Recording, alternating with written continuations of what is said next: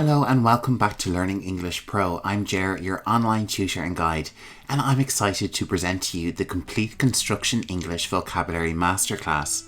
This comprehensive video is designed to help you master essential English vocabulary related to construction and home improvement, ensuring you feel confident and prepared for all your professional and personal projects. In this masterclass, you'll find two main sections, construction vocabulary and home and garden vocabulary, followed by a money and finance masterclass. Each section is tailored to provide you with the specific vocabulary and phrases needed for various contexts. I will also provide timestamps in the video description for all the lessons, allowing you to skip ahead to the sections that interest you the most. In our first part, Construction Vocabulary, you'll find lessons focused on the construction industry worker, covering essential terms and tools used in the field. You'll gain a solid understanding of the tools and machinery commonly used on construction sites, the materials involved in building projects, and the safety equipment essential for any construction worker. The second part to our lesson, Home and Garden Vocabulary, is filled with lessons which focus on things like interior design, types of home, and architectural features in the home and garden. You'll learn the vocabulary needed to discuss different house types, interior features, and lots of things you can find in your garden and home, making it easier to communicate about home improvement projects and things like landscaping. Finally, we'll conclude our masterclass with some lessons on finance, which is beneficial for anyone dealing in the trade and construction industry. This section will cover all the essential finance vocabulary you need to manage your projects effectively. This masterclass is designed to be your ultimate guide to all things construction, home improvement, and finance related in English. Whether you're working on a construction site, improving your home, or managing finances, this video has got you covered. So let's dive in and take your English vocabulary skills to the next level. In today's lesson, we'll be diving into the world of construction machinery. If you're a construction professional or an aspiring one, this word list is perfect for expanding your English vocabulary related to machinery like cranes and diggers. And our first word is crane. Cranes are large, powerful machines used to lift and move heavy materials on construction sites. They come in various types, including tower cranes, mobile cranes, and overhead cranes. Let's move on to the excavator. This is also known as a digger, and it is a versatile machine with a digging bucket on the end of a long arm. It is used for digging, trenching, and loading materials. This is a bulldozer. A bulldozer is a heavy-duty machine equipped with a large blade at the front. It is designed for pushing and leveling soil, debris, and other materials. Our next machine is the backhoe loader. This is a combination of a loader at the front and a backhoe at the rear. It's ideal for excavation, digging, and material handling tasks. This is a grader, also known as a motor grader. It is used for smoothing and leveling the ground surface during road construction and maintenance. Let's move on to a pile driver. This is a machine that drives piles into the ground to provide support for structures like buildings, bridges, and piers. A concrete pump is used to transfer liquid concrete through pipes and hoses, making it easier to pour concrete in hard-to-reach areas. Let's move on to the wheel loader. A wheel loader is a front-ended loader with large wheels or tires, capable of scooping, lifting, and transporting heavy materials. Our next piece of construction machinery is the skid steer loader. This is a compact, maneuverable machine with lift arms used for various construction tasks such as digging and grading. Asphalt paver. This is used for laying asphalt on roads, parking lots, and other surfaces, ensuring a smooth and even finish. Let's move on to the crane truck. This can be also called a mobile crane truck, and it is a type of truck with a mounted crane on its bed, making it easier to transport and lift loads. Up next, we have the compactor. This is used to compress soil, gravel, or other materials to create a stable foundation for construction projects. This is a telescopic handler. It may also be referred to as a telehandler, and it is a versatile machine with a telescopic boom that can extend forward and upward.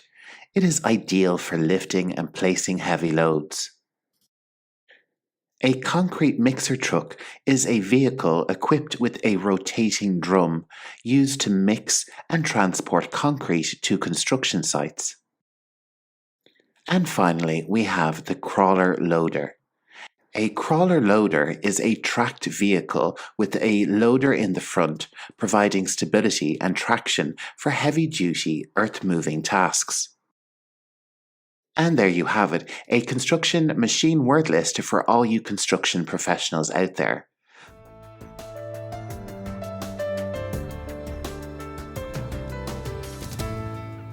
Hello there and welcome back to Learning English Pro. Today we are diving into the world of construction materials. Whether you're an aspiring architect or simply curious about the terminology used in the construction industry, this vocabulary word list is here to expand your language skills. If you're ready, let's get started. Our first material is concrete, a versatile and robust substance used in construction. It is durable, versatile, and structural. Concrete is a composite material that consists of aggregates, cement, and water. It's known for its ability to withstand heavy loads and adverse weather conditions, making it an essential ingredient in countless construction projects. Next up, we have steel, a strong and resilient alloy widely utilized in construction. Its malleable, corrosion-resistant and ductile properties make it an ideal choice for building structures that require both strength and flexibility. From skyscrapers to bridges, steel plays a crucial role in modern architectural marvels. Moving on to brick, a traditional and enduring building material. Fire-resistant, insulating and economical, bricks are rectangular blocks made from clay or other materials. They are often used in walls and foundations, providing stability and insulation to structures.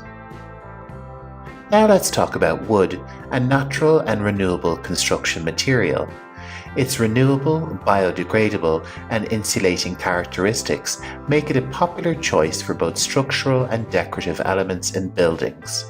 From sturdy support beams to intricate carvings, wood adds warmth and character to architectural designs.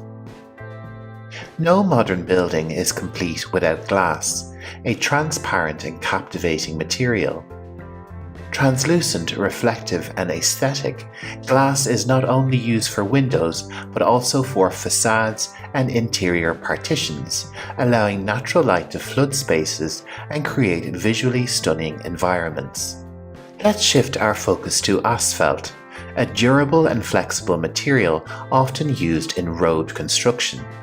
Its weather-resistant, waterproof, and abrasion-resistant qualities make it perfect for surfacing roads and walkways, ensuring safe and smooth transportation. Similar to concrete blocks are essential building units with their own merits. They are cost-effective, modular, and load-bearing, allowing for efficient and customizable construction. Concrete blocks find use in walls, foundations, and other load-bearing applications. When it comes to interior design, ceramic tiles are a fantastic choice. These tiles are decorative, resilient, and moisture-resistant, making them suitable for floors, walls, and even ceilings in areas with high humidity or heavy foot traffic. Last but not least, let's explore insulation materials, which are crucial for maintaining comfortable indoor environments. These materials are thermal, acoustic, and energy efficient, providing a barrier against heat, sound, and energy loss in buildings. And there you have it, a comprehensive vocabulary word list on construction materials. By getting familiar with these terms and their unique qualities, you'll gain a deeper understanding of the construction world's language.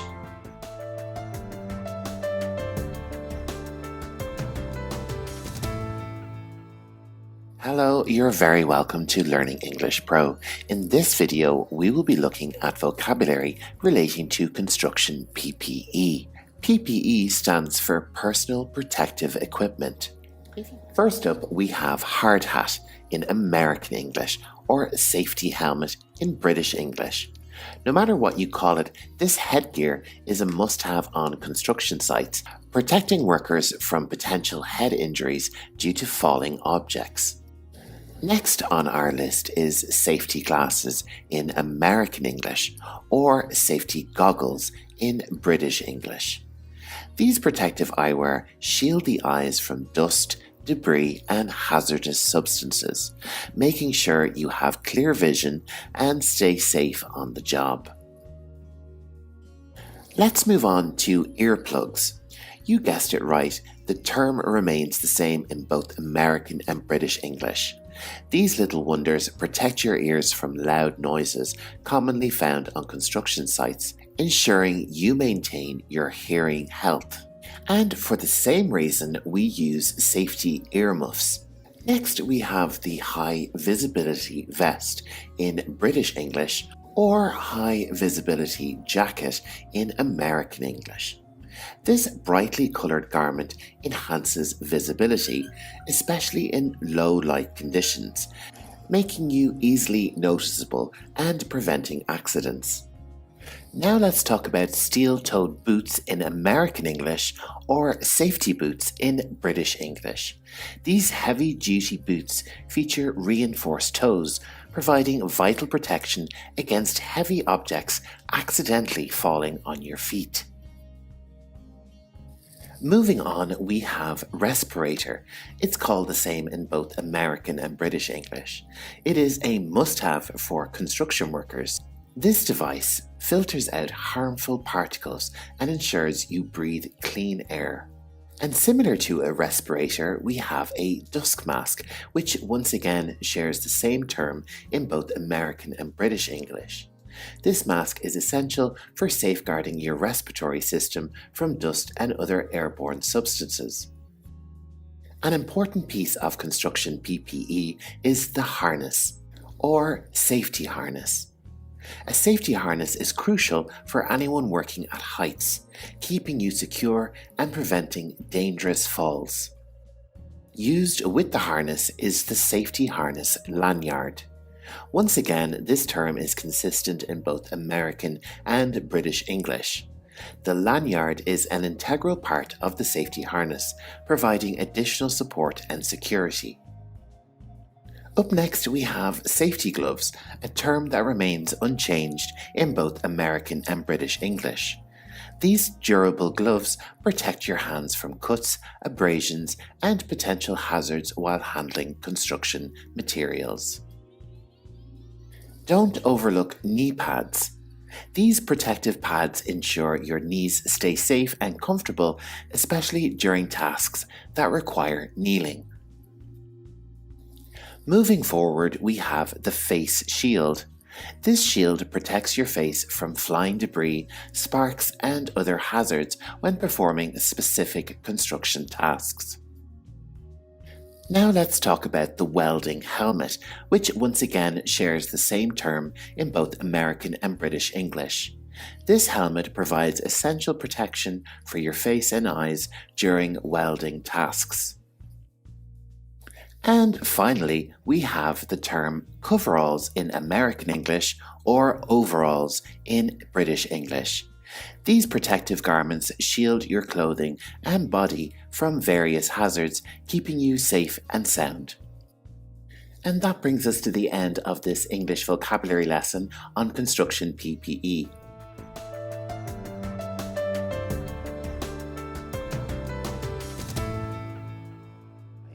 Today we embark on a journey into the world of carpentry tools.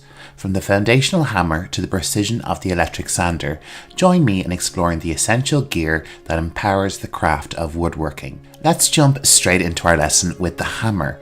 The hammer is a versatile tool for driving nails, fixing parts, and general construction. With a handle and weighted head, hammers come in various styles, and each are tailored for a specific task. They are a carpenter's fundamental tool for shaping and assembling wood. Hammer. A common type of hammer is the claw hammer. This is a specific hammer with a flat head and a curved claw opposite the striking surface. The claw is designed for pulling nails from wood, making it a versatile tool for both driving and extracting nails in carpentry.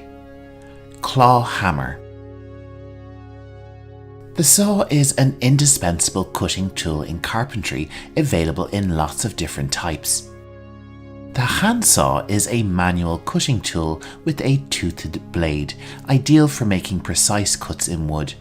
Carpenters use handsaws for various tasks like framing to detailed woodworking, offering control and accuracy in their cuts. Handsaw. Next up we have the coping saw. This is a small, fine-toothed saw used for intricate cutting, especially for coping joints in moulding or trim. Carpenters rely on coping saws for precise curves and intricate shapes. Coping saw. A circular saw is a power tool equipped with a toothed blade designed for making straight and efficient cuts in wood. Carpenters use this type of saw for tasks that require speed and precision, such as cutting large sheets of plywood. Repeat after me. Circular saw.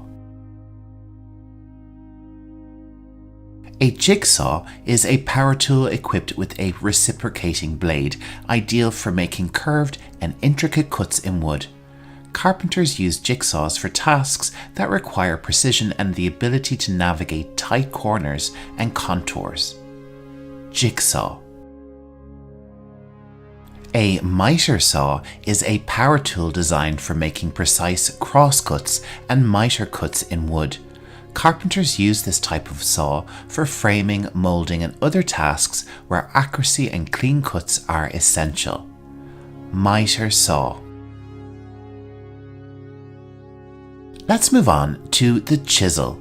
A chisel is a sharp-edged tool with a beveled cutting edge used for carving, shaping, and cleaning out joints.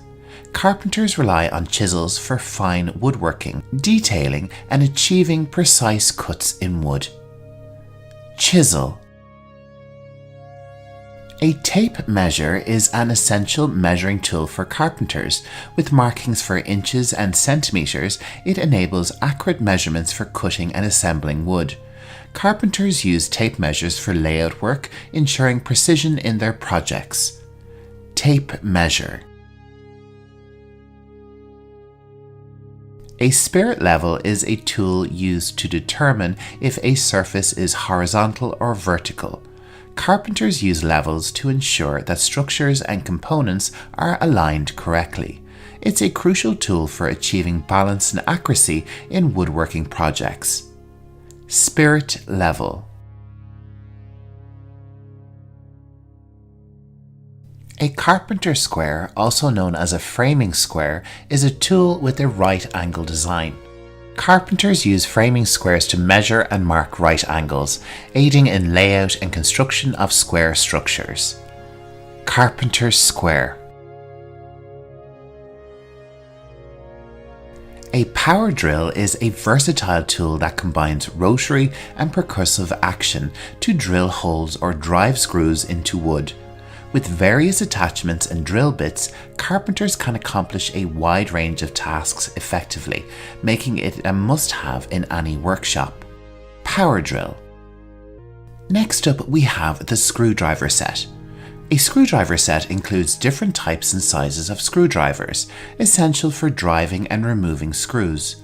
Carpenters use screwdrivers to assemble furniture, secure joints, and complete various woodworking tasks. Having a diverse set ensures readiness for different screw types. Screwdriver set.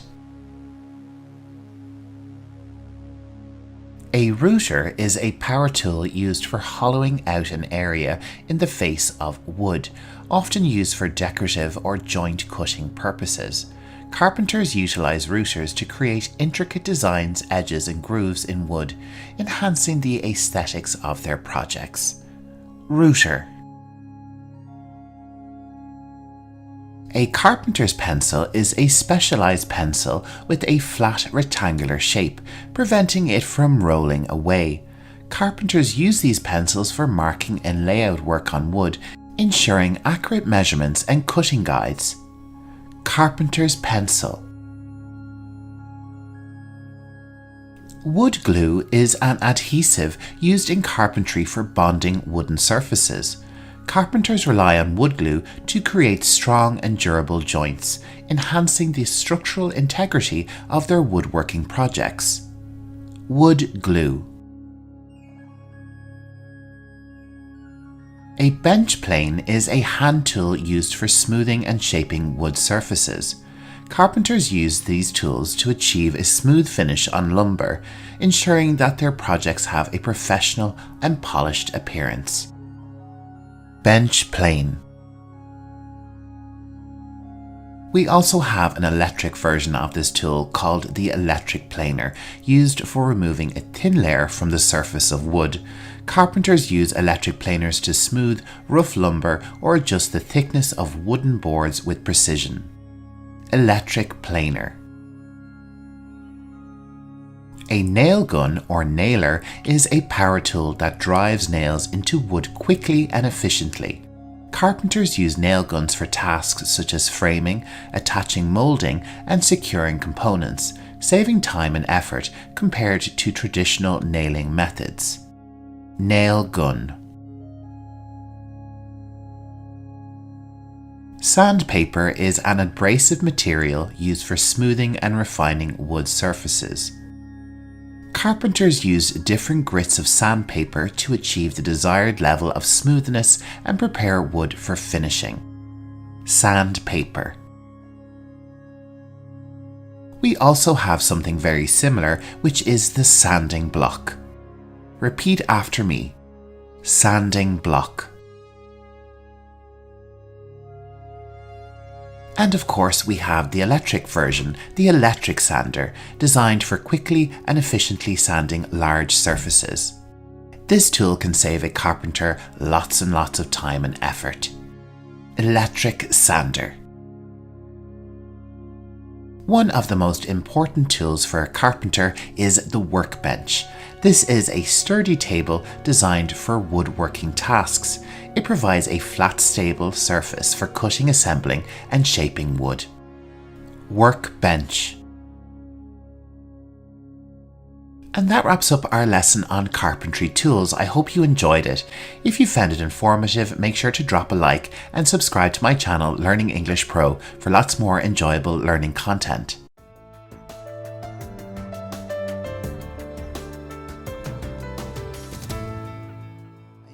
Today we're delving into the intricate world of plumbing, exploring the essential tools and equipment that keep our water flowing smoothly.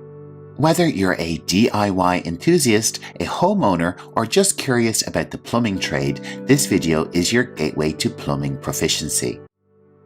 Our first plumbing tool is the pipe wrench. This robust, adjustable wrench is designed to grip and turn pipes and fittings with precision. Its serrated jaws provide a strong, secure hold, making it an indispensable tool for any plumbing task requiring a tight grip. For the pronunciation, it's important to remember that the W here is silent. Pipe wrench.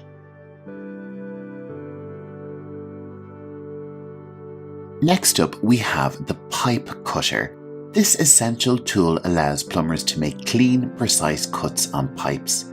Its cutting wheel slices through various pipe materials, ensuring smooth, burr-free edges for a seamless connection. Repeat after me. Pipe cutter. A similar tool is the tube cutter, designed for cutting softer materials for tubing. Tube cutter.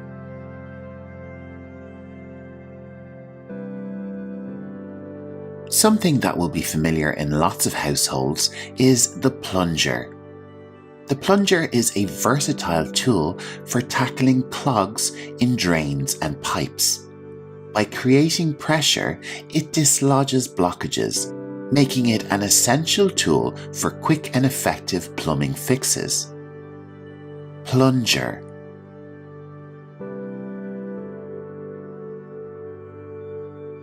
A pipe threader is a critical tool for creating threaded connections on pipes. A pipe threader can be a simple handheld device, an electronic device, or a larger machine. When we talk about threads in relation to piping, these are the ridges on the inside or outside of a pipe that allows them to be joined or screwed together. The pipe threader is important for creating these threads on pipes to facilitate secure and leak-resistant connections in plumbing systems. Pipe threader. A pipe reamer steps in to ensure the smooth and beveled edges of cut pipes. This tool is crucial for preparing pipes for connection, guaranteeing a snug fit and enhancing the overall integrity of the plumbing system. Let's check the pronunciation one more time. Pipe reamer. A pipe bending tool is a master of shaping pipes without crimping or kinking them. Plumbers use this tool to achieve precise bends, making it indispensable for creating customized plumbing installations. A similar tool is the tubing bender. This helps in shaping copper and plastic tubing without damaging it. Plumber's tape, or Teflon tape, is a simple yet effective tool for creating leak-proof seals on threaded pipe connections. This versatile material, often made of PTFE, ensures a secure and watertight seal, preventing leaks in plumbing joints. So we can call this plumber's tape or Teflon tape. The propane torch is a plumber's trusted heat source for soldering and welding pipes. This tool, equipped with a controlled flame, allows plumbers to create strong, durable connections for various plumbing applications. Propane torch. Stepping into the digital age, the pipe inspection camera is a high-tech marvel. With a camera on the end of a flexible cable, plumbers use this tool to inspect and diagnose issues within pipes, providing a visual guide for precise repairs. Pipe inspection camera. The auger is a versatile tool in a plumber's arsenal for clearing blockages in pipes and drains. Featuring a spiral shaft, this tool adeptly navigates through clogs, restoring proper flow and functionality to plumbing systems. Repeat after me. Auger. Our next tool is the PEX crimp tool. The term PEX stands for cross-linked polyethylene. This tool is specifically designed for securing PEX tubing with crimp rings, ensuring reliable and watertight connections in plumbing systems. The PEX crimp tool. Channel lock pliers are the go-to adjustable and versatile tool for plumbers. With serrated jaws and an adjustable pivot point, these pliers enable plumbers to grip, twist, and turn pipes and fittings with ease. Channel lock pliers. The faucet key proves its utility as a specialty tool for turning water supply shut-off valves. This compact yet essential tool is a must-have for plumbing fixture repairs, providing easy access to shut off water flow. Faucet key. Let's move on to the compression fitting puller. This comes into play for efficiently and removing compression sleeves and nuts from pipes. This tool simplifies repairs and modifications in plumbing systems, making the plumber's job smoother. Repeat after me. Compression fitting puller.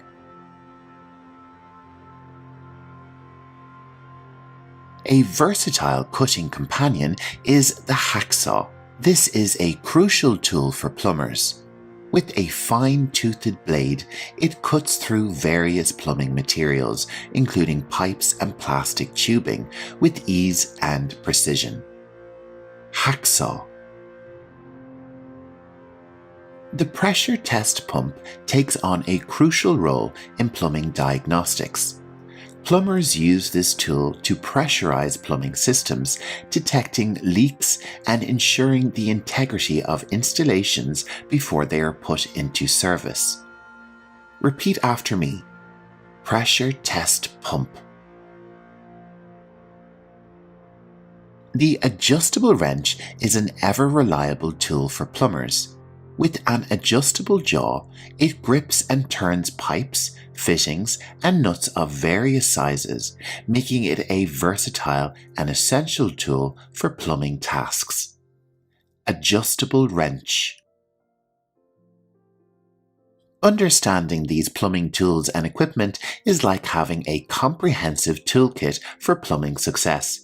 Whether you're a DIY enthusiast or simply curious about the plumbing trade, I hope this detailed exploration has shed light on the intricacies of the plumbing profession.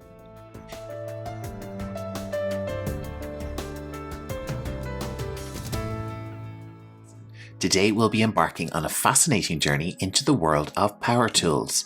Our first tool is drill. A drill is a versatile power tool that, with its rotating drill bit, bores precise holes into various materials like wood, metal, or concrete. A circular saw is a formidable cutting tool featuring a toothed circular blade. It excels in slicing through a wide range of materials like wood, plastic, and metal. The jigsaw, known for its versatility, employs a reciprocating blade to cut intricate curves and shapes into materials. Next up, we have the angle grinder. This is a handheld powerhouse. It employs an abrasive disc for tasks like grinding, cutting, and polishing metals, stone, and other materials. Let's move on to the electric sander. This is designed to swiftly smooth surfaces using moving sandpaper, making it an essential tool for woodworking and finishing tasks. We also have the belt sander. With its continuous loop abrasive belt, this is the go-to tool for heavy-duty sanding and swift material removal. Our next tool is the router. This is indispensable in woodworking. It is used to hollow out areas in wood or plastic. It is a go-to tool for creating decorative edges and profiles. A planer is used to skillfully shave down the surface of wood, resulting in a smooth and even finish. It's a cornerstone of carpentry and woodworking. A tile saw equipped with a specialized blade is tailored for precise cutting of ceramic or stone tiles, a must-have for tiling projects. The chainsaw is an essential tool in forestry and landscaping. It is purpose-built for cutting through tree branches and logs with efficiency. Let's move on to demolition hammer. With its powerful blows, the demolition hammer is designed for breaking down concrete, masonry, and other challenging materials, making demolition tasks more manageable. A heat gun generates hot air and serves a variety of purposes, from stripping paint to shrinking tubing and even to thawing frozen pipes. The concrete vibrator is a critical tool in concrete work, helping to eliminate air bubbles from freshly poured concrete, ensuring a strong and smooth finish. A nail gun, also known as a nailer, is a powerful tool that drives nails into various materials with precision and speed. It's commonly used in construction and woodworking for faster and more efficient fastening. Power tools are an important part of various professions and hobbies, from construction to crafting. Learning the vocabulary related to these tools will enable effective communication and understanding in these fields. If you found this video informative, drop it a like and subscribe to my YouTube channel, Learning English Pro, for lots more informative content.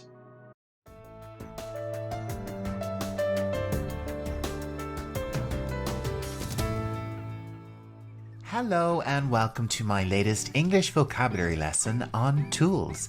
Yes, we are exploring over 35 new English words and their pronunciation in this lesson. So if you're ready, sit back, relax, and let's learn some English together. So our first word is the subject of our video, tool. And I'm going to give you the definition for this as well. A tool is a noun and it describes a device or implement, especially one held in the hand, used to carry out a particular function. So our first tool is hammer. Repeat after me. Hammer. Our next tool is commonly used with the hammer. Nail. Repeat after me. Nail. A bigger type of hammer is called a sledgehammer. Repeat after me. Sledgehammer. Sledgehammer. Another type of hammer that we can use is a mallet. Repeat after me. Mallet. And a mallet generally has a large, softer head. Our next common tool is a screwdriver. Repeat after me. Screwdriver. Screwdriver. There are two main different types of screwdrivers.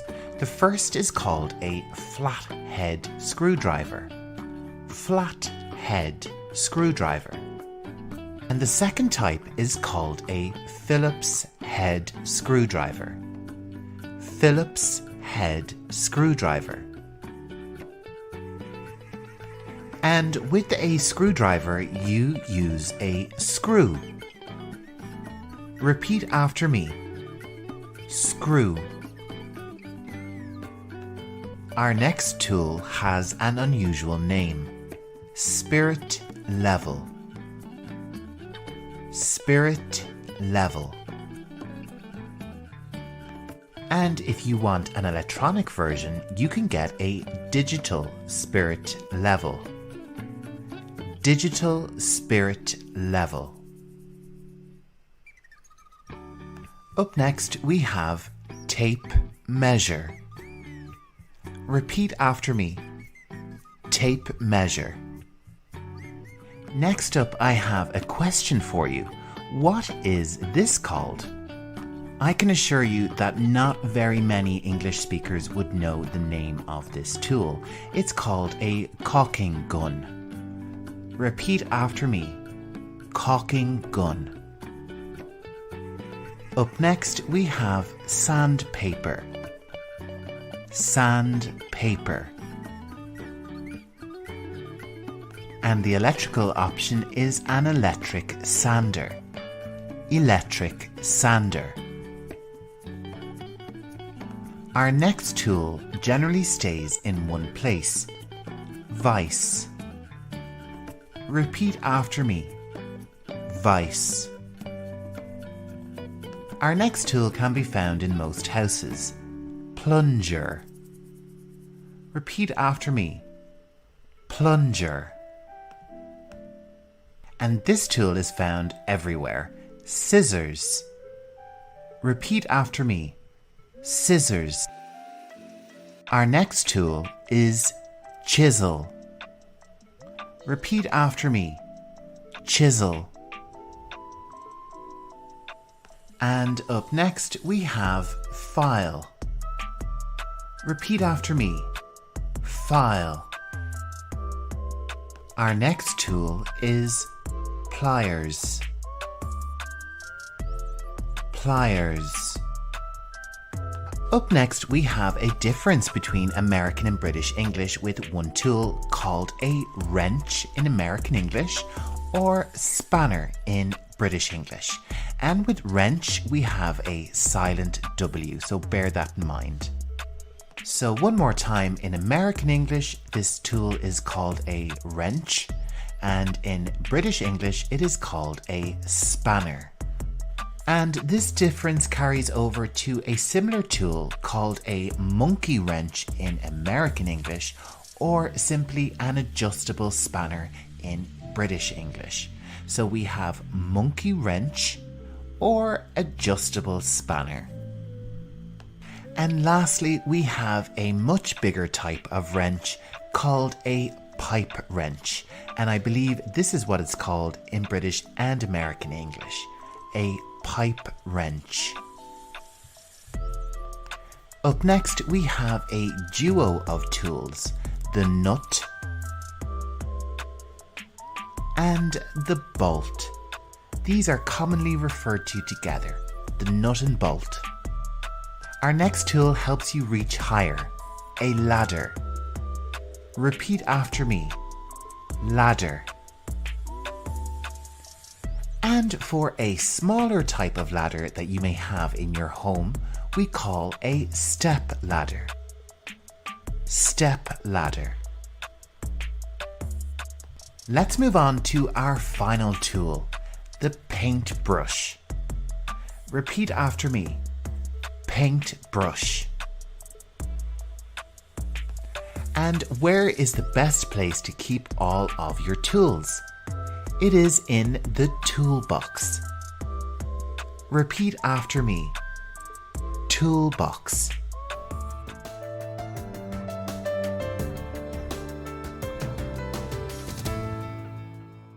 Today we embark on an exciting journey through the world of engineering.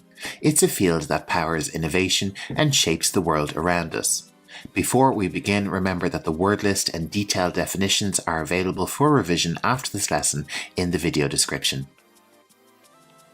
Engineering is the application of scientific and mathematical principles to design, construct, and maintain structures, systems, and processes. It plays a crucial role in our lives, from the buildings we inhabit to the technology we use. Civil engineering focuses on the design and construction of infrastructure like roads, bridges, and buildings. It ensures that these structures are safe, efficient, and durable.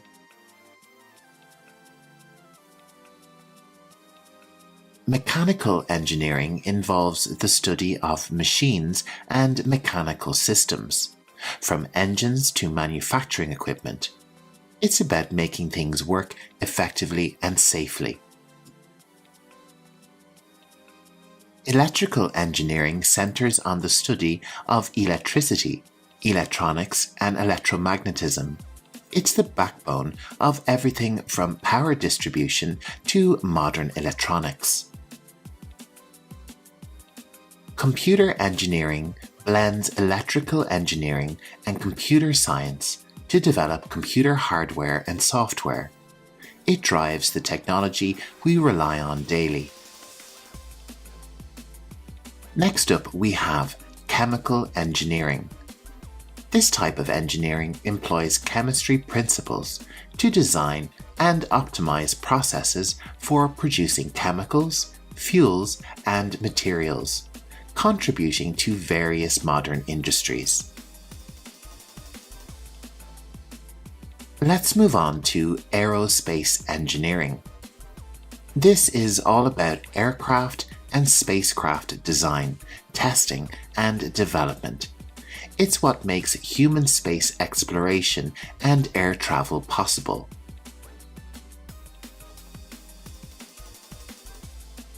Structural engineering specializes in designing and analyzing structures to ensure their safety, stability, and integrity. Moving along to environmental engineering, this focuses on environmental protection and sustainability, addressing issues like pollution control and resource conservation. Material science studies the properties and applications of materials, like metals, ceramics, and polymers, paving the way for innovations in various industries. Our next engineering term is CAD. CAD is an acronym of Computer-Aided Design. CAD is the use of specialized software to create detailed 2D and 3D models and designs for engineering projects. A prototype is an early model or sample of a product used for testing and refining the design before mass production. An important term for any engineer is innovation. Innovation is the process of introducing new and improved ideas, products, or processes. Innovation drives progress and change. Sustainability involves using resources in a way that meets current needs without compromising future generations. It's about responsible resource management. Robotics is the design and creation of robots to perform various tasks, from manufacturing to exploring challenging environments.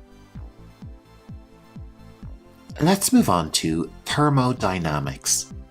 This is the scientific study of heat, energy transfer, and the relationship between heat, work, and energy. Friction is the force that opposes motion when two surfaces are in contact. It's a critical factor in mechanical design, affecting the efficiency and wear of moving parts. The term load-bearing refers to a structure or material's capacity to support a weight or force without failing. It's a fundamental consideration in construction and engineering design. Voltage measures electrical potential difference, which drives current flow in electrical circuits. It's a key concept in electrical engineering. A blueprint is a detailed technical drawing or plan used in construction and engineering projects to communicate precise information about the design and structure. And there you have it, my essential engineering vocabulary for beginners. Each term is a building block in this exciting field of knowledge and innovation. Remember, the word list and detailed definitions are available for revision in the video description. Thanks for joining me today. If you enjoyed this lesson, why not drop it a like and subscribe to my channel Learning English Pro for more informative content.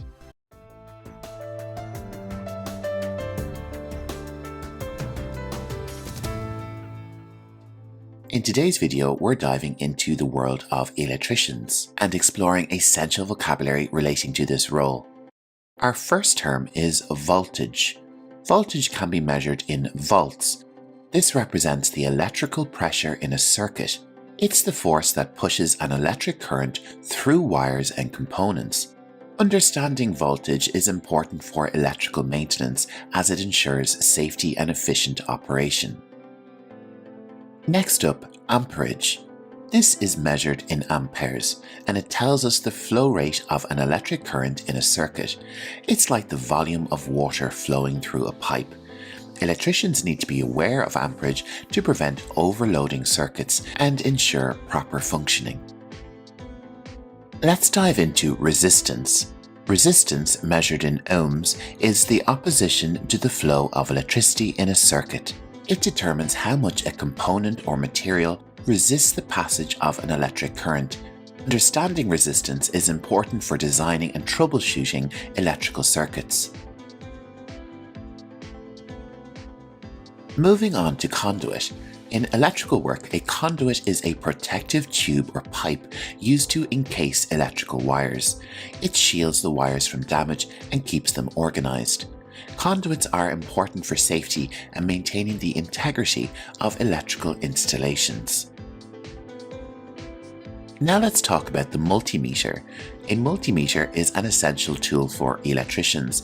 It can measure voltage, amperage, and resistance, making it indispensable for troubleshooting and testing electrical systems. It's like a Swiss Army knife for electricians.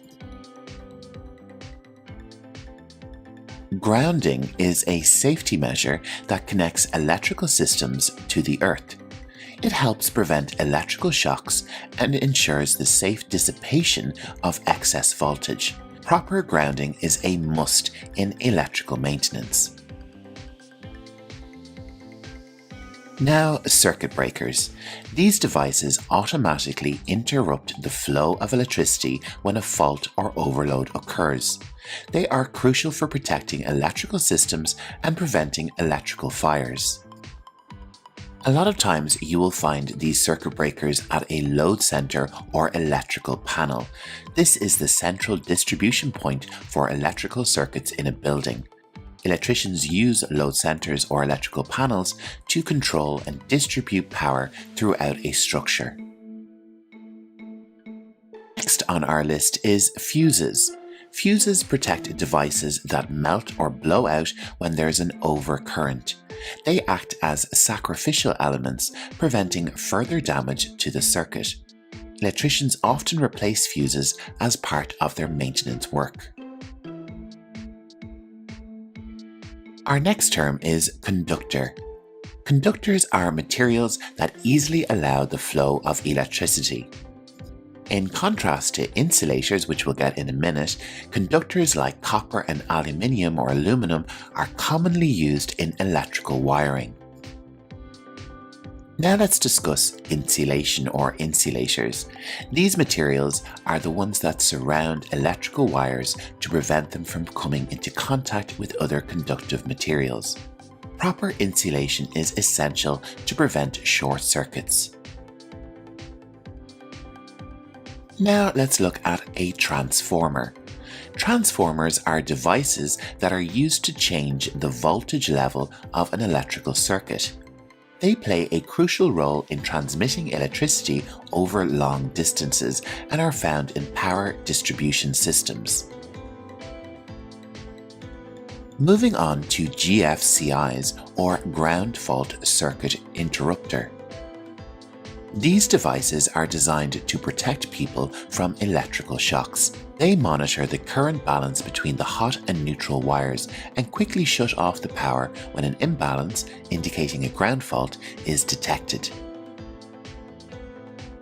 Next, we have voltage drop. A voltage drop is the reduction in voltage as electricity travels through a circuit. It is a critical consideration for electricians when designing circuits to ensure that appliances receive the required voltage for proper operation. Next up, we have Ohm's law. This states that the voltage across a conductor is directly proportional to the current flowing through it, provided all physical conditions and temperature remain constant. Ohm's law can be applied in numerous ways in our daily life, including electric heaters, kettles, fans, mobile chargers, and fuses. Next, we have junction boxes. These boxes are used to protect and connect electrical wires. They serve as a secure enclosure for splices, ensuring safety and organization in electrical installations. Moving on to capacitors. These components store and release electrical energy.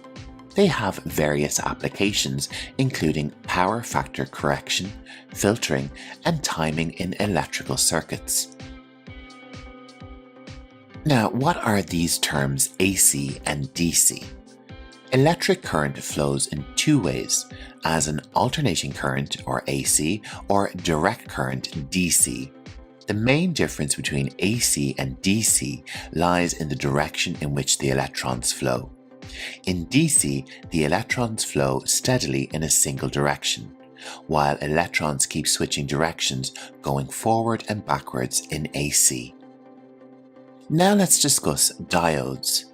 Diodes allow current to flow in one direction while blocking it in another. They are vital in rectifying AC voltage to DC and have numerous uses in electronics. Our next term is current limiter.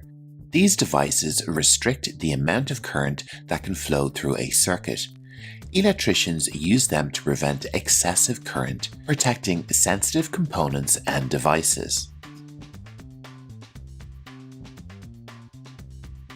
Inverters convert DC or direct current into AC, alternating current. They are essential for powering appliances that require AC, such as most household devices. And there you have it, our word list of essential terms for electricians.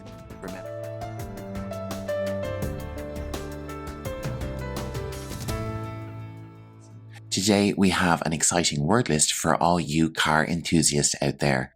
In this video, we're going to explore some essential automotive tools and equipment. Our first term is wrench in American English, and in British English, it is often referred to as a spanner.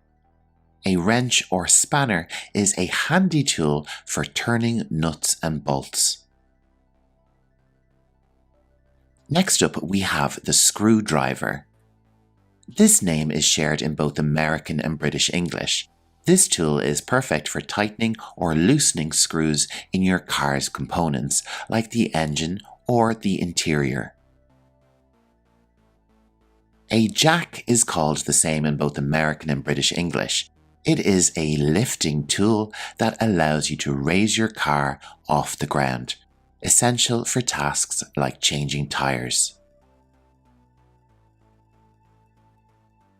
Pliers are versatile tools. They help with gripping, bending, and cutting wires and other materials. A tire pressure gauge is crucial for maintaining proper tire pressure, which is essential for safe and efficient driving. We have a slight spelling difference with the word tire in American and British English. You can see that on screen.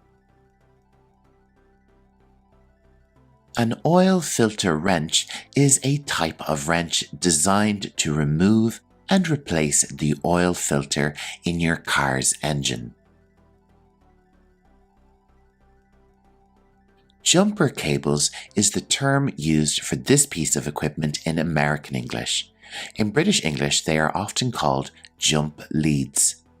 These tools are used to jump start a car with a dead battery by transferring power from another vehicle. Something very handy for aspiring mechanics is a socket set. It's a collection of socket wrenches and accessories, perfect for various automotive tasks.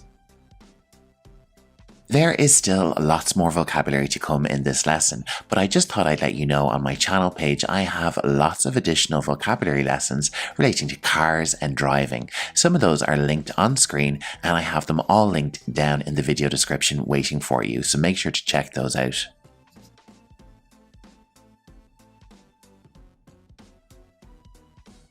A grease gun is used to apply lubricating grease to components like bearings and joints, ensuring smooth operation. A multimeter is a type of electrical diagnostic tool which measures voltage, current, and resistance in your car's electrical system. Let's move on to spark plug gap gauge. This helps to ensure the proper gap between the spark plug electrodes, crucial for engine performance. A brake bleeder kit is an essential tool for removing air from the brake system, maintaining proper brake function. A timing light is used to adjust the ignition timing of the engine for optimal performance. Another piece of essential equipment is an OBD2 scanner. This is used for diagnostics and maintains its name in both American and British English. It reads and interprets your car's onboard computer for troubleshooting.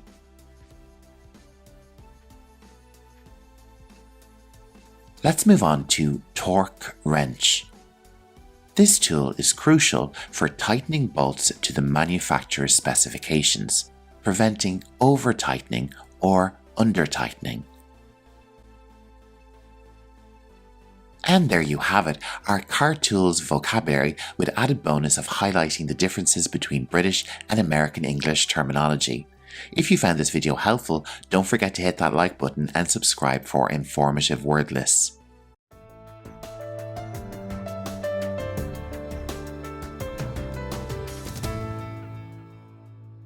In today's video, we will be exploring English vocabulary relating to architectural details you can find on buildings. Before we begin, make sure to drop a like and hit the subscribe button. The first word we encounter in our lesson is facade.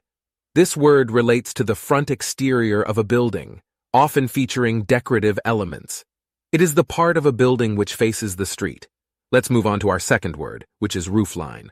This word describes the outline or shape of the roof as seen from the ground. It is the point where the roof edge meets the property wall. At the roofline, we have the eaves. This describes the part of the roof which overhangs the property wall and provides shelter, protection, and in some cases shade. Our fourth word is gable. The gable is the triangular upper part of a wall at the end of a pitched roof. A pitched roof is one which is pointed or peaked. A balcony is a platform projecting from the wall of a building, usually with a balustrade or railing. They can be most commonly found in apartment buildings. A portico is a covered entrance with a roof supported by columns, often leading to the main entrance of a building. It is found in lots of styles of houses, from classic and modern to Victorian or colonial revival. Our next architectural feature is called a frieze. This is typically found on ancient buildings like temples in Greece and Egypt. It describes a decorative horizontal band, typically found on the exterior wall below the roof. Our seventh word is cornice. A cornice is a decorative molding or projection that crowns the top of a building or wall. Our next feature can be called a pillar or a column. It is a vertical support that holds up part of a building or structure.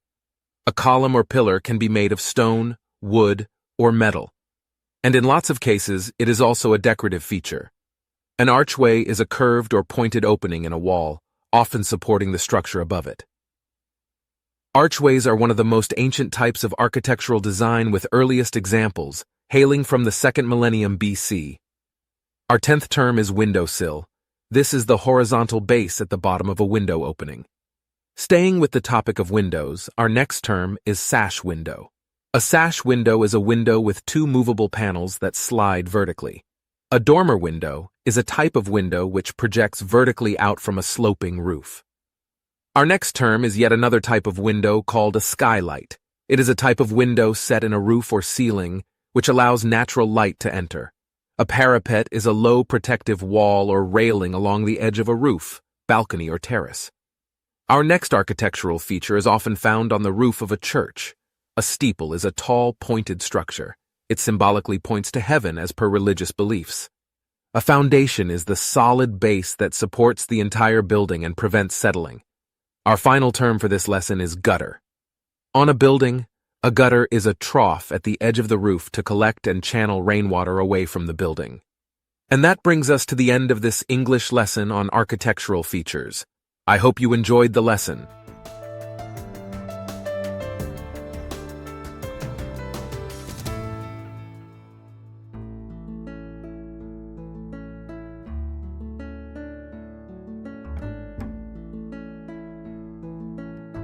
Hi everyone and welcome back to Learning English Pro. It's Jer here.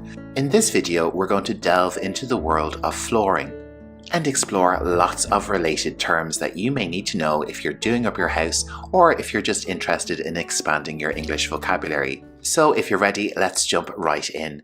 And the first type of flooring we'll take a look at today is hardwood flooring. This is made from solid wood and is known for its durability and timeless beauty. It's often used in homes and commercial spaces. The grain in hardwood flooring refers to the unique patterns and lines in the wood's surface, adding character to the floor.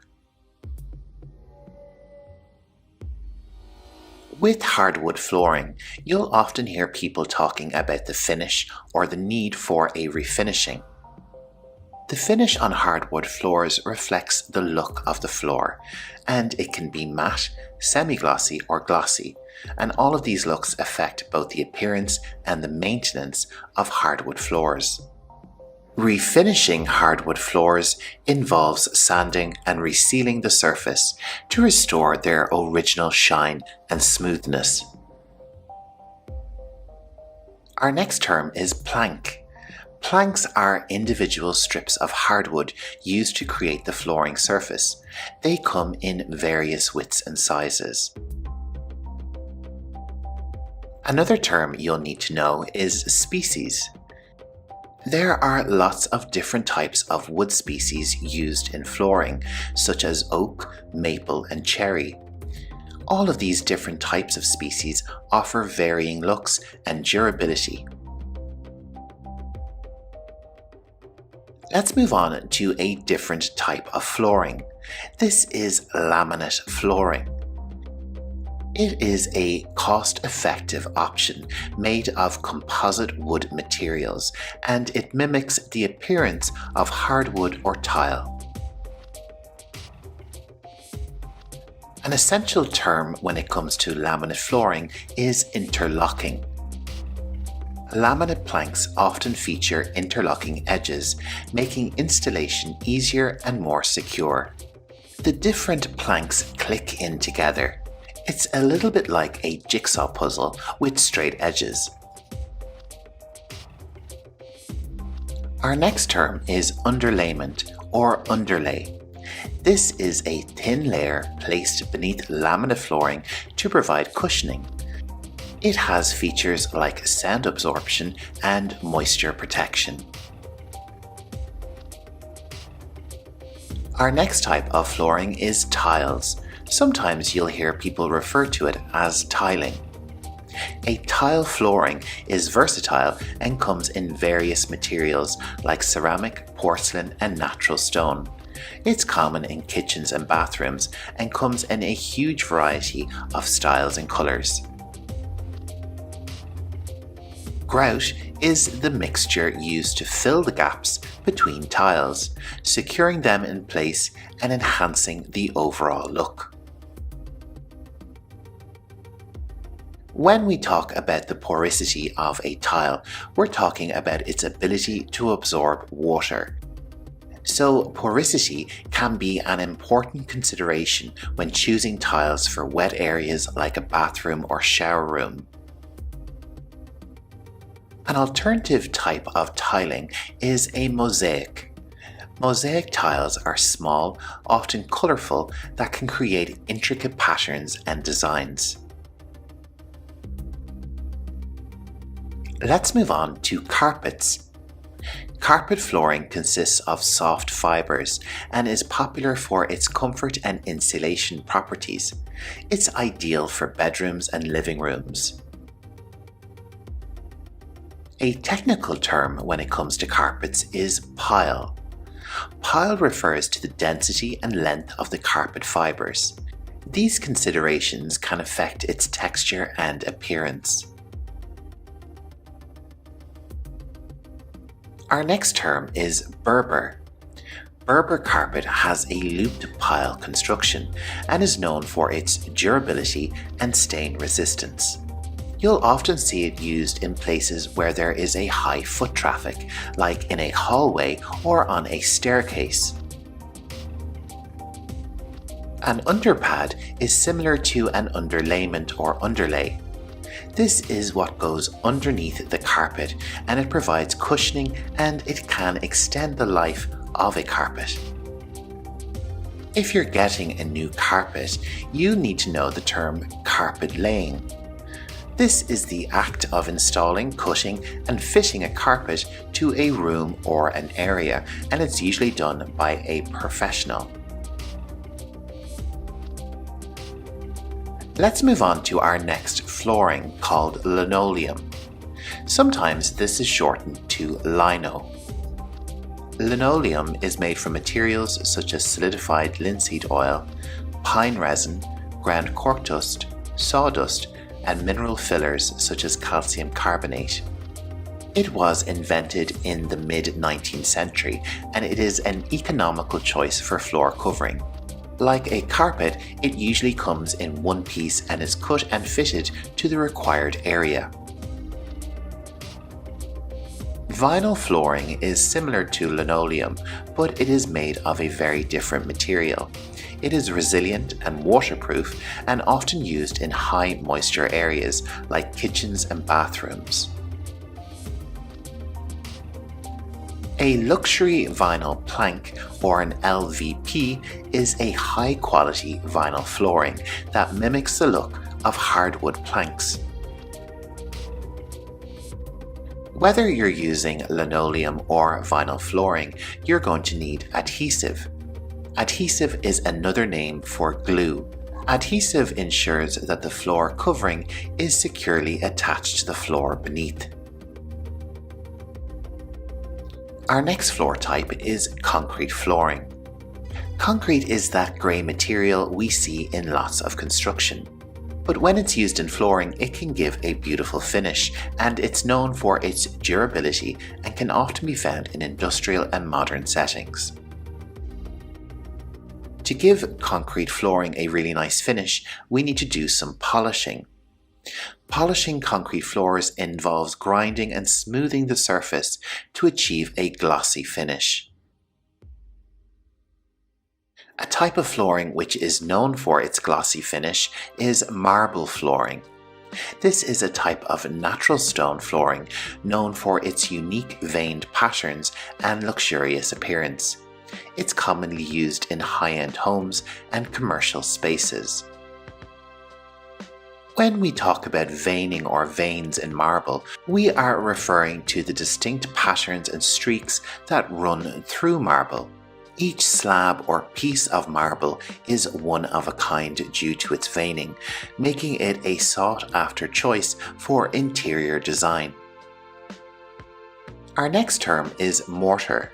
This is the adhesive used to secure marble tiles to the subfloor during installation. It's essential for stability and durability.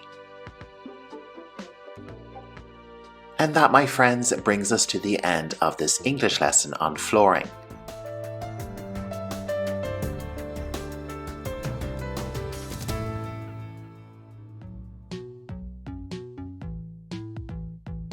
Hello, you're very welcome to this English vocabulary lesson on metals.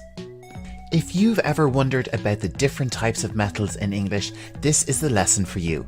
Let's take a look at our lesson plan. You'll be learning lots of key vocabulary along with perfect pronunciation, plus some interesting context along with some excellent sentence examples. I don't know about you, but I'm ready to learn lots of interesting vocabulary relating to metals. So grab a pen and paper, sit back, relax, and let's get started.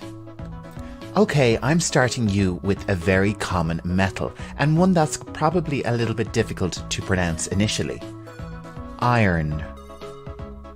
Repeat after me. Iron. One more time. Iron. Now, as I mentioned, iron is a very common metal. In fact, there is lots of it in the Earth's core, in the center of the Earth. Iron is used in lots of different ways, but when iron is exposed to moist air, it gains rust or gets rusty. So we have two new words here, rust the noun and rusty the adjective, the description word. A noun example sentence is, the iron pipes have some rust. Let's take a look at an adjective example sentence. The iron pipes are rusty. We can also use the adjective strong to describe iron. And in very tiny amounts, iron is an important nutrient. In fact, it is essential for health, and it's very important for a healthy brain. Let's move on to our next metal. Gold. Repeat after me. Gold. Gold is very popular throughout world culture, but did you know nearly all the gold on Earth came from meteorites that bombarded the planet over the 200 million years after it was formed? On the periodic table, gold is represented by the letters AU.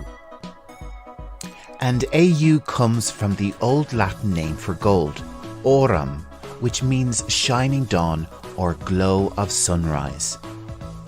Gold is popular in jewellery and decoration, but it is also popular in other industries like electronics, dentistry, and medicine. If this is the first time you're visiting my YouTube channel, Learning English Pro, you're very welcome. My name is Jer. Make sure to subscribe and like this video right now. Let's move on to our next metal. Silver. Repeat after me. Silver. An adjective in English that we can use to describe silver very well is reflective. In fact, silver is the best known reflector of visible light. And did you know that silver is commonly used in mirrors? Have you ever wondered where silver comes from? Well, the world's top producer of silver is Mexico. For our next metal, we have two different pronunciations. The American English pronunciation is aluminum. Aluminum. And in British English, it is called aluminium. Repeat after me. Aluminium. It is interesting to note that aluminium or aluminum does not suffer from rust or cannot get rusty. We could say, unlike iron, aluminum will not get rusty in moist air. You could use the adjective rust-proof and say, aluminum is rust-proof. Another adjective we could use to describe aluminum is recyclable. Aluminum is a recyclable metal. Our next metal is titanium. Repeat after me. Titanium. The building you can see on screen is the Guggenheim Museum Bilbao in the Basque region in Spain, and it is covered in titanium. Titanium is very strong, but we could also use the English adjective lightweight to describe it. It is very light, it is not heavy when compared to other metals. Did you know that titanium does not occur naturally? It needs to be extracted from certain minerals. And they are anatase, brookite, ilmenite, perovskite, rutile, and titanite. Our next metal is copper. Repeat after me. Copper. Let's take a look at some interesting facts relating to copper. It was one of the first metals used by humans. And an amazing fact about copper is that it is antibacterial. This adjective describes something that tends to prevent the growth or spread of bacteria. Copper is also used in architecture, and copper that has been exposed to the air will undergo a process called oxidization and slowly turn a green colour. And I think this fact makes it my favourite metal. It's truly a beautiful colour. Another metal that's used a lot in ornaments is bronze. Repeat after me. Bronze. Bronze is not a natural metal. It is an alloy. The definition of an alloy is a metal made by combining two or more metallic elements. Bronze is a cheap and strong metal and is used a lot in statues. An example sentence could be, a lot of statues in cities are made from bronze. And the statue on screen is probably the most famous bronze statue in the world, the Little Mermaid, which can be found in Copenhagen in Denmark. The final metal we will take a look at in today's lesson is steel. Repeat after me. Steel. This metal is used in all walks of life, and we could say that steel is the most recycled material in the world. And like the other metal, bronze, steel is an alloy made from iron and other metals. And the place where metals like alloys are made is called a foundry. Repeat after me. Foundry. Let's take a look at our final sentence example. Metals and alloys are created and processed in the foundry. And that brings us to the end of our lesson. I quite enjoyed making this video on metals, so if you'd like another one, please let me know in the comments below. I'd only be too happy to oblige.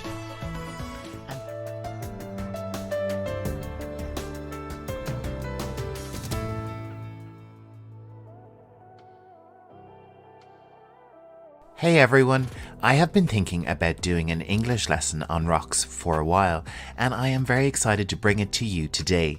Rocks are everywhere you look in life, from our rocky planet to the buildings we live in, and the products and items that are part of our everyday lives. In this video, I will talk you through the different categories of rocks and the names in English of different rock materials. And get ready for lots of additional vocabulary in this video. As we discuss rocks, I will be highlighting lots of additional words for you. After the lesson, stay tuned for an extensive glossary on all these highlighted words, where you'll learn the definition of each word. So we've got lots to learn on rocks and English in this lesson, so let's get started.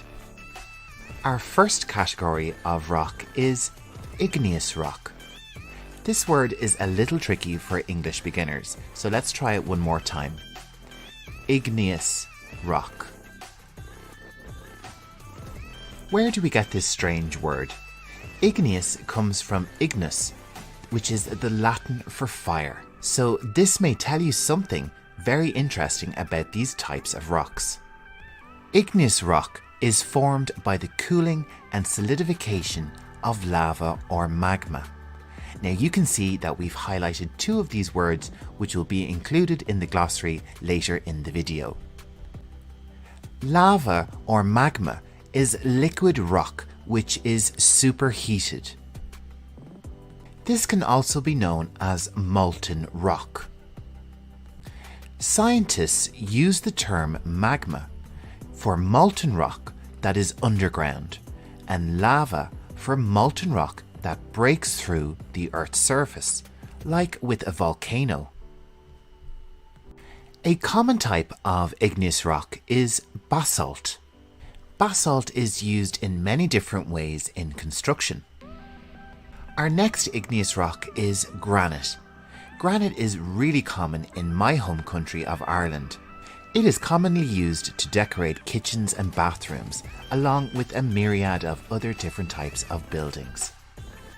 Our next igneous rock is very popular in fiction. Obsidian. I have seen this material used in many fantasy books as a special mystical material, but it's the same as every other igneous rock, I'm afraid. No magic here.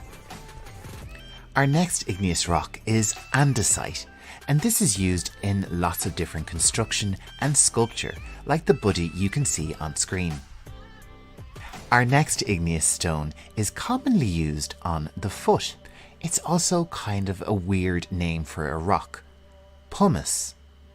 This stone can be massaged on the skin to remove rough or dry skin. Our final igneous rock is peridotite. Repeat after me. Peridotite.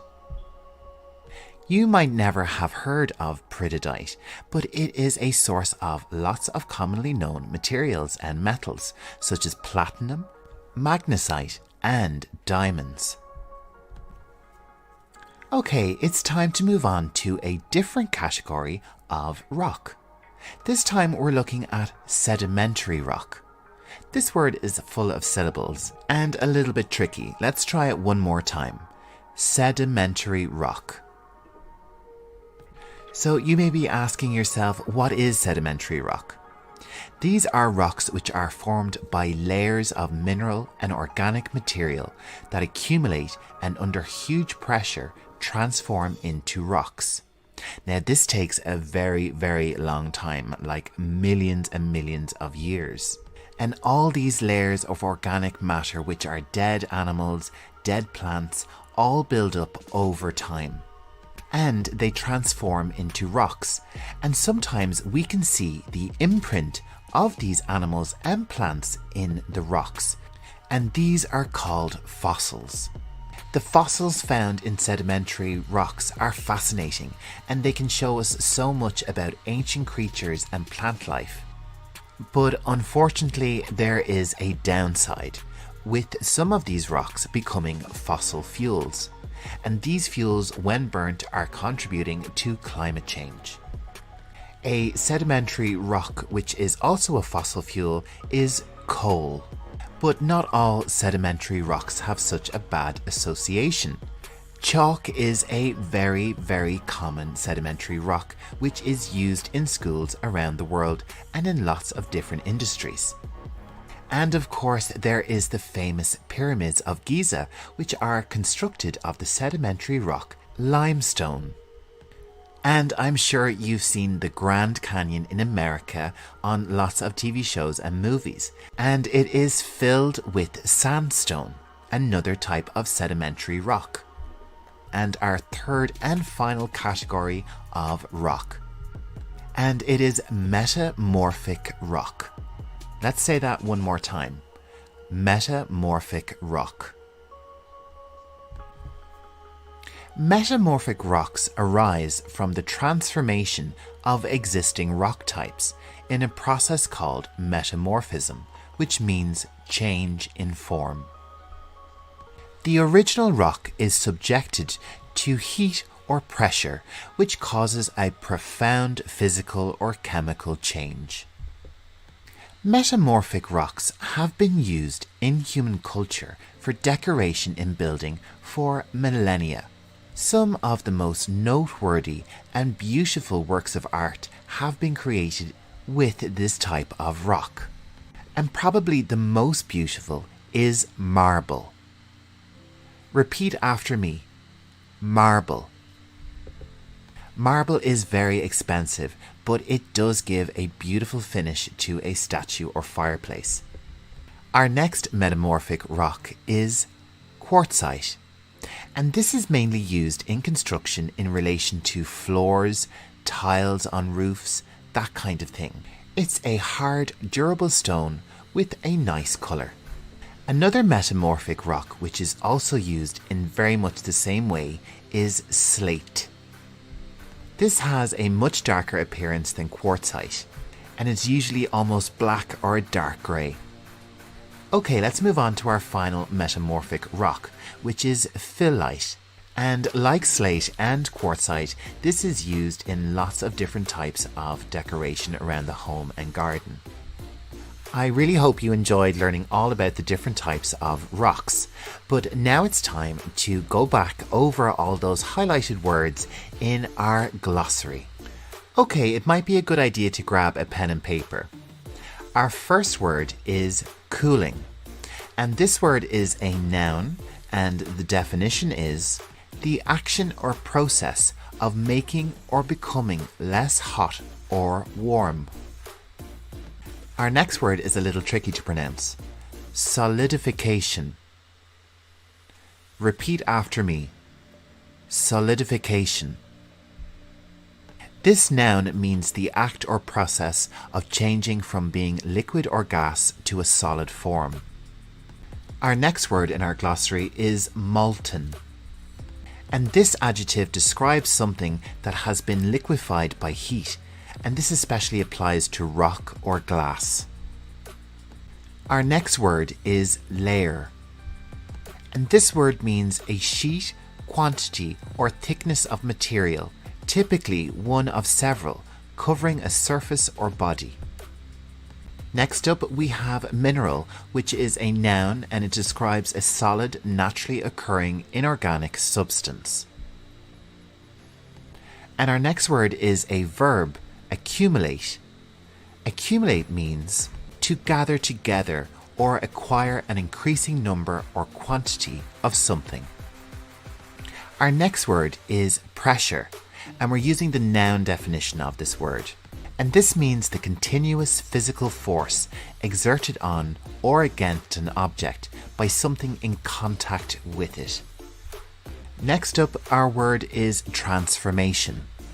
And this noun means a change in form, nature, or appearance. Our next glossary word is process.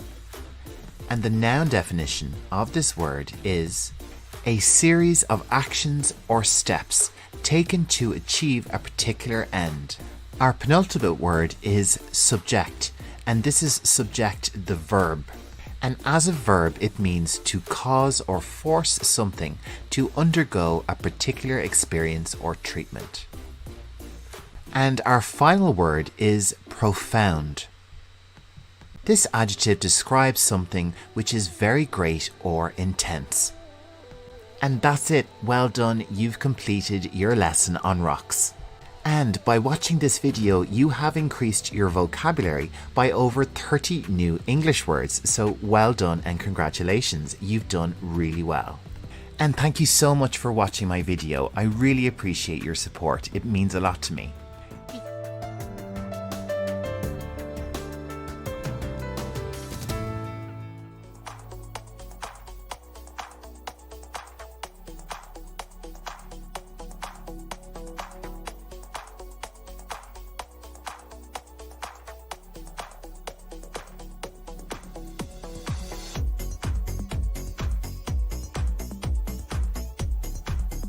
Hello, you are very welcome to this English vocabulary lesson on doors.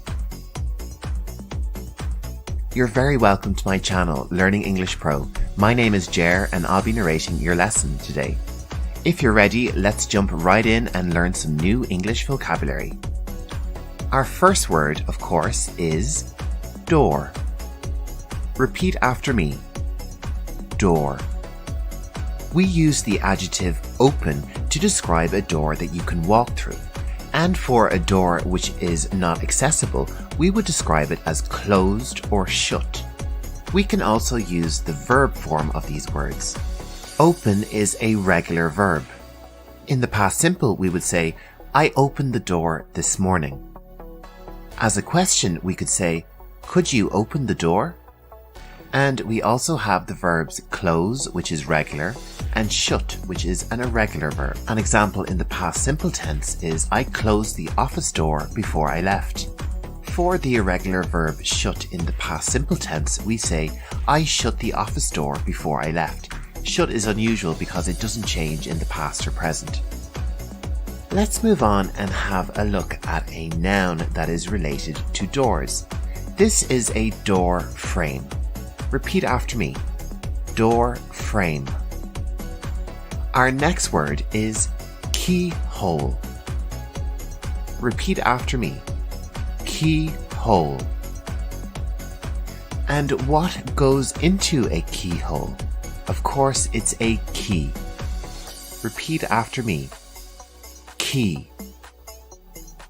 Let's use some of the vocabulary we have learned in some sentence examples. I opened the door with the key. I opened the door with the key. You need to put the key into the keyhole to open the door. Let's use these words as a question. Do I need a key to open the door? One more time. Do I need a key to open the door? In some places, like a hotel or an office, you may use a key card instead of a key. Key card. The device that the key uses that is located inside the door is called the lock. Repeat after me. Lock. The definition is a mechanism for keeping a door, window, lid, or container fastened, typically operated by a key. And of course, this is also a verb, lock. Our sentence example is, I lock the door with the key. Repeat after me. I lock the door with the key. And we also have a verb which means the opposite, to unlock. I unlock the door with the key. I unlock the door with the key. And we also have the adjective locked. The door is locked. And of course, we also have the other adjective, the opposite, unlocked. The door was unlocked yesterday. Next up, we have another noun, door handle. Repeat after me. Door handle.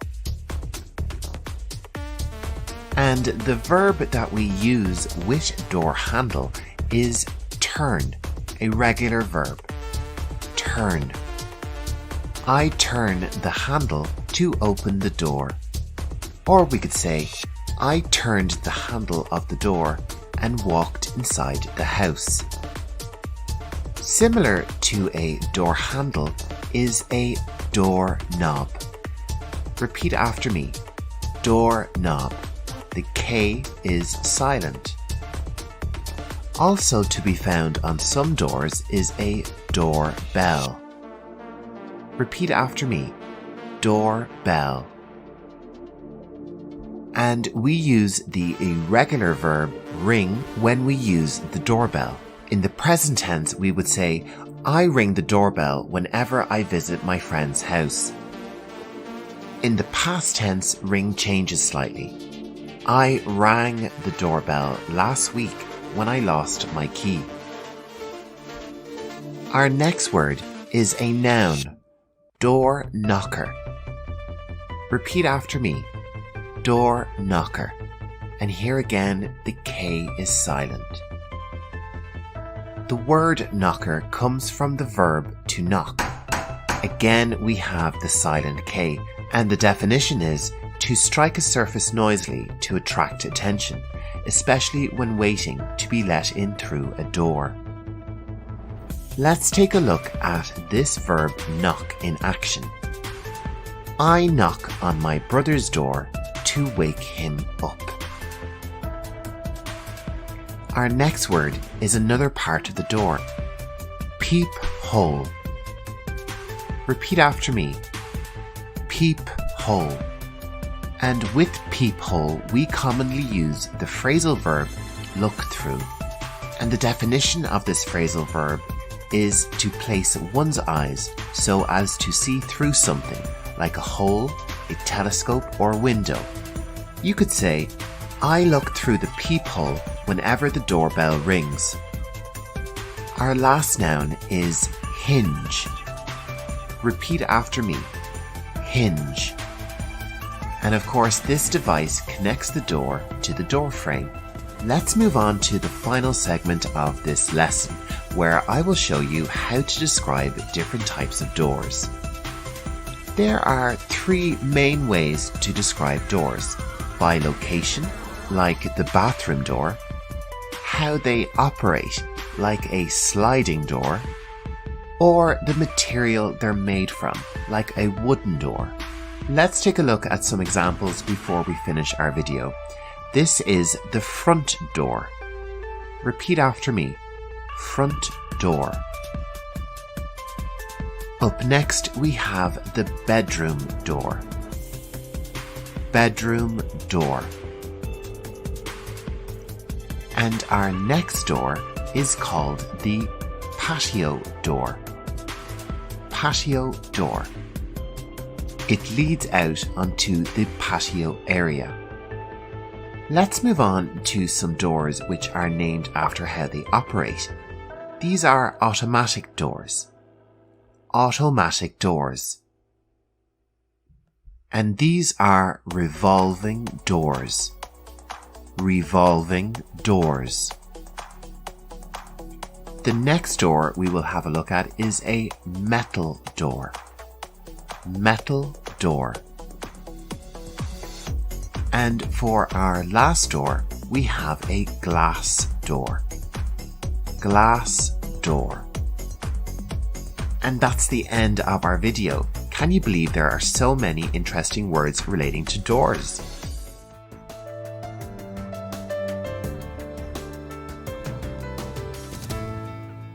Today we're embarking on an exciting journey into the world of agriculture, where we'll be exploring a diverse array of farming equipment and machinery.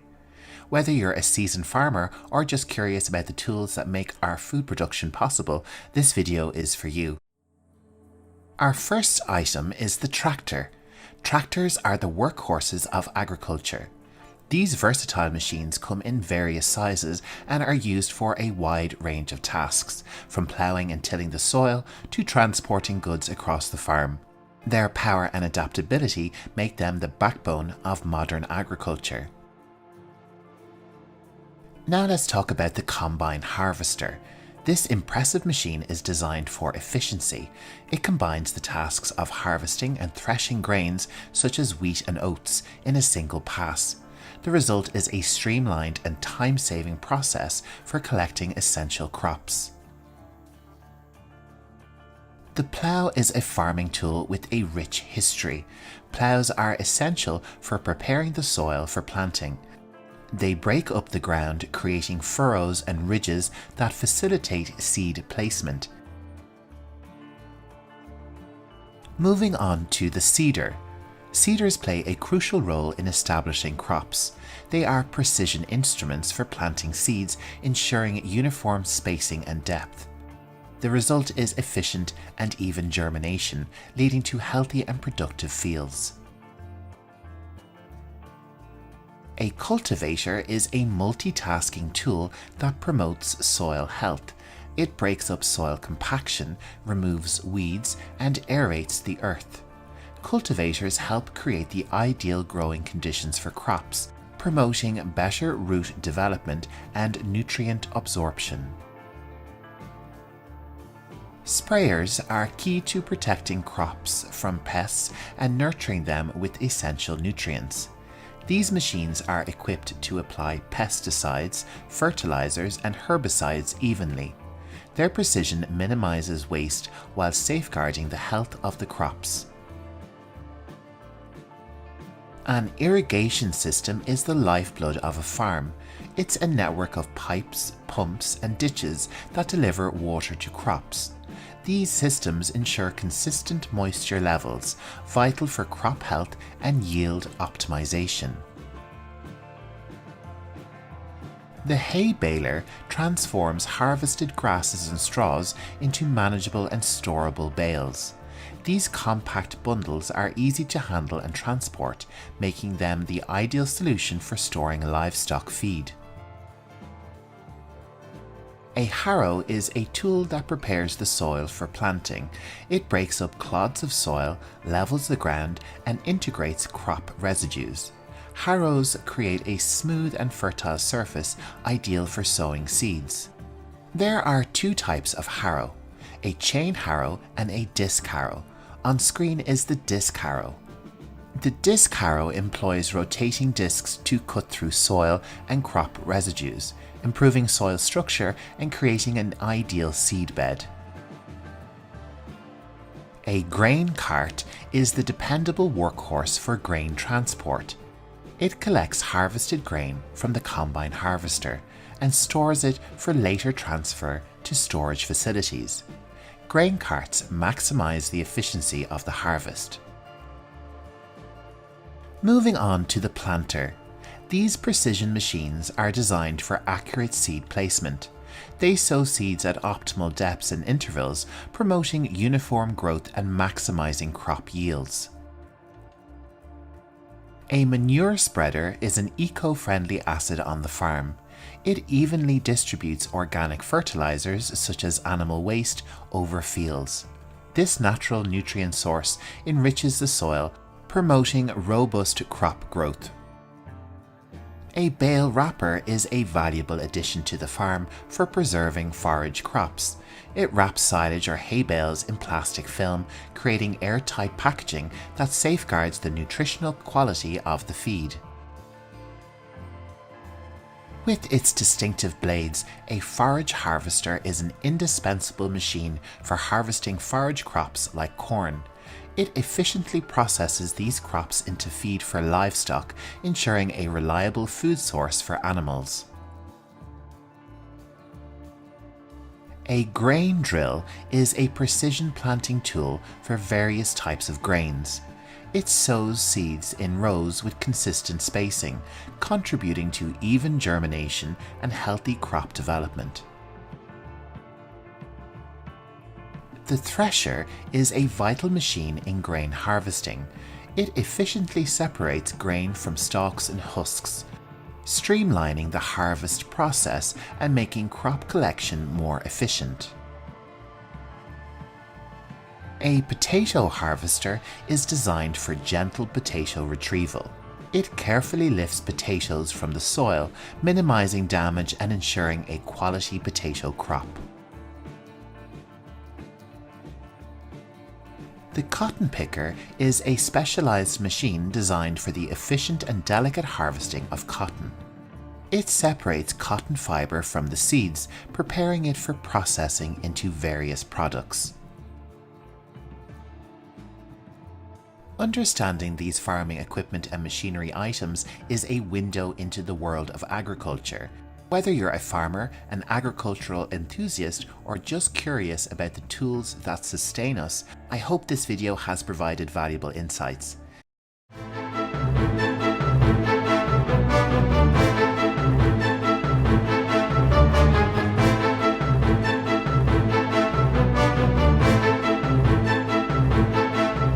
Hello and welcome to my latest English vocabulary lesson on different types of houses. In this video, you will learn a detailed glossary of English words which will help you describe in general lots of different types of houses. Our first type of house is an apartment. Repeat after me. Apartment. And where can we find apartments? We call the building apartments are located in an apartment building or an apartment block. Apartment is more commonly used in American English, but in British English, an apartment can be called a flat. Repeat after me. Flat. Okay, let's move on to our next term, which is duplex. And duplex describes any house which has 2 levels, or 2 stories. A lot of houses can be described as being duplex. And when an apartment has 2 levels or 2 stories, we simply call it a duplex apartment. Let's move on to our next house type, which is a little bit smaller. Cottage. Repeat after me. Cottage. Generally, cottages are small and located in the countryside. In my homeland of Ireland, it is common to see cottages with a thatched roof. You can see that indicated on the screen. A thatch roof is made of dried grass. And when a cottage has this type of roof, we simply call it a thatched cottage. Repeat after me. Thatched cottage. Our next house type is a bungalow. Repeat after me. bungalow. When it comes to bungalows, they generally have one level. This word is commonly used throughout the English-speaking world, but in American English, it is often referred to as a holiday destination home. Bungalow. Our next home type is also common in America. It is called a cabin. Repeat after me. Cabin. Cabins are generally small houses, and again, in America, they are often used for vacation purposes. We can describe them as wooden, as they are made out of logs, which is cut timber. And because of this, they are sometimes referred to as a log cabin. Log cabin. A similar type of house is called a chalet. The T here at the end of the word is silent. Chalet. And because they are generally found in Switzerland, they can be referred to as a Swiss chalet. They are typically wooden and found in the Swiss Alps. Let's move on to our next house type. Now, you may know this building as a barn, and it is usually located in a farm. These can be made into a house and are called a barn conversion. Repeat after me. Barn conversion. And we use this word conversion because the barn has been converted or changed into a house. The main house or home on a farm is simply called the farmhouse. Repeat after me.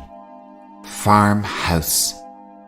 Let's move on and take our lesson on the road. Generally, houses that can be moved or are on wheels are called mobile homes. Repeat after me. Mobile home. In American English, these can be referred to as an RV. This acronym stands for recreational vehicle. Recreational vehicle.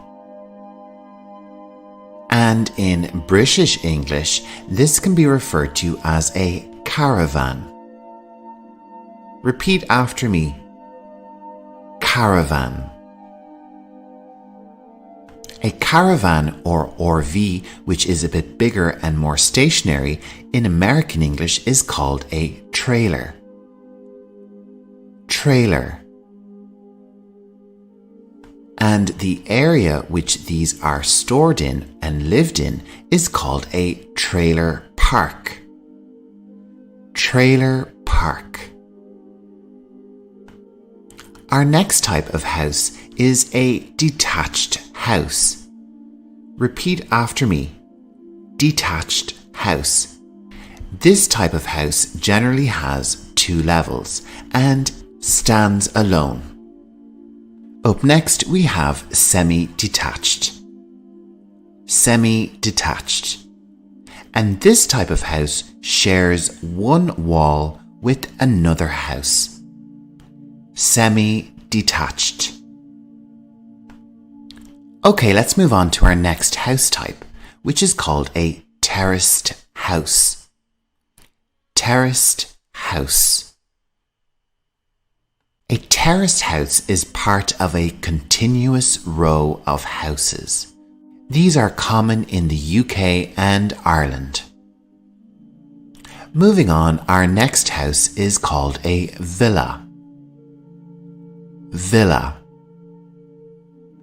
A villa has a particular style, which is generally from the Mediterranean, and they are typically found in warm climates. Our next house type is a manor. Repeat after me. Manor. Manors are generally large houses with lots of land. These type of houses are a remnant of the feudal system. This is an old system of society where lords or kings or princes owned big houses and rented lands to tenants. Similar to a manor is a mansion. Repeat after me.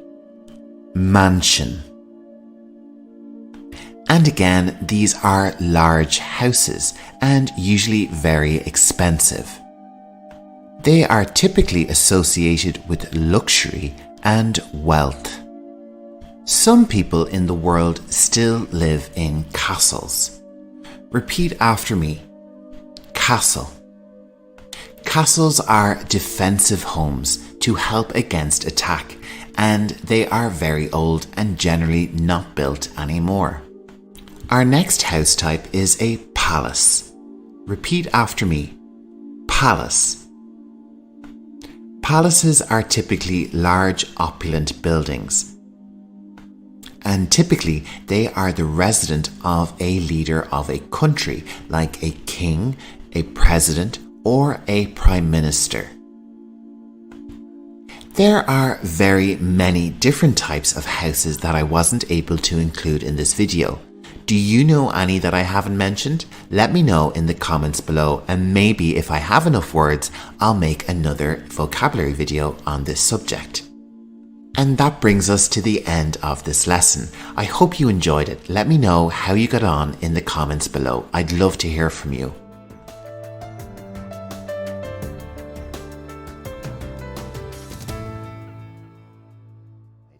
In today's lesson, we are exploring vocabulary and phrases related to 30 features of a house, common things you find in most homes. We will focus on our pronunciation and conversational skills today. I will repeat each word and sentence 3 times. If you need to, make sure to pause and practice each part to really familiarize yourself with each word. So let's start off with some easy words. First up, we have window. Window. Window. And now for our example sentence. I need to open the window. I need to open the window. I need to open the window.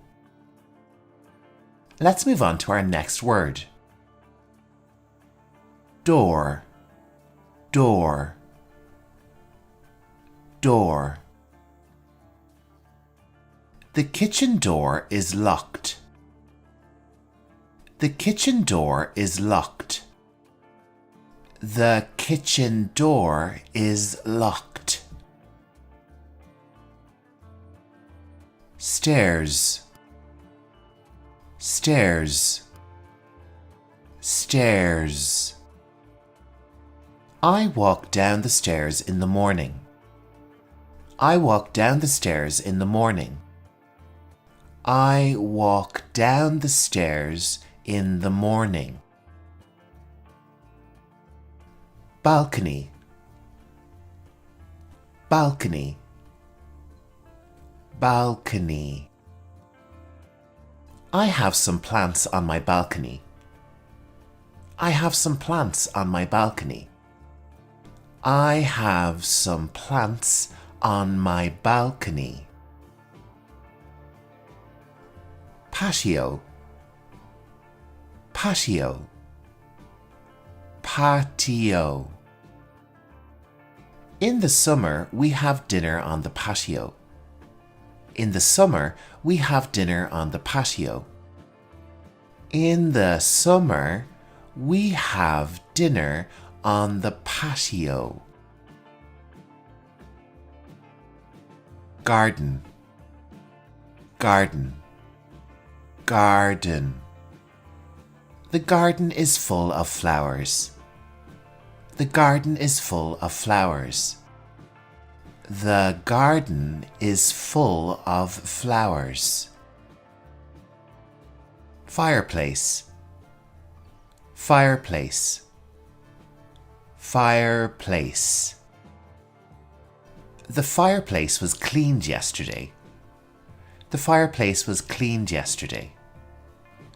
The fireplace was cleaned yesterday. Skylight, skylight, skylight.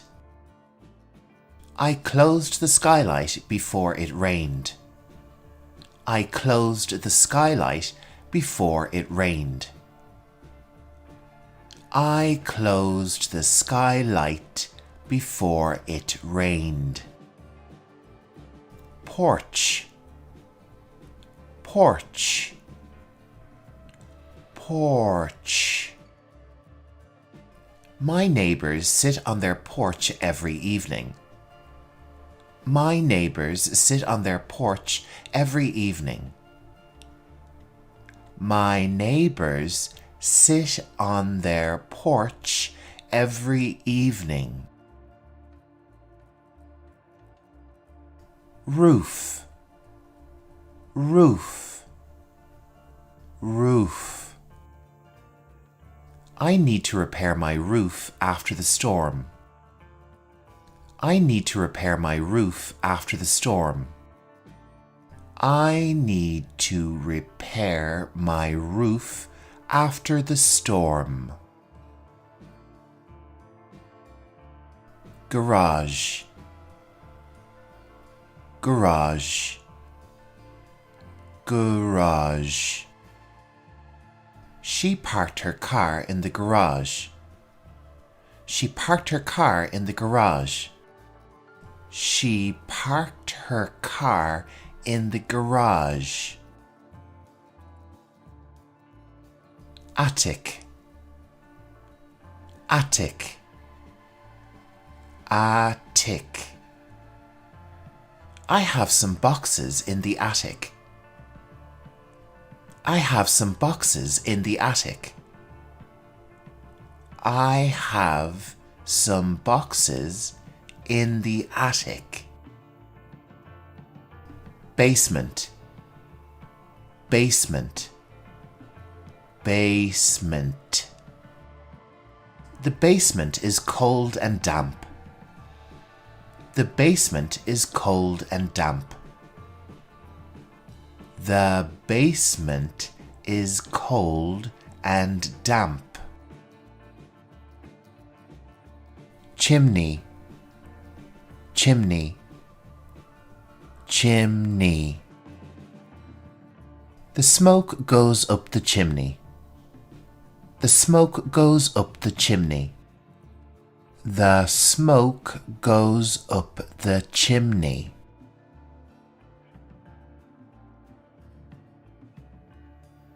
Foyer, foyer, foyer. The foyer was very welcoming. The foyer was very welcoming. The foyer was very welcoming. Hallway, hallway, hallway. I quickly walked through the hallway. I quickly walked through the hallway. I quickly walked through the hallway. Archway, archway, archway. The old house had many archways. The old house had many archways. The old house had many archways. Column, column, column. The columns needed to be repainted. The columns needed to be repainted. The columns needed to be repainted. Ceiling fan, ceiling fan, ceiling fan. I turned on the ceiling fans because it is hot. I turned on the ceiling fans because it is hot. I turned on the ceiling fans because it is hot. Crown molding. Crown molding. Crown molding. The room had beautiful crown molding. The room had beautiful crown molding. The room had beautiful crown molding. Wainscoting. Wainscoting. Wainscoting. The wainscoting was painted a light green. The wainscoting was painted a light green. The wainscoting was painted a light green. Bay window. Bay window. Bay window.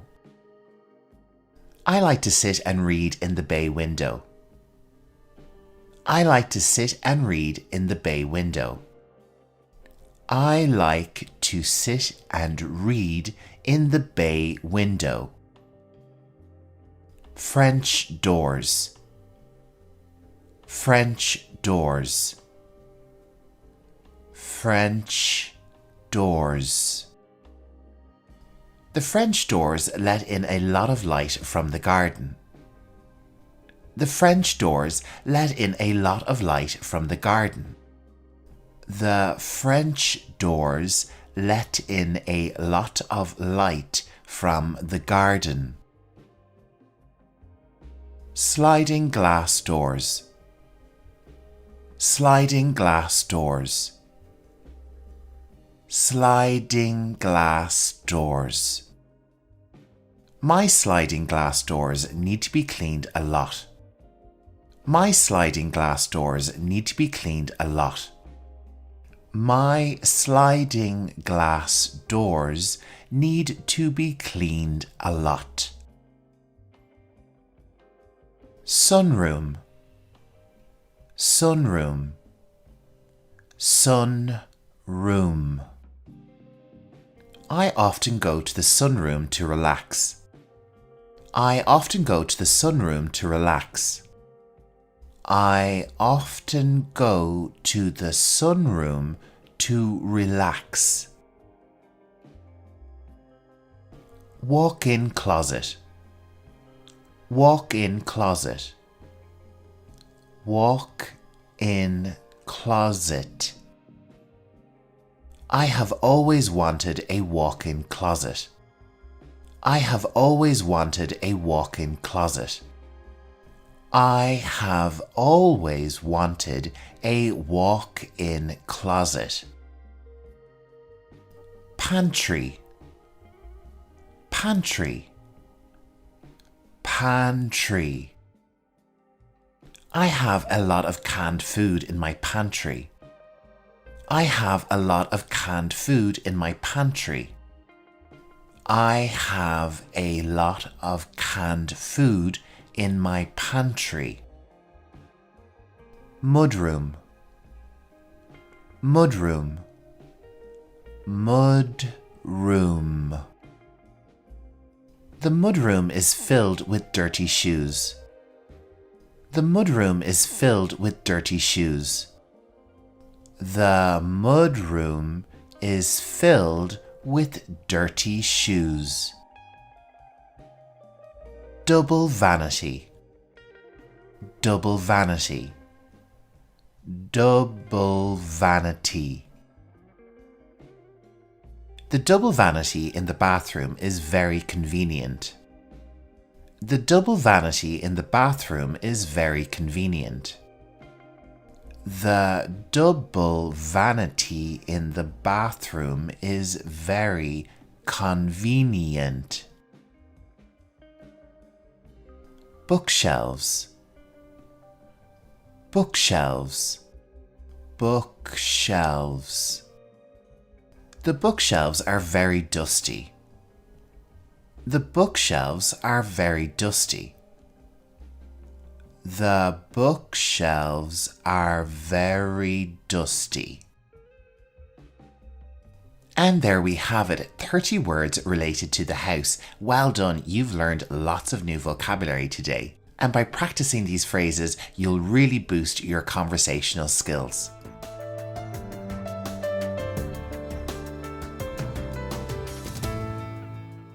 Welcome back to Learning English Pro. In today's lesson, we're going to take a look at English vocabulary and terminology relating to different types of American houses. I will be taking you on a lesson to learn lots of English terminology, all about the different styles of popular American houses. There are specific and common styles of houses found in the USA, and I will teach you the names of them and various features of each of the house in English. Okay, so let's jump in with our first American house type. And the first type is ranch. So next up, let's take a look at some of the interesting features of the ranch style of house. This type of American house has an open floor plan.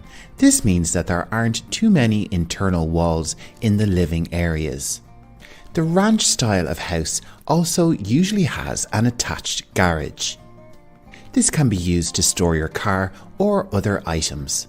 A pitched roof is also common in a ranch-style house. This is a roof that slopes downwards and is usually divided in two parts. The material these homes are generally constructed in is wooden or brick. Another typical feature of a ranch-style home is a sliding door to the backyard.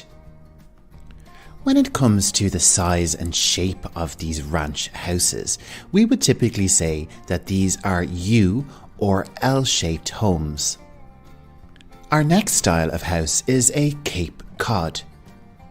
So what are the interesting characteristics of a Cape Cod style house? They typically have a wide chimney. And we would also say that it has a steep roof.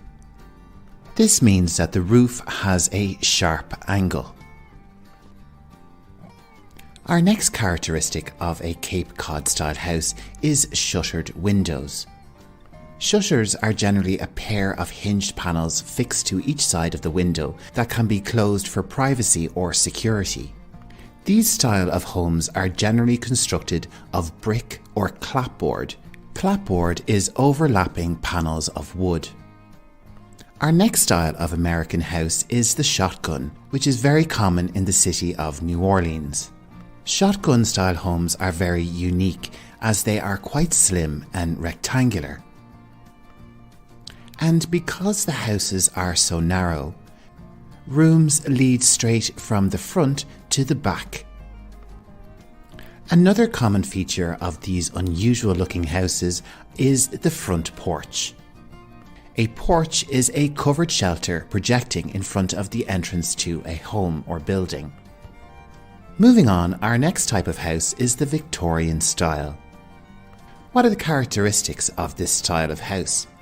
Typically, it is 2 or 3 story. This just means that there are multiple levels. A very common feature of a Victorian style house is elaborate brackets.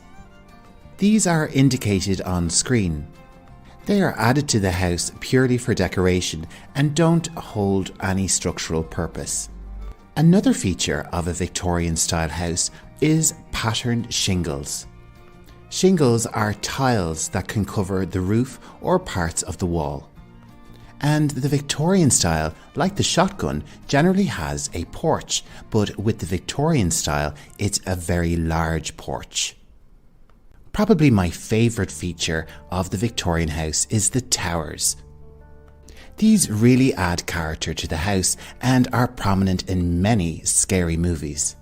We're moving into the modern era next with contemporary homes. Modern homes are designed with the latest technology, and as such, they are typically very energy efficient. Another good way they are good for the environment is that they are built with sustainable and mixed materials. This means that they are built with the environment in mind. This could mean that they are made with recycled materials or that the materials are sourced locally. Other features of contemporary homes include blended living areas, along with tall windows. Let's move on to our next style of American home, which is the Mediterranean style. Sometimes you may hear people refer to this type of home as a villa. This style of home will generally have red roof tiles, and they are known for having lots of terraces and balconies. When it comes to the covering of the external walls, the material used is plaster. Whenever I think about this style of home, the first thing that springs to mind are the many arches that are included in the design. These can be found in passageways, doorways, and the shape of the windows. Let's keep going and move on to our next style, which is Art Deco. Art Deco styles and architecture are synonymous with Miami and Miami Beach.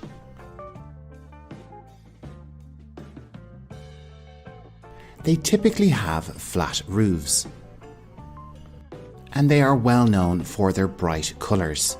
And these bright colours cover the exterior walls, which are generally covered in stucco, which is a type of plaster. Another feature of the exterior walls are the geometric details and patterns. All of these characteristics give Art Deco its signature style. Our next style is much older, Tudor style homes. This style of home is quite unique, and it generally has 2 stories. A common feature is the multiple gabled roofs. A gable is the triangular upper part of a wall at the end of a ridged roof. On screen, you can see that the house has 3 of these gabled roofs. Typically on these gabled roofs and along the walls, we have the timber framing. As you can see, I've indicated this on screen. This style of home is also known for having large casement windows. A casement window is a window set on a vertical hinge that opens like a door. These houses were generally built before central heating became popular, and as such, they are known for having sturdy chimneys. Up next, we're going to take a look at the style of American home called bungalow. So, what are the features of this style of home? A bungalow is generally a low, broad home. A very typical characteristic of a bungalow is overhanging eaves. An eave is the part of a roof that meets the walls of a building, and the roof of a bungalow is usually a low gabled roof. And like many of the American style of home, they have a large front porch. This style of home can have many different variations, and it can also be made of many different materials like wood, stucco plaster, and stone.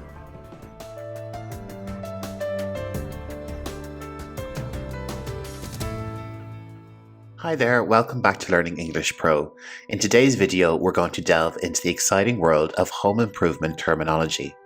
Whether you're a seasoned DIY guru or just starting to dabble in the art of enhancing your living space, these terms are going to be your trusty companions on your journey. So if you're ready, let's get started.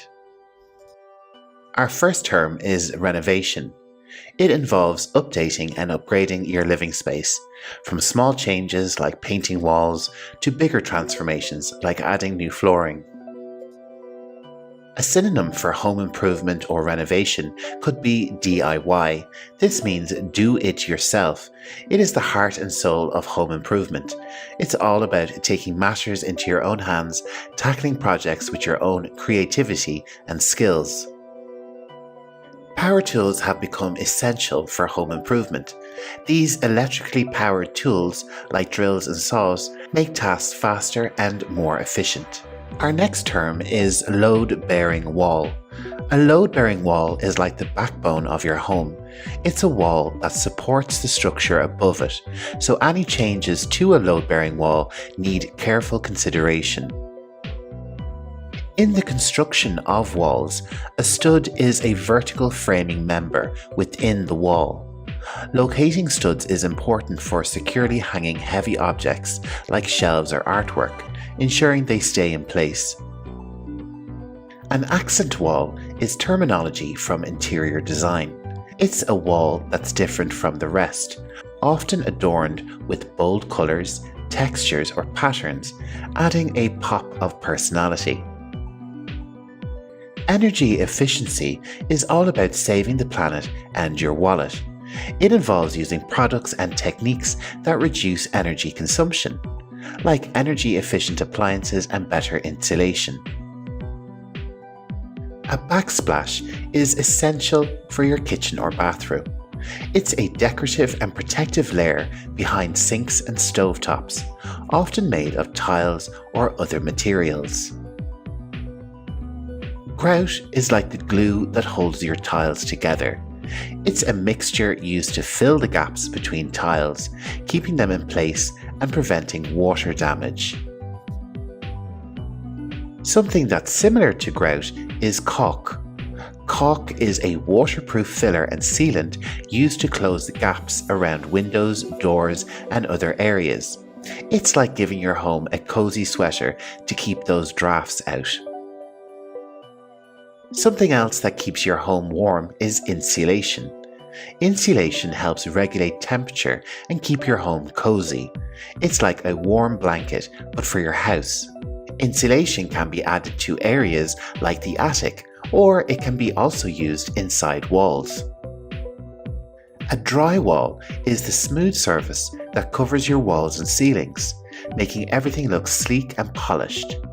Another term for drywall is gypsum board. These are the panels used to construct walls and ceilings. Open concept is design terminology, and it is about creating a seamless flow within your home. It involves removing walls to connect spaces, giving a sense of spaciousness and modernity. Flooring refers to the materials used to cover the floor surface. Options include hardwood, laminate, tile, and carpet. Choosing the right flooring can transform a room's appearance and functionality. Our next term is plumbing. Plumbing involves the system of pipes and fixtures that supply water and remove waste from your home. Basic plumbing skills like fixing leaks and unclogging drains can save you time and money. Let's move on to thermostat. A thermostat regulates your home's temperature. Modern thermostats are often programmable or smart, allowing you to set schedules and control the climate to maximize comfort and energy savings. And finally, we have light fixtures. Light fixtures illuminate your space and enhance its ambience. From chandeliers to pendant lights, understanding different types of light fixtures can help you create the desired atmosphere in each room. And there you have it, a crash course in essential home improvement terms. Remember, the more you understand these terms, the more confidently you can tackle your next project.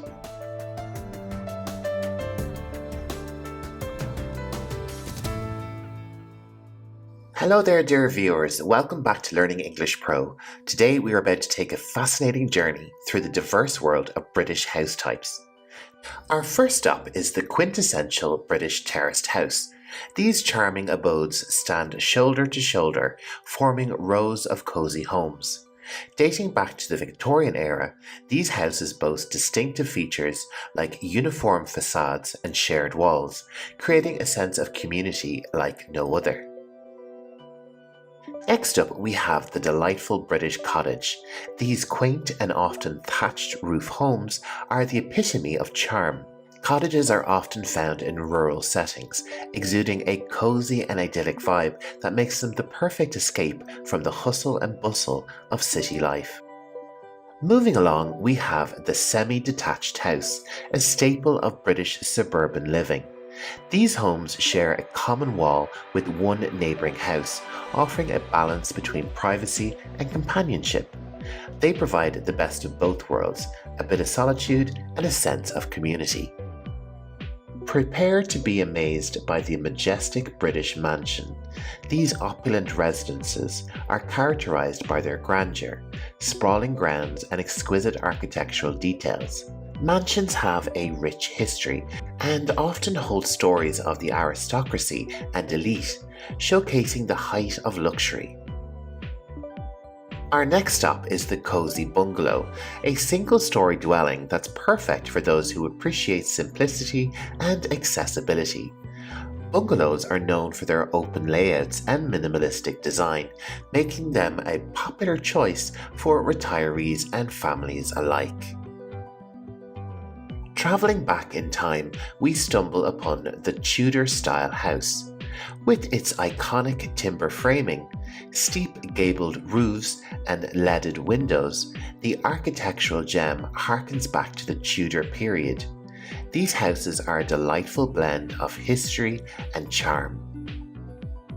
Now let's shift our focus to the sleek and contemporary modern apartments. Found in bustling city centres, these high-rise structures redefine urban living. With their minimalistic aesthetics, innovative designs, and convenient amenities, they cater to those seeking a cosmopolitan lifestyle. The British flat, a term synonymous with urban living. These compact and stylish dwellings are commonly found in multi-story apartment buildings across bustling cities. With their efficient use of space and modern amenities, flats offer a contemporary lifestyle that's perfect for individuals or young families seeking the energy of city life. Now let's shed some light on council estates and council houses, which are integral aspects of British housing history. Council estates are large housing developments owned by local authorities, offering affordable accommodations for a diverse range of residents. Council houses, often found within these estates, are individual homes provided by the government to address housing needs. These initiatives have played a crucial role in shaping the British housing landscape, promoting inclusivity and community development. And next up, our journey wouldn't be complete without a glimpse of the enchanting Victorian terrace. These elegant row houses are a testament to the Victorian era's architectural splendour.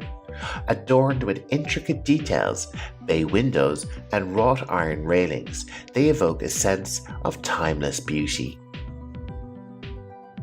Now let's explore the world of innovation with the prefabricated home. These modern marvels are constructed off-site and then assembled on location. With their efficient construction process and customizable designs, they're a testament to contemporary sustainable living. Last but certainly not least, we have the awe-inspiring British Castle. These historic landmarks stand as a testament to the nation's rich history of conquest and colonization. The riches afforded from the British Empire allowed these fabulous buildings, with their towering turrets, fortified walls, and enchanting tales. These castles capture the imagination like no other. And there you have it, dear viewers, a captivating tour of British house types. From charming cottages to stately castles, each one tells a unique story of British architecture and culture.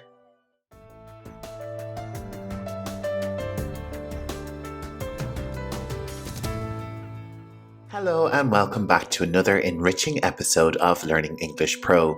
In today's video, we're diving into the realm of home fabrics. From the cozy to the elegant, I've compiled a word list of 15 essential terms you'll encounter in the world of textiles. So if you're ready, let's embark on this vocabulary journey together. Starting off with our first term, upholstery. Upholstery is the soft covering used on furniture like sofas and chairs, enhancing both comfort and style. Upholstery. Next up, a fabric that brings sophistication. Velvet. Velvet is a plush, luxurious fabric with a smooth texture, often used for elegant drapery and upholstery. Velvet. Our next word is an adjective, sheer. Sheer fabrics are translucent and delicate, allowing light to pass through, commonly used for curtains and fashion. Sheer. Now let's move on to learn about a versatile natural material, linen. Linen is a breathable, lightweight fabric made from flax fibers, commonly used for clothing and home textiles. Linen. Moving on to a fabric known for its durability, denim. Denim is a rugged cotton fabric recognized by its diagonal twill pattern, often used for jeans and jackets. Denim. Let's discover a cozy and insulating option, fleece. Fleece is a soft synthetic fabric known for its warmth and comfort, frequently used in blankets and outerwear. Fleece. Next, a fabric that exudes warmth and relaxation, flannel. This is a soft, brushed fabric often made from cotton or wool, favoured for pajamas and bedding. Flannel. Now let's talk about a lustrous and elegant material, satin. Satin is a smooth, glossy fabric with a luxurious feel, commonly used for evening wear and accessories. Satin. A classic and timeless fabric is cotton. This is a natural, breathable fabric used for a wide range of home textiles, including sheets and towels. Cotton. Our next term is knit. Knit fabrics are stretchy and comfortable, often used for sweaters, blankets, and casual clothing. Knit. A durable and artistic material is a tapestry. This is a thick, woven fabric featuring intricate designs or scenes, often used for wall hangings and upholstery. Tapestry. Next up, a versatile and stylish fabric, silk. Silk is a delicate and smooth fabric with a natural sheen, prized for its elegance in clothing and decor. Silk. Moving on to a vibrant and playful choice, chintz. Chintz is a brightly patterned cotton fabric, commonly used for drapes, upholstery, and home accessories. Chintz. A timeless, elegant fabric is brocade. Brocade is a intricately patterned fabric with raised designs, often used for formal attire and decorative accents. Brocade. And finally, a fabric that adds a touch of luxury, suede. Suede is a soft, velvety fabric with a napped surface, frequently used for shoes, bags, and upholstery. Suede. And there you have it, our fantastic fabric vocabulary. These words will help you navigate the world of textiles with confidence and understanding.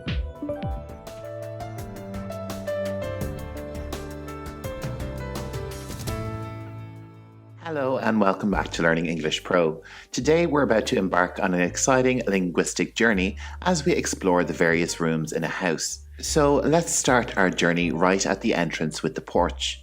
Both in American and British English, it's commonly referred to as the porch, a covered area adjacent to the entrance where you can relax and enjoy the outdoors. This word can trace its roots back to the Latin porticus, meaning colonnade or covered entrance. Outside of America, like in the UK and Ireland, the term porch means something like this, a small enclosed structure which leads to the front door. From the porch, we step into the hallway, a pathway that connects different rooms in the house. Synonyms for hallway include corridor, entrance or foyer.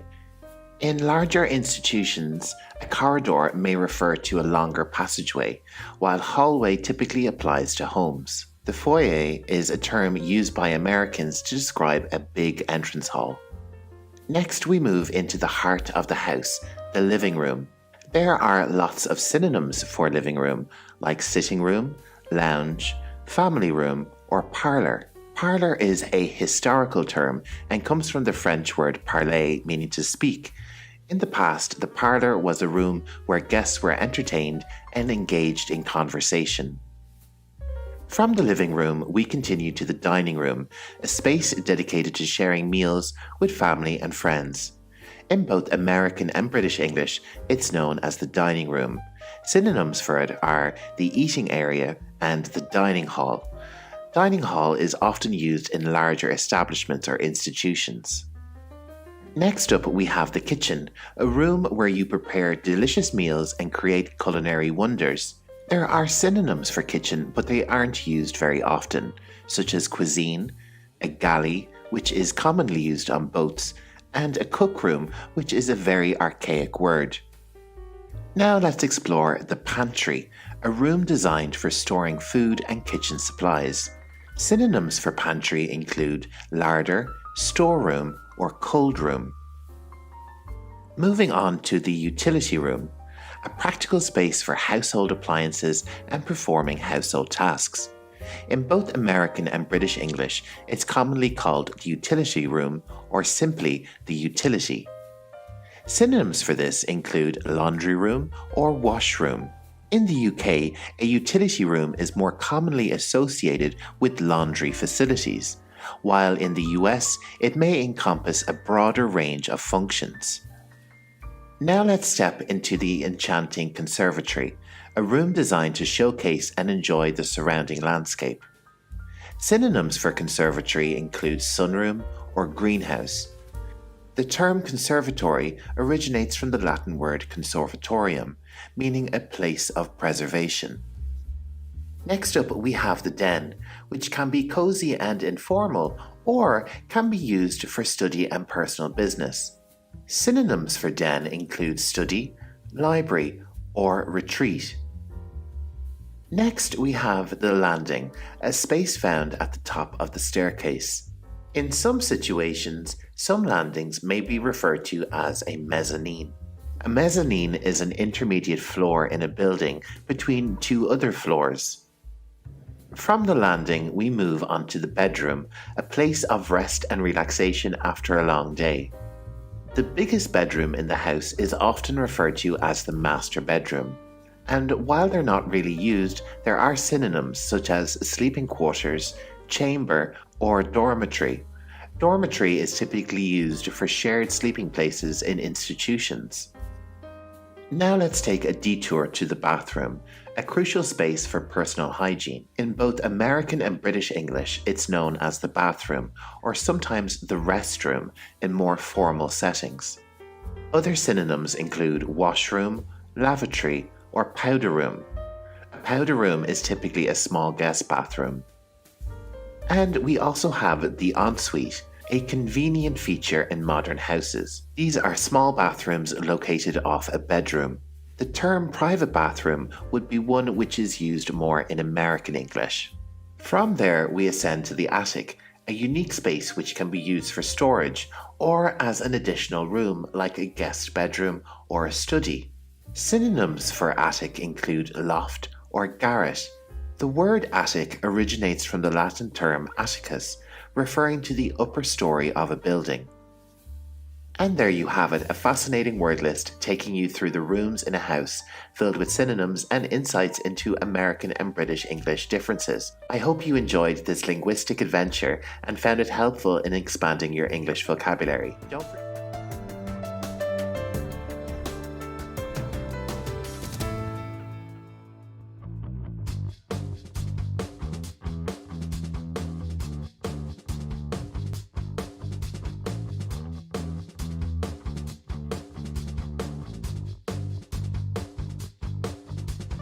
Hello, you are very welcome to this English vocabulary lesson on kitchen appliances. Now it's time to sit back, relax, and repeat after me. Our first word is toaster. Repeat after me. Toaster. And now let's move on to our next word. Kettle. Repeat after me. Kettle. Our next word is electric whisk. Repeat after me. Electric whisk. This is microwave oven. Repeat after me. Microwave oven. Our next appliance is fryer. Repeat after me. Fryer. Our next gadget is bread maker. Repeat after me. Bread maker. Our next appliance is air fryer. Air fryer. Our next word is blender. Repeat after me. Blender. And this is a hand blender. Hand blender. Up next we have a very useful appliance. Food processor. Food processor. And for everyone's favourite beverage, coffee maker. Coffee maker. Up next we have scales. Repeat after me. Scales. In American English, this is a gas stove. Gas stove. And in British English, it would be called a gas hob. Gas hob. And similarly, this is an electric stove in American English. Electric stove. And in British English, electric hob. Electric hob. Our next word is oven. Repeat after me. Oven. Our next appliance in American English is called a washer. Washer. And in British English, it is called a washing machine. Repeat after me. Washing machine. The appliance where we dry our clothes is simply called the dryer. Repeat after me. Dryer. Up next we have the dishwasher. Repeat after me. Dishwasher. Our next word is refrigerator. Repeat after me. Refrigerator. And this is the American English.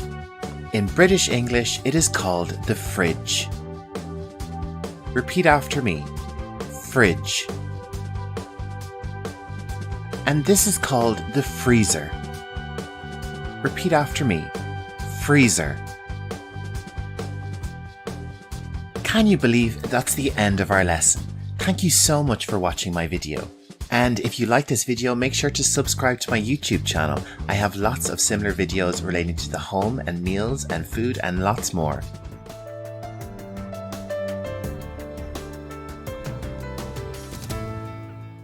Hello language learners, welcome back to Learning English Pro. If you're looking to enrich your vocabulary about the beauty and wonders of gardens, you're in the right place, because today we're diving into the enchanting world of garden vocabulary. First up, we have the word shed. A shed is a small, often simple structure typically found in gardens. It's used for storing gardening tools, equipment, and other supplies. Shed. Let's move on to pond. A pond is a small, tranquil body of water in a garden. It's often home to aquatic plants and creatures, creating a peaceful and serene atmosphere. Pond. Next up, we have grass. Grass is the luscious green carpet-like plant that covers the ground in most gardens. It's a vital part of the garden ecosystem, providing a soft space to walk and play. Grass. A lawn is a well-maintained area of grass that is mowed and cared for in a garden. It serves as a lush, inviting space for relaxation, outdoor activities, and aesthetic enhancement. Lawn. Let's move on to fence. A fence is a barrier made of wood, metal, or other materials that encloses and separates a garden from its surroundings, adding both aesthetic appeal and privacy. Fence. A flower bed is a designated area in a garden where flowers are planted. It's carefully designed to showcase a variety of colorful blooms. Flower bed. And a flower pot is a container typically made of clay, ceramic, plastic, or other materials used for planting and displaying flowers, plants, or small shrubs. Flower pot. Let's move on to vegetable patch. A vegetable patch is an area within a garden where various edible plants, such as vegetables and herbs, are cultivated. It's a space dedicated to growing fresh and nutritious produce for home consumption, promoting self-sufficiency and healthy eating. Vegetable patch.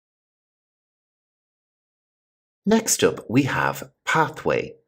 A pathway is a trail or walkway made of various materials such as stone, gravel, or concrete, guiding you through the garden's beauty and charm. Pathway. A bench is a seating area placed strategically in the garden, offering a comfortable spot to rest and enjoy the scenery. Bench. Next up, we have statue. A statue is a sculpted artistic representation, often made of stone, metal, or other materials, adding a touch of elegance and culture to the garden. Statue. A trellis is a framework of wood or metal designed to support climbing plants like vines and roses, creating a visually appealing vertical garden. Trellis. Next up, we have bird bath. This is a shallow basin filled with water designed to attract birds for drinking and bathing, contributing to the garden's natural charm. Bird bath. A bush is a dense, low to medium-sized woody plant with multiple stems and branches. Bushes often add structure and visual interest to a garden, offering a variety of foliage, flowers, and sometimes even fruits. Bush. A hedge is a row of closely planted shrubs or bushes that are pruned and shaped to form a boundary or decorative element in a garden. Hedge. Our next term is rockery. A rockery is a carefully arranged collection of rocks and stones, often mixed with alpine plants, to create a unique and captivating landscape. Rockery. A terrace is a flat elevated platform built in the garden, often used for outdoor seating, dining, or other gardening purposes. Terrace. Up next, we have gazebo. A gazebo is a freestanding, open-sided structure with a roof, often placed in gardens as a charming focal point or relaxation spot. Gazebo. A blossom refers to the flower or a group of flowers on a plant, typically signaling the beginning of a plant's reproductive cycle. Blossom. Next up, we have a tree, and of course a tree is a perennial woody plant characterized by a single main stem or trunk which supports branches and leaves. Tree. And a fruit tree is a tree that produces edible fruits such as apples, oranges, cherry, or peaches. These trees are cultivated in gardens for their delicious and nutritious harvest. Fruit tree. And there you have it, my delightful vocabulary list for everything you might need in a captivating garden. From sheds to ponds and everything in between. These words will surely help you appreciate and describe the wonders of a garden like a pro.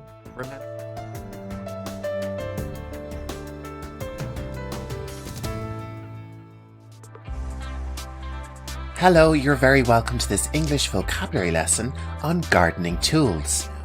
First up, we have watering can.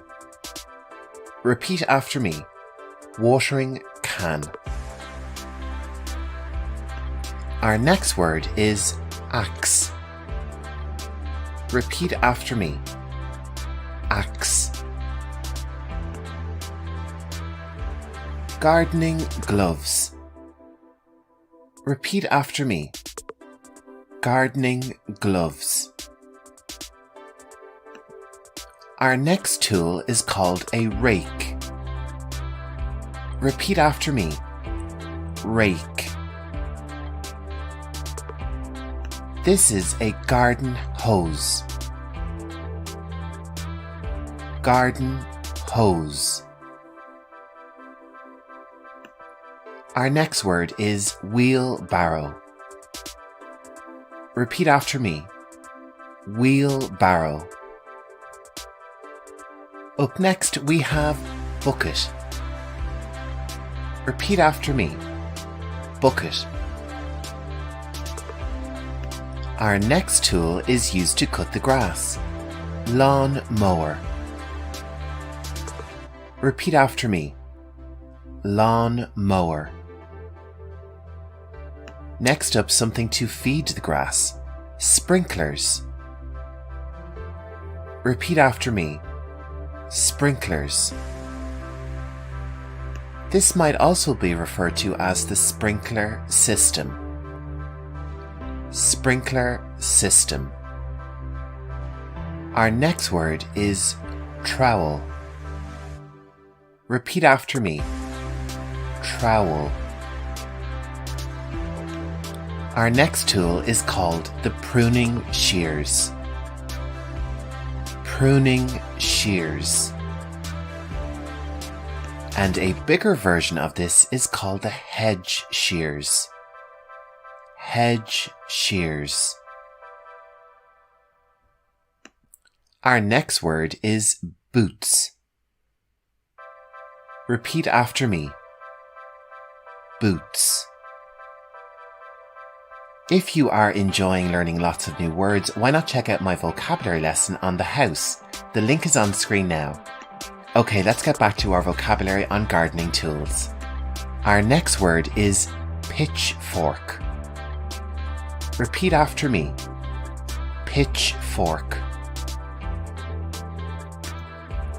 And up next is shovel. Repeat after me. Shovel. In American English, our next tool is called a weed whacker. Weed whacker. And in British English, a line trimmer. Repeat after me. Line trimmer. Up next we have something you will find in nearly every garden. Flower pot. Repeat after me. Flower pot. Our next word is shed. Repeat after me. Shed. And coming up is our final word. Seeds. Repeat after me. Seeds. And that brings us to the end of our lesson. Thank you so much for watching my video. I really appreciate your support. Why not?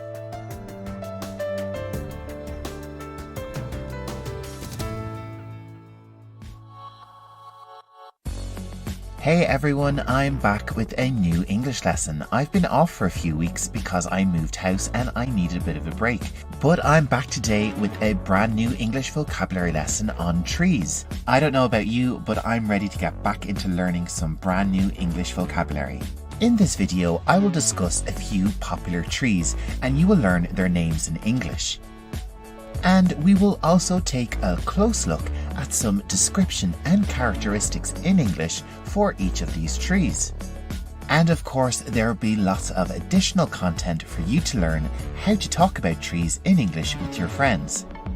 So if you're ready, let's get started learning our lesson on trees. And the first tree we will look at today is the oak tree. Oak trees are very easily to identify because of the oak leaf. We would describe the oak leaf as long. And if you look at the oak leaf, it has an unusual shape. These little pieces that stick out from the leaf are called lobes, like an earlobe. And after winter, the leaves appear in May.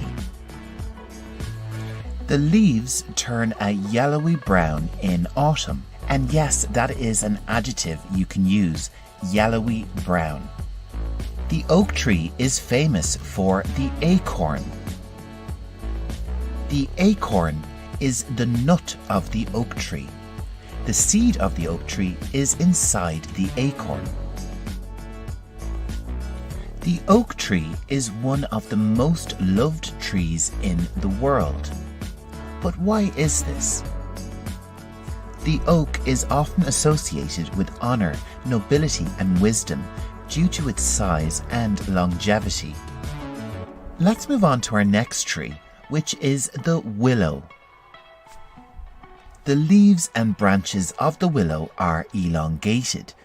This adjective means really long.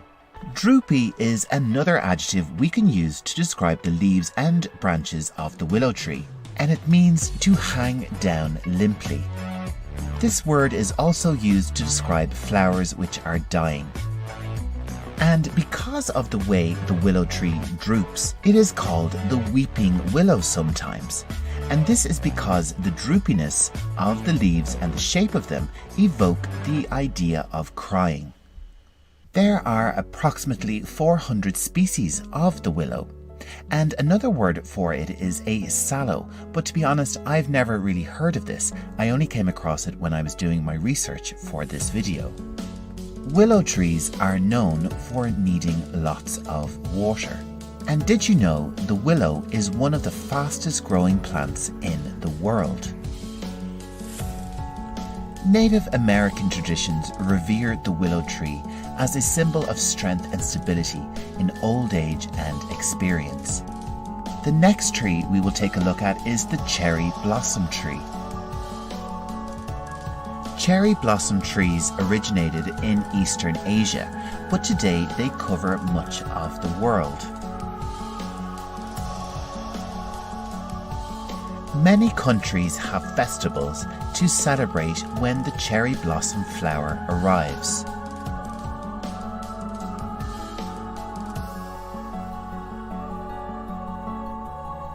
The cherry blossom flower is the national flower of Japan and is a symbol of renewal and hope. You could say that there are many traditions associated with the cherry blossom tree. Let's take a closer look at this word tradition. It means a belief or behaviour passed down within a group or society. It usually has symbolic meaning or special significance with origins in the past.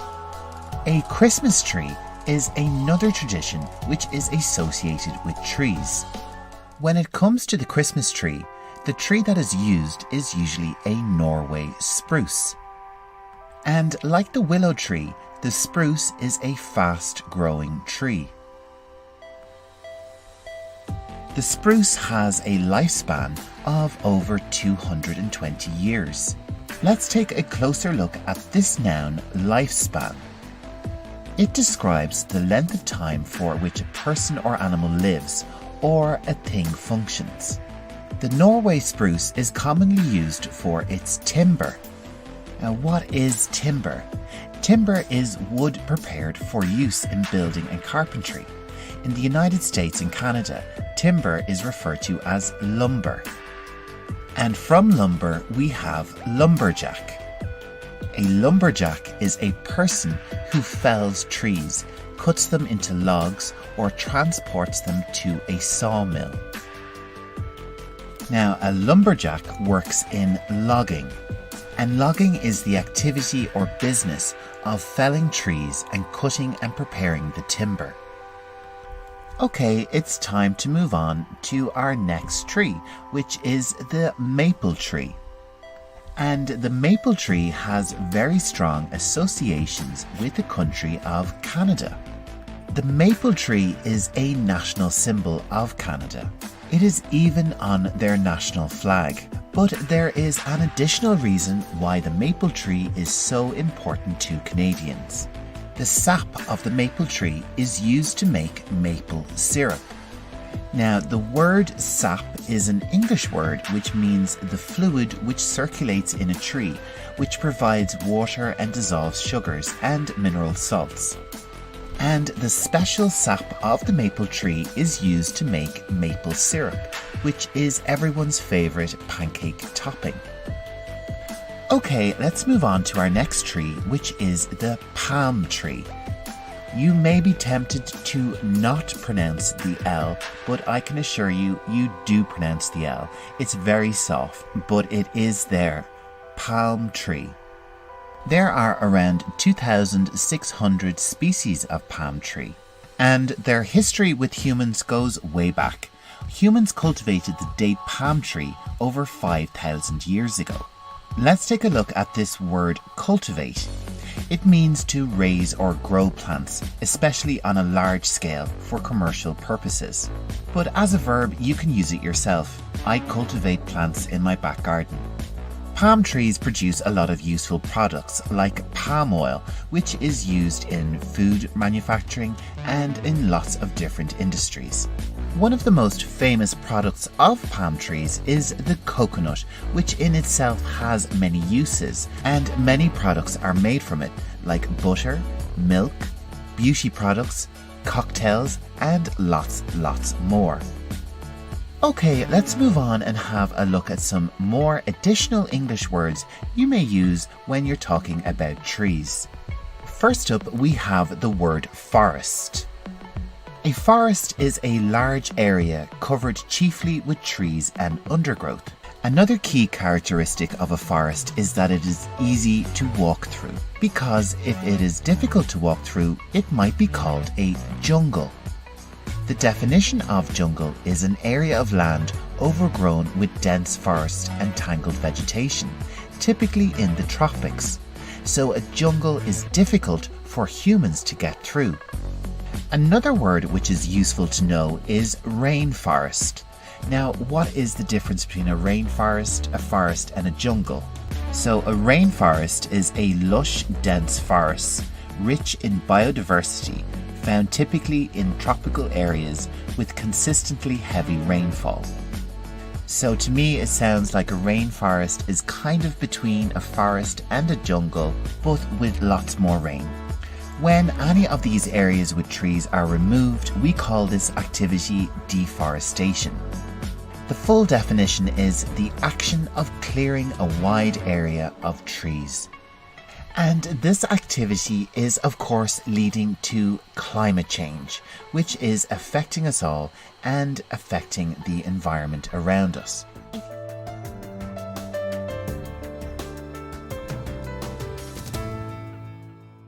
Hi everyone, you are very welcome back to Learning English Pro. In this video, I will be covering the common names of trees in English. Get ready for lots of familiar words and some strange and unusual vocabulary, and of course, as usual, clear and concise pronunciation. So get ready to learn some English like a pro and let me know in the comments what your favorite tree is. And please don't forget to check out the huge English word list below so that you can practice and refine your English conversation and reading skills. Our first tree is weeping willow. Weeping willow. Repeat after me. Weeping willow.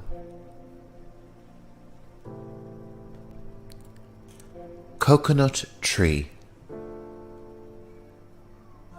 Coconut tree. Repeat after me. Coconut tree. Our next tree is the dragon tree. Dragon tree. Repeat after me. Dragon tree. Our next tree is the giant sequoia. Giant sequoia. Repeat after me. Giant sequoia. Up next we have the American sycamore. American sycamore. Repeat after me. American sycamore. Our next tree is the camphor tree. Camphor tree. Repeat after me. Camphor tree. This is the banyan. Banyan. Repeat after me. Banyan. Our next tree is the beech tree. Beech tree. Repeat after me. Beech tree. Up next we have the papaya tree. Papaya tree. Repeat after me. Papaya tree. Our next tree is the oak tree. Oak tree. Repeat after me. Oak tree.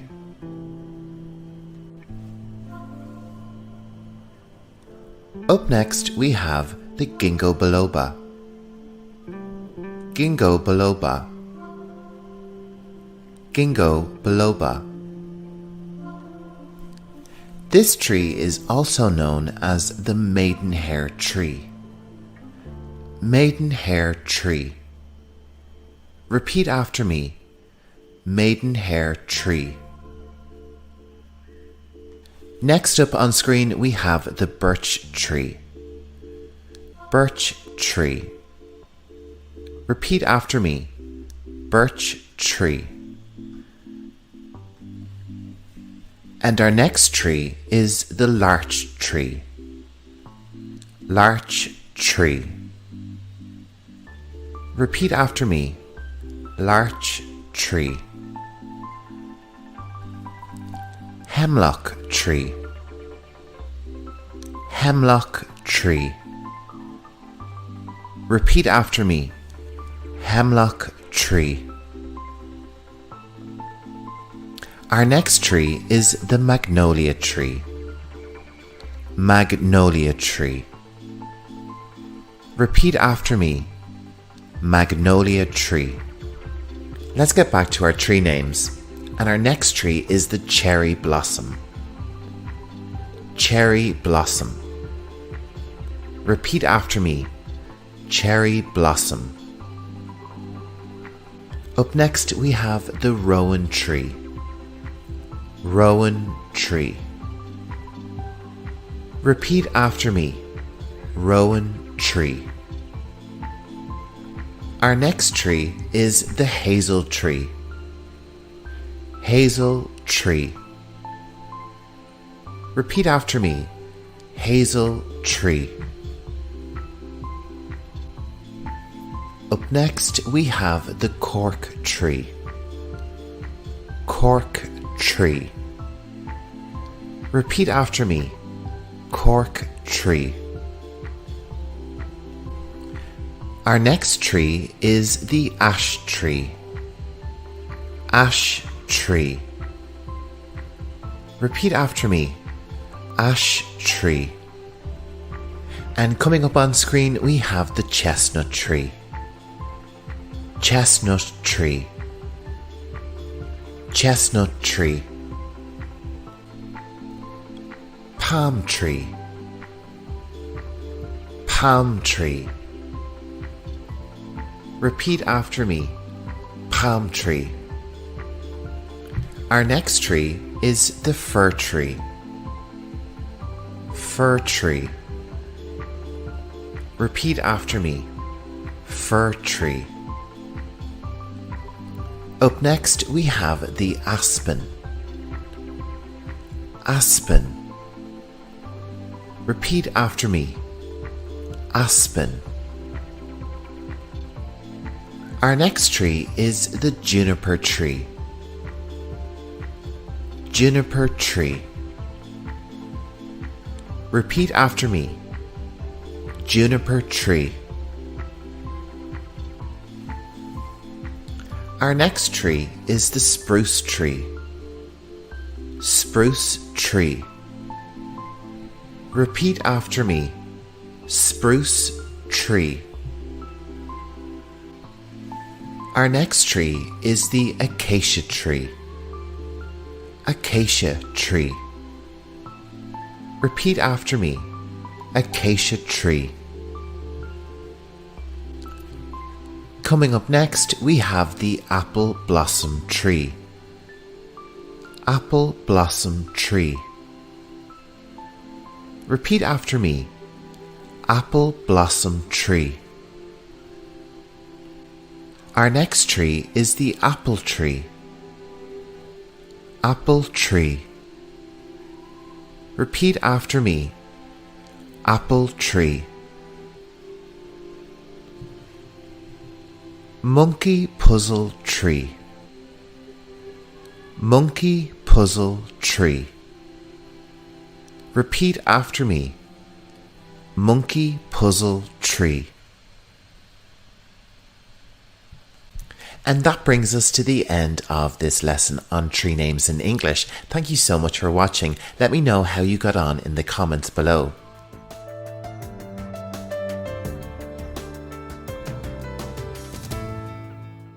Welcome back to Learning English Pro. In today's video, we're going to explore the fascinating world of houseplants. I'll be showing you the top 12 most popular houseplants around the globe, and I'll provide you with their common English names and some interesting facts about each one. So if you're ready, let's get started. First up, we have the ficus, commonly known as the rubber plant. It's a popular choice due to its glossy, thick leaves and air purifying qualities. The ficus is native to Southeast Asia and is known for its resilience in different environments. Next up, we have the monstera, also known as the Swiss cheese plant. Its iconic perforated leaves give it a unique and attractive appearance. Interestingly, the holes in its leaves are thought to help it withstand strong winds and rain in its natural habitat. Now we have the snake plant, known for its vertical sword-like leaves. This plant is practically indestructible and is an excellent air purifier, making it a great addition to any home. Here's the peace lily, recognizable for its elegant white blooms. Not only is it a beautiful houseplant, but it also helps improve indoor air quality by filtering out common pollutants. The spider plant is a popular choice for beginners. It's characterized by its arching, grass-like leaves with baby spiderets that dangle from the mother plant. These baby spiderets can be propagated to create new plants. Aloe vera is known for its medicinal properties, especially for soothing burns and skin irritations. Apart from its healing qualities, this succulent has a striking appearance with fleshy pointed leaves. The pothos, often called devil's ivy, is an adaptable and low-maintenance houseplant. Its heart-shaped leaves have attractive variegations and can trail gracefully from a hanging pot. Up next we have the ZZ plant, a hardy and resilient plant known for its glossy dark green leaves. It thrives in low light conditions and is ideal for those who don't have a green thumb. The Boston fern is a classic choice for adding a touch of greenery to any space. Its feathery, arching fronds create a lush and vibrant look, making it a favourite in many households. The Chinese evergreen is prized for its striking foliage, featuring a mix of green and silver patterns. It's a versatile plant that can thrive in various light conditions and prefers low humidity. The philodendron is a popular trailing plant with heart-shaped leaves. It's easy to care for and can add a touch of lushness to shelves, cabinets, or hanging baskets. The yucca is a visually striking plant with tall sword-like leaves and a unique architectural appearance. It's native to arid regions and can tolerate dry indoor environments. And there you have it, the top 12 most popular houseplants with their common English names and fascinating information about each one.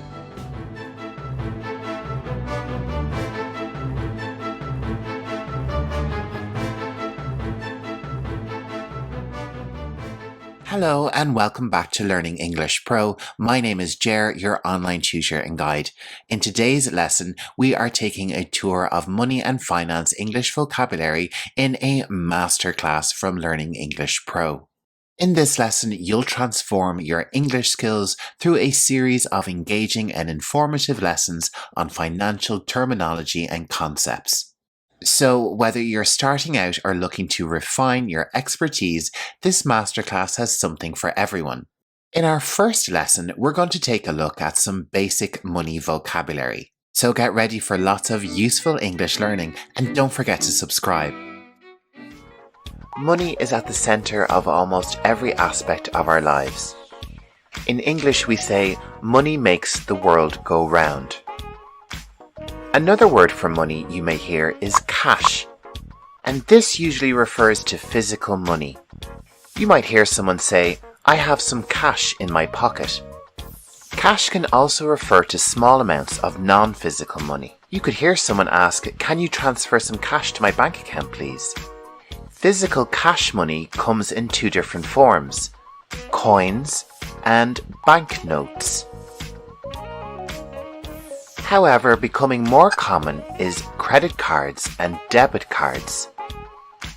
We will take a look at debit cards later, but for now I want to focus on this important word, credit.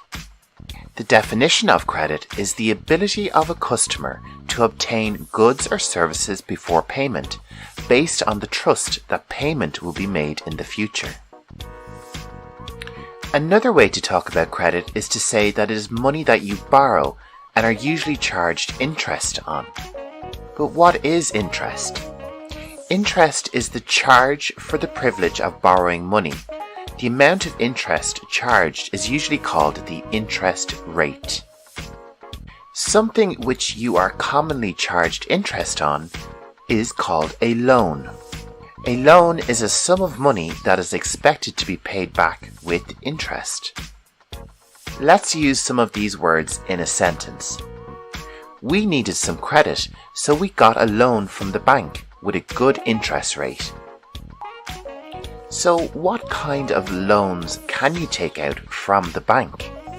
Let's have a little look at 3 types of loans you may commonly take out in your lifetime. When you need a loan to buy a house, we call this loan a mortgage. The T is silent. Mortgage. Another common loan is a student loan. And many people get a car loan to purchase a new car. When people have a lot of money, we have certain words we use to describe them, like wealthy or rich. Or you can say someone is very well off. When you have lots of money, you can buy lots of expensive things. And in English we say that the wealthy have comfortable lives. But we all need to ask, can money buy you happiness? If you don't have a lot of money, you might be described as poor or broke, or someone might say that you are badly off. People who don't have much money might have to live on a budget, and they may have stressful lives, which can affect health and well-being. Okay, let's move on and have a look at some new different words for money and how we may use them. A word I'm sure everyone around the world knows very well: tax. And this is the money that you pay to the government. And you pay it on goods, services, profits, and income. Our next word is donation. And this word describes money you give to charity. Next up we have two words: salary or wages. And these words mean money paid to you from your employer. It is usually paid weekly or monthly. And if you work hard, you may get a bonus. This is an additional payment from an employer for good performance. And in Western culture, it is quite common for your employer to give you a Christmas bonus. Let's move on and have a look at some words for money you may use when you're shopping. Our first word describes something you may find typically in a magazine or a newspaper: a coupon. A coupon is a token entitling the holder to a discount off a particular product. Something you can give as a present to someone is a voucher or a gift certificate. This usually comes as a piece of paper or an electronic card that entitles the holder to a cash discount, or it may be exchanged for goods or services. When you go to a restaurant and you have a nice experience with the serving staff, you can leave them a tip.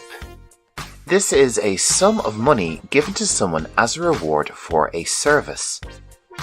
It is becoming more and more common to pay by card. We have already taken a look at credit, but let's have a look at a debit card and what that means. A debit card is a card allowing the holder to spend or use money directly from their personal bank account. When you use a card to pay for something, you might need to use your chip and pin. This is a way of paying for goods by debit or credit card, whereby one enters one's personal identification number into an electronic device. Another way which is becoming very common is tap and pay. This is a form of payment that allows a customer to tap a card or device against a card reader to pay instead of inserting a card. And by device we usually mean a phone or maybe even a watch. Can you believe that brings us to the end of our vocabulary lesson?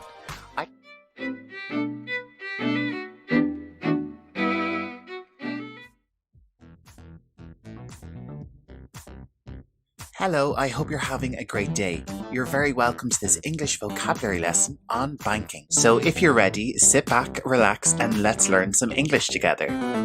The first word we will look at today is, of course, bank. It is a verb and a noun, but we will take a look at the noun definition first. A bank is a financial institution. It uses money deposited by customers for investment. It pays out money when required. It makes loans at interest, and it exchanges currency. Let's move on and take a look at the verb definition of bank. As a verb, it means to have an account at a particular bank. So you could say, she banks with the National Bank. Sometimes a bank will have more than one office or store. An office of a bank is called a branch. And the full definition of a branch is a division or an office of a large business or organization, operating locally or having a particular function. Let's use this word in a sentence example. The bank has a branch in the village. The bank has a branch in the village. When you open a bank account, you become a customer of the bank.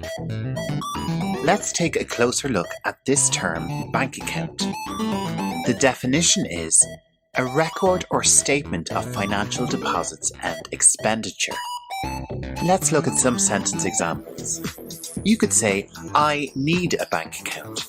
But it is better English to say, I need to open a bank account. We use the verb open when we want to create or have a bank account. So when you go to the bank, you could say, Hi, I would like to open a bank account, please. Let's take a look at the things you need to open a bank account. You will need official identification, like a passport or national ID.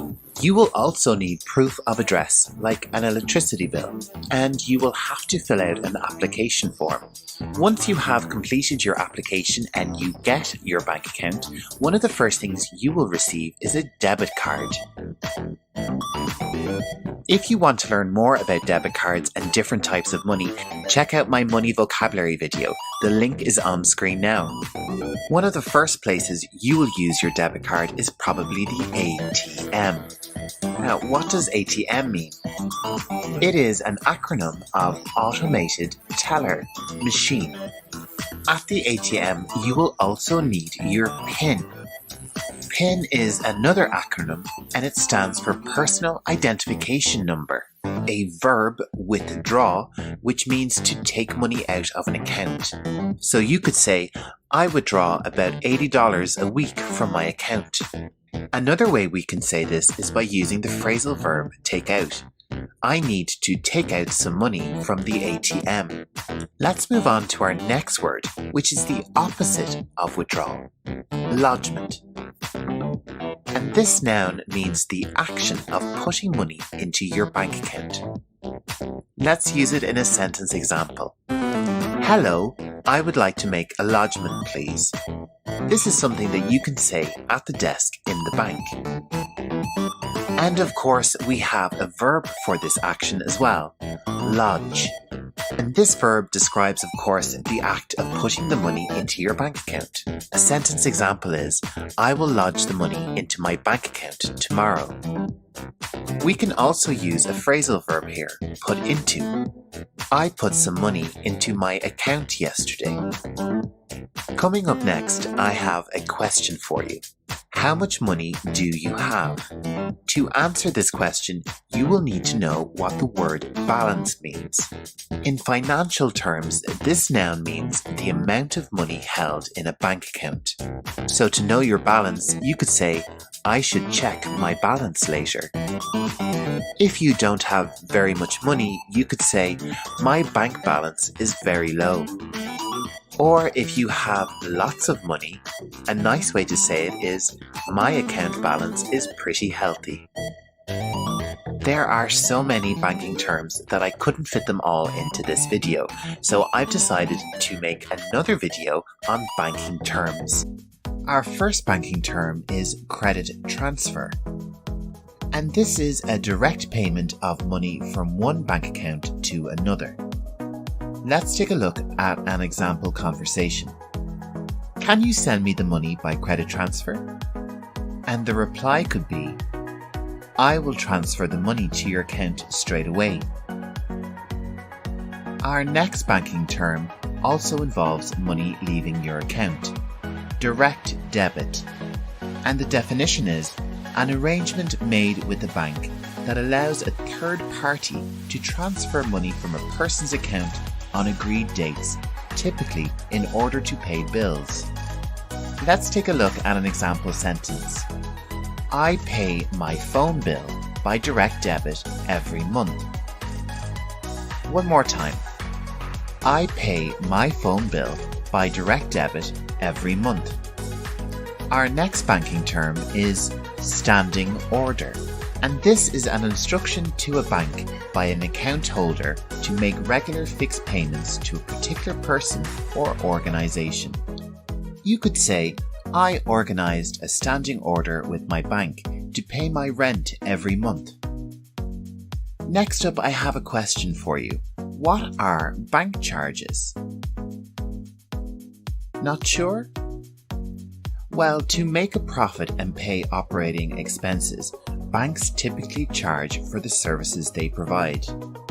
Let's take a closer look at this word charge, which is a noun, and the definition is a price asked for goods or services. A sentence example is, I get a lot of bank charges on my account. Something you may receive a bank charge on is an overdraft. This is a shortfall in a bank account caused by drawing more money than the account holds. When you are low on money in your account, some banks will allow you to spend more money than you have. When you have a balance of less than zero, we call this a minus amount. A sentence example could be, I have an overdraft on my account at the moment. Or we could use the adjective overdrawn. I am overdrawn on my bank account at the moment. Something else you can say is, I paid off my overdraft last week. Here we are using the phrasal verb paid off. And in relation to banking, paid off means the act of giving a bank or a person all the money that you owe them. Something else you could pay off is a loan. A loan is a thing that is borrowed, especially a sum of money that is expected to be paid back with interest. A sentence example is, I got a loan from the bank so I could go on a dream vacation. We can also use the verb to borrow. I borrowed some money from the bank so I could go on vacation. With bank accounts, there are generally two different types, a savings account or a checking account. A checking account is what they call it in America, and in British English it is called a current account. Let's take a closer look at a savings account. The definition is a bank account where you save your money. You could also say that savings accounts are designed for earning interest on your money. Now, I've just mentioned three important words, savings, save, and interest. So let's take a closer look at save first, and we'll come back to the other two. Save is a verb, and it means to keep and store up something, especially money, for future use. In a sentence example, we could say, I save my money in my savings account every month. Let's move on to our next word, which is saving. This is the gerund or present participle tense of the verb save. As an example, we could say, I am saving my money. We also have a very similar word, which is a noun, savings. And this plural noun means the money one has saved, especially through a bank or official scheme. You could say, I keep my savings in my bank account. The next word we're going to look at is interest. So, what is interest? Let's take a look at the definition. Interest is money paid regularly at a particular rate for the use of money given as a loan or credit. There are two ways to think about interest. It is money the bank will charge you on a loan or on an overdraft. But it is also what we call the money the bank will pay you on savings and investments. So one person may say, my bank charged me a lot of interest on my overdraft, while another may say, I earned some money from the interest on my savings. Can you believe that brings us to the end of another vocabulary lesson?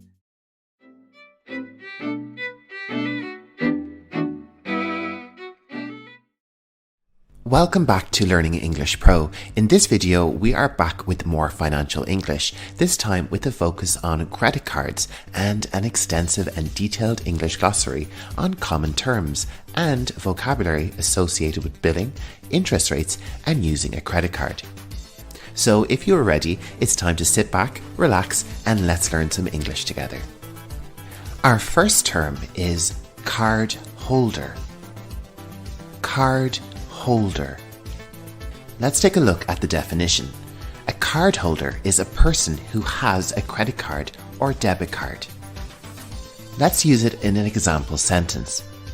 I am a card holder and it is okay to charge my card for this purchase. Our next term is annual fee. Repeat after me. Annual fee. This is a once-yearly charge for having a credit card. Let's use this term in our example sentence. My annual fee for my credit card is now due. Up next, we have transaction fees. Transaction fees. The definition is a fee charged for using a credit card for certain types of transactions, like in an ATM. We could say, my bank does not charge me any transaction fees. Our next word is balance. Balance. And in relation to a credit card, a balance is the amount of money you owe on your credit card bill. It can change from month to month, depending on whether you pay your bill in full and on time. Our example sentence is, thankfully, the balance on my credit card is low at the moment. If you have a high balance on your credit card, you may want a balance transfer. Repeat after me. Balance transfer. This is a transfer of debt from one credit card to another, and you usually do this for a fee. Our example sentence is, I need a balance transfer to get my debt under control. Up next, we have the term credit limit. Repeat after me. Credit limit. This is the maximum amount of credit a borrower can use on a credit card. Exceeding the limit usually involves a penalty fee. We could say, I cannot buy those shoes because I have reached my credit limit. Our next term is interest rate, which we've already mentioned in this video. Interest rate. The definition is the charge for borrowing a sum of money, usually expressed as a percentage of the original loan charged annually. Remember, credit cards are a type of loan. An example sentence is, the interest rate on my bank's credit card is very good. One type of interest rate is the annual percentage rate, commonly known as the APR. APR. The definition is a calculation of the overall cost of your loan. It is expressed as an annual rate that represents the actual yearly cost of the funds borrowed. It takes into account all the costs during the term of the loan, including any setup charges and the interest rate. We could say, the APR on my credit card is incredibly high. I need a balance transfer to a new card to save money. We also have the term introductory APR. Introductory APR. And this is a lower interest rate offered on a new credit card, usually during the first 6 months. After the introductory period, the interest rate increases. An example sentence is, I was offered a very good introductory APR on this new credit card. We also have a type of interest rate called a fixed rate. Fixed rate. This is described as an interest rate that does not vary during the life of a loan. Let's take a look at our example sentence. The fixed rate of interest on my credit card will expire at the end of the month. Let's move on to our next term, which is prime rate. Prime rate. This is defined as the rate of interest that banks charge their most favoured customers, usually around 3%. My bank must think I am a good customer because they offered me the prime rate on a new credit card. Another type of interest rate is a variable rate. variable rate. This is an interest rate that changes based on the moves of another rate index, usually the prime rate. We could say, my credit card comes with a variable rate. Our next English word is the verb to default. Default. The definition is the failure to pay a debt.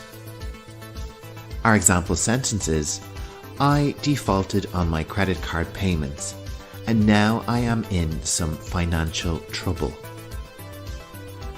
And you know, if you are experiencing difficulty with credit card debt, please seek advice from a professional and trusted debt advice organisation. Lots of governments around the world offer services to assist people in financial trouble.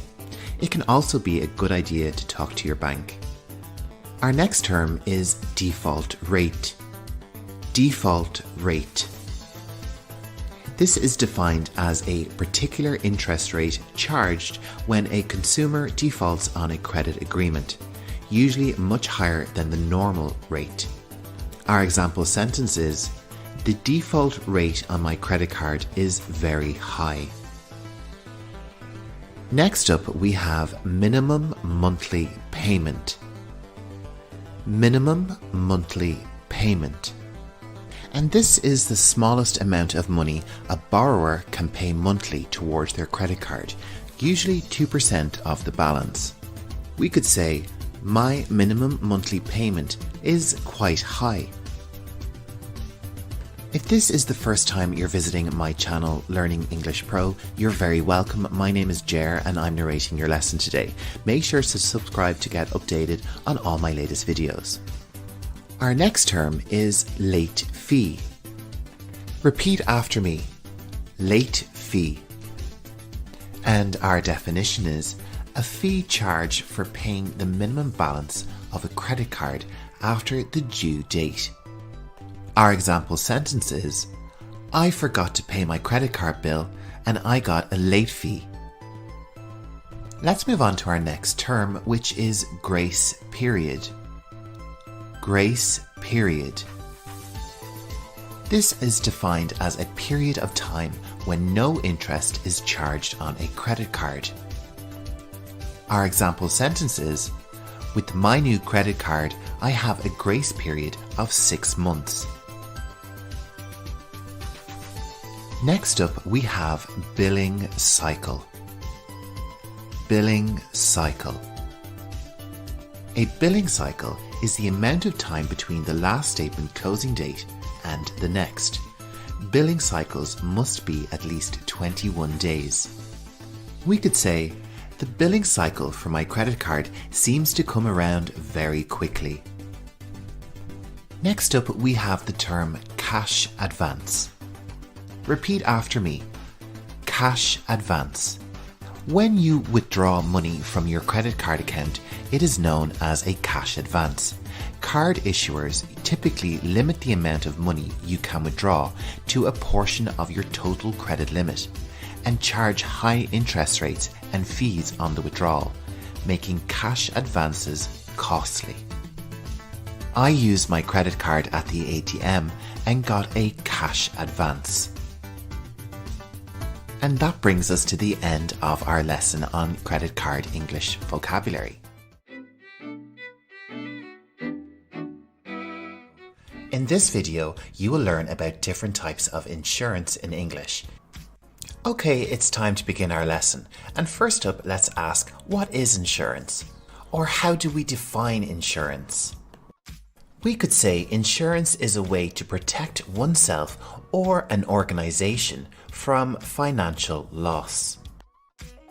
We could also say that insurance is a type of risk management.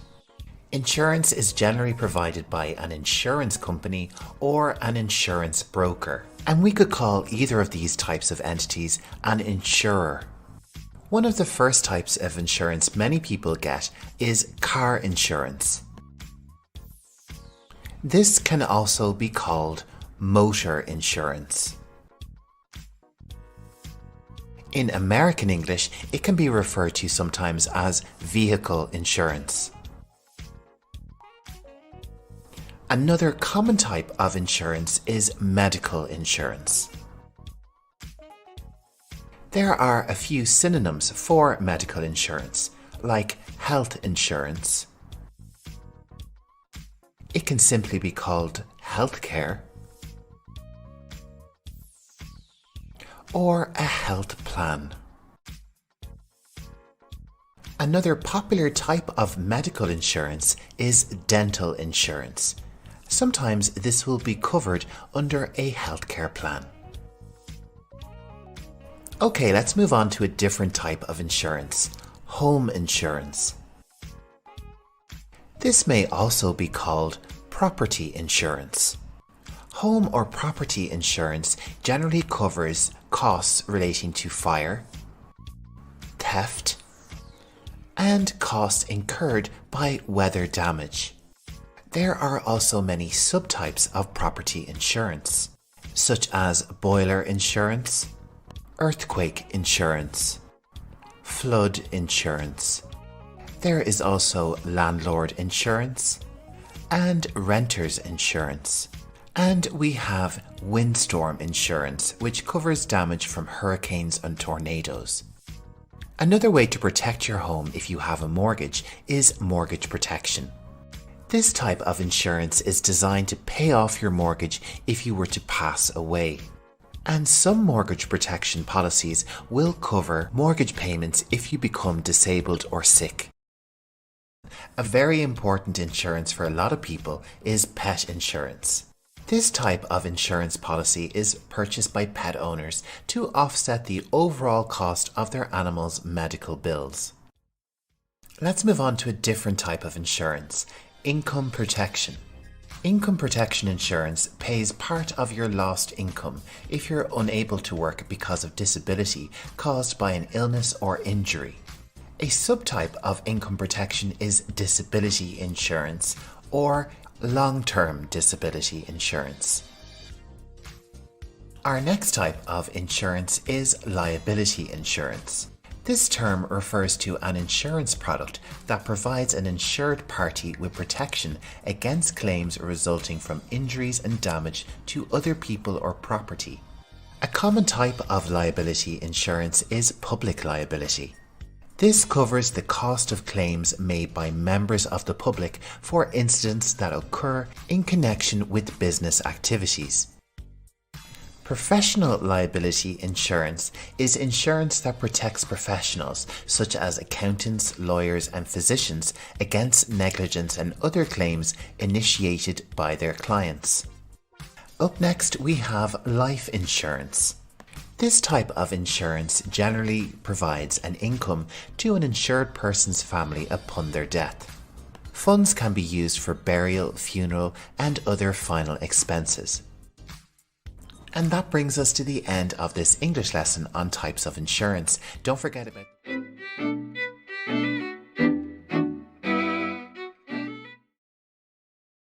Hello there, English learners. Welcome back to Learning English Pro. Today we're diving into an essential topic for anyone planning to rent in the USA. Renting a place can be exciting and sometimes a challenging experience, especially when it comes to understanding the terminology. In this video, we'll explore 15 key terms and words that will help you navigate the rental process with confidence. So let's get started, and first up we have the lease agreement. This is a legal document that outlines the terms and conditions of the rental arrangement between you and your landlord. It includes details such as the rent amount, lease duration, and the rules for the property. Next, we have the security deposit. This is a sum of money you pay upfront to the landlord as a security against any potential damages to the property. It's refundable at the end of your lease if the property is in good condition. When you're interested in a rental, you'll likely need to fill out a rental application. This form provides information about you, your income, and references, which helps the landlord assess your eligibility as a tenant. Utilities are essential services like water, electricity, and gas. It's important to clarify whether these are included in your rent or if you'll be responsible for paying for them separately. A tenant is the person who rents and occupies the property. That's you. Remember, as a tenant, you have rights and responsibilities outlined in the lease agreement. Your landlord is the property owner who is renting out the place to you. They're responsible for maintaining the property and addressing any issues that arise during your lease.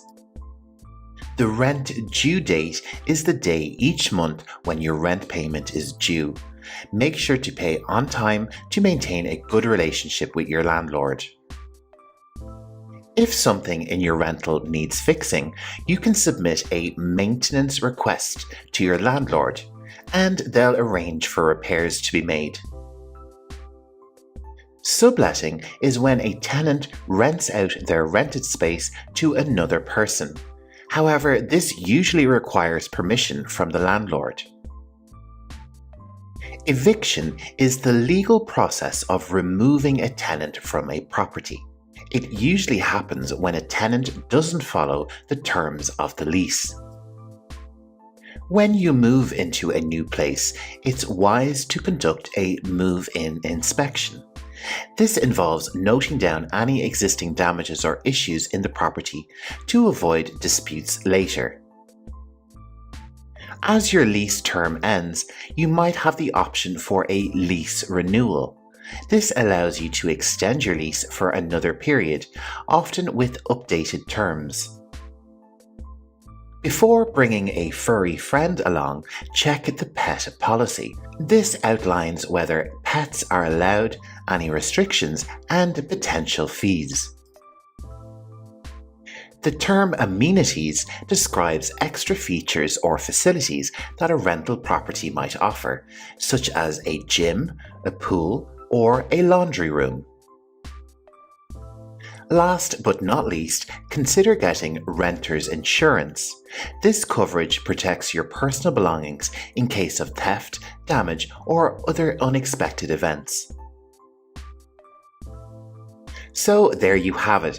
These are some of the key terms and words that will be incredibly useful as you navigate the world of renting in the USA. Remember, these terms will help you communicate effectively with landlords and make informed decisions. English Pro. Today we're delving into the world of investments, where we will break down different types of investments and explore the relevant vocabulary associated with each. And let's begin with stock market investments. A stock market, in brief, is a centralized marketplace where stocks are bought and sold by investors. Stocks, also known as equities or shares, represent ownership in a corporation or company. When you own a stock, you essentially own a portion of that company.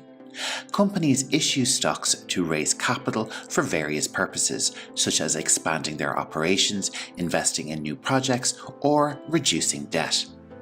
Dividends are payments made by a corporation to its shareholders out of its profits or retained earnings. These payments are typically distributed regularly, often on a quarterly basis, as a way for the company to share its financial success with its investors. And a portfolio is the collection of stocks and securities owned by an investor. Let's move on to bond investments, which are known for their stability. Here are some relevant terms.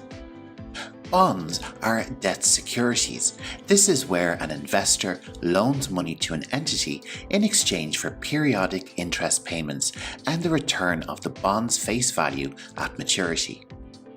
The coupon rate is the interest rate that a bond pays annually, and the maturity date is the date when a bond's principal is due to be repaid.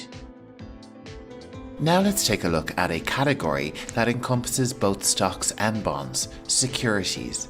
These are financial instruments representing ownership or financial interest in various entities. They play a crucial role in investment markets, offering a wide range of opportunities for investors. Real estate investments involve properties, where you buy properties in order to generate additional income or capital. The term real estate means land and any property attached to it. A common way to gain income from real estate investments is rental income. This is money earned by leasing or renting out your investment properties. Property management is an important aspect of real estate investment, and it relates to the administration, operation, and oversight of real estate properties on behalf of property owners or investors. It involves a wide range of responsibilities aimed at maintaining and maximizing the value of real estate assets. Let's move on to mutual funds. Mutual funds pool money from various investors to buy a diversified portfolio. Key terms include NAV or net asset value. This is the per share market value of a mutual fund. The expense ratio is the cost of managing a mutual fund expressed as a percentage of assets under management. In relation to investments, diversification means spreading investments across various assets to reduce your risk. Our fifth type of investment is commodities investment. Commodities are tangible goods that can be bought or sold. Here are some terms related to this type of investments. Which goods can we consider commodities? Well, commodities can be raw materials or primary agricultural products that can be bought and sold, such as gold, oil, wheat, art, wine, you name it. There are lots of different types of commodities in that market. An essential term of the commodities investments market is future contracts. These are agreements to buy or sell a commodity at a specified future date and price. And the spot price is the current market price for immediate delivery of a commodity. An investment type which is always a hot topic is cryptocurrency investments. These are digital or virtual currencies that use cryptography for security. Here are some essential terms. Bitcoin was the very first cryptocurrency, and it is the most well known, often referred to as digital gold. A crucial term for understanding cryptocurrency is the blockchain. This is a distributed ledger technology that underlies most cryptocurrencies. And if you have cryptocurrency, you're going to need a wallet. This is a digital tool for storing, sending, and receiving cryptocurrencies. Moving along to private equity investments. Private equity involves investing in privately held companies. And the investment management company that invests in private companies is known as a private equity firm. Venture capital is the funding provided to startup and small businesses in exchange for equity. And if you remember from earlier, an equity equals a share in the company. A leveraged buyout, or an LBO, is the acquisition of a company using significant amount of borrowed funds. Our final investment type is a hedge fund investment. Hedge funds are investment funds that employ various strategies to generate returns. Alpha is a measure of an investment's return relative to its risk. Short selling is the practice of selling borrowed assets with the hope of buying them back at a lower price. Our final term is high frequency trading, or HFT. This is a trading strategy that uses advanced algorithms for rapid buying and selling of assets. And that concludes our exploration of investment vocabulary. Hello and welcome back to Learning English Pro. In this lesson, we're going to take a look at vocabulary and terminology relating to economics. You'll learn 15 fundamental economic terms that will help you grasp the complexities of the financial world. And our first term is supply and demand. These are fundamental forces that dictate the prices of goods and services in a market. Supply refers to the quantity available, while demand represents how much people want it. Prices rise when demand exceeds supply, and prices fall when supply exceeds demand. Let's move on to our next term. Inflation. Inflation is the increase in the general price level of goods and services over time, resulting in the loss of purchasing power for a currency. It's measured by the Consumer Price Index, or the CPI, which we'll get into later. The opposite of inflation is deflation. This is where prices decrease over time. It can lead to reduced consumer spending and economic stagnation. Gross Domestic Product, or GDP, measures the economic performance of a country. It's the total value of all goods and services produced within a nation's borders in a given time period. A related term is GDP per capita. This is the average income of a country's citizens and is calculated by dividing the GDP by the population. It reflects the standard of living in a nation. Let's move on to our next term, fiscal policy. This involves government actions concerning taxation and expenditure to influence the economy. Governments use fiscal policy to stabilize economic growth, control inflation, and reduce unemployment. Another type of policy you may hear about in economics is monetary policy. This is the management of the money supply and interest rates by a central bank. It plays a crucial role in controlling inflation and maintaining economic stability. A recession is a significant decline in economic activity, often marked by reduced consumer spending, business investments, and high unemployment rates. A budget deficit happens when a government spends more money than it collects in taxes.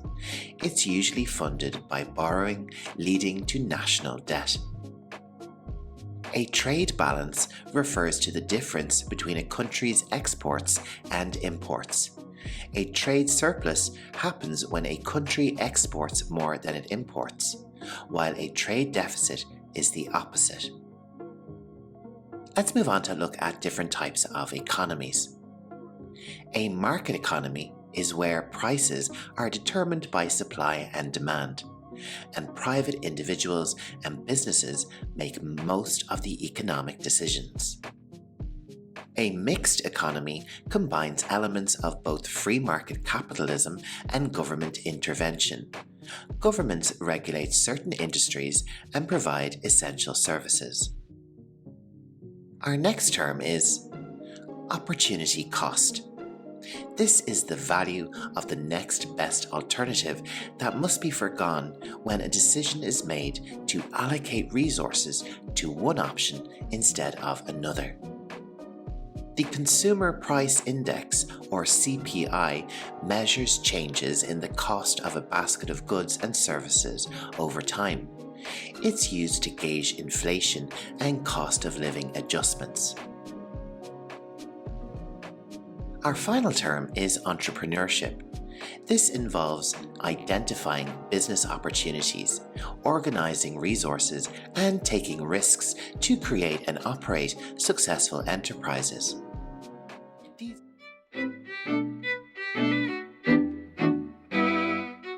English Pro.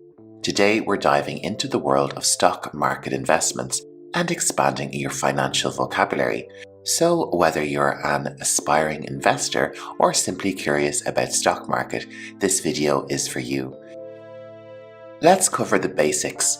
Stock markets are essential platforms where investors buy and sell ownership in companies. They help businesses raise capital, provide liquidity for investors, and set stock prices based on supply and demand. These markets offer diverse investment opportunities and act as economic indicators. Examples of stock exchanges include the New York Stock Exchange, the Nasdaq, the London Stock Exchange, and Tokyo Stock Exchange. Another fundamental term of stock market investments is shares, also known as stocks. These are units of ownership in a company. When you own shares of a company's stock, you own a portion of that company, and your ownership entitles you to a share of its profits and a say in certain corporate decisions. If you own shares or stocks in a company, you are known as a shareholder in that company. Dividends are payments made by a company to its shareholders as a reward for owning its stock. These payments come from the company's profits and are typically distributed regularly, providing shareholders with a portion of the company's earnings. Our next term is bull market. A bull market is a period in the financial markets characterized by rising stock prices, optimism amongst investors, and overall confidence in the economy. It's a time when investments tend to perform well, and there is a general belief that the upward trend will continue. The opposite of a bull market is a bear market. It's a period in the financial markets characterized by declining stock prices, pessimism amongst investors, and a lack of confidence in the economy. During a bear market, investments tend to not perform very well, and there is a belief that the downward trend will continue. Let's move on to portfolio. This is a collection of investments, such as stocks, bonds, and other assets, held by an individual or entity to achieve diversification and manage risk in their overall investment strategy. Portfolio diversification involves spreading your investments across different asset classes, such as stocks, bonds, and real estate, to reduce risk, as different types of investments may perform differently under various economic conditions, ultimately helping to achieve a more balanced and stable investment strategy. Stocks analysis is the process of evaluating stocks for investment, often using fundamental and technical analysis. Let's take a look at some of the ways stocks are valued. First up, we have the PE ratio.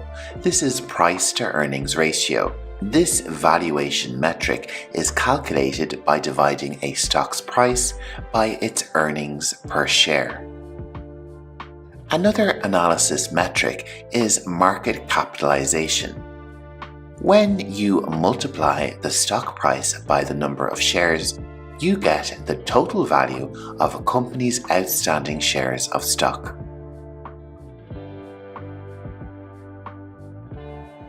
Next up, we have some trading terminology. Blue chip stocks are stocks of large established companies with a history of stable performance. Day trading is the practice of buying and selling stocks within the same trading day. Let's move on to our next term, which is bid and ask prices. The bid price is the maximum price a buyer is willing to pay for a stock, while the ask price is the minimum price a seller is willing to accept. The difference between them is known as the bid-ask spread.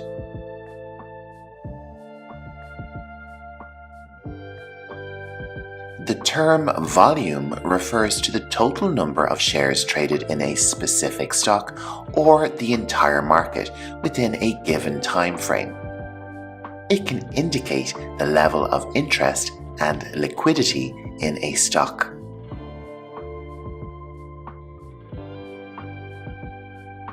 A market order is an instruction to buy or sell a stock immediately at the current market price. It guarantees execution, but may not guarantee a specific price.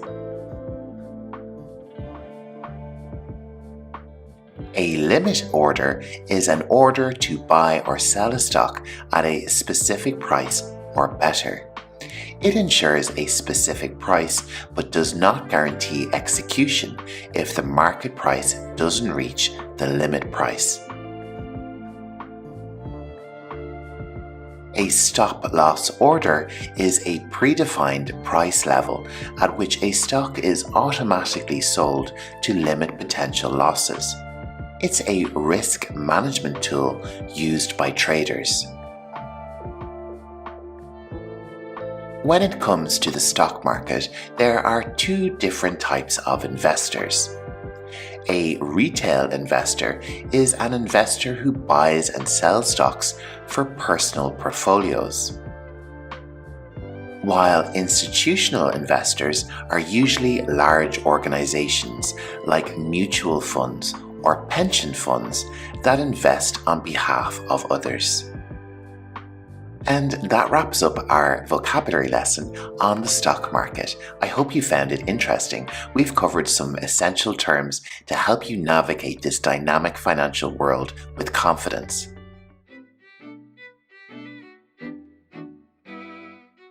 Today, we've got an essential vocabulary lesson on real estate. So if you're ready, let's dive in. Our first term for our real estate vocabulary is property. Property refers to physical assets such as land, buildings, and everything permanently attached to them. These can include residential homes, commercial spaces, and even undeveloped land.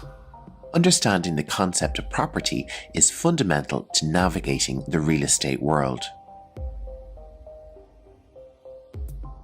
A mortgage is a financial arrangement where a lender provides you with the necessary funds to purchase a property and you repay this loan over time with interest.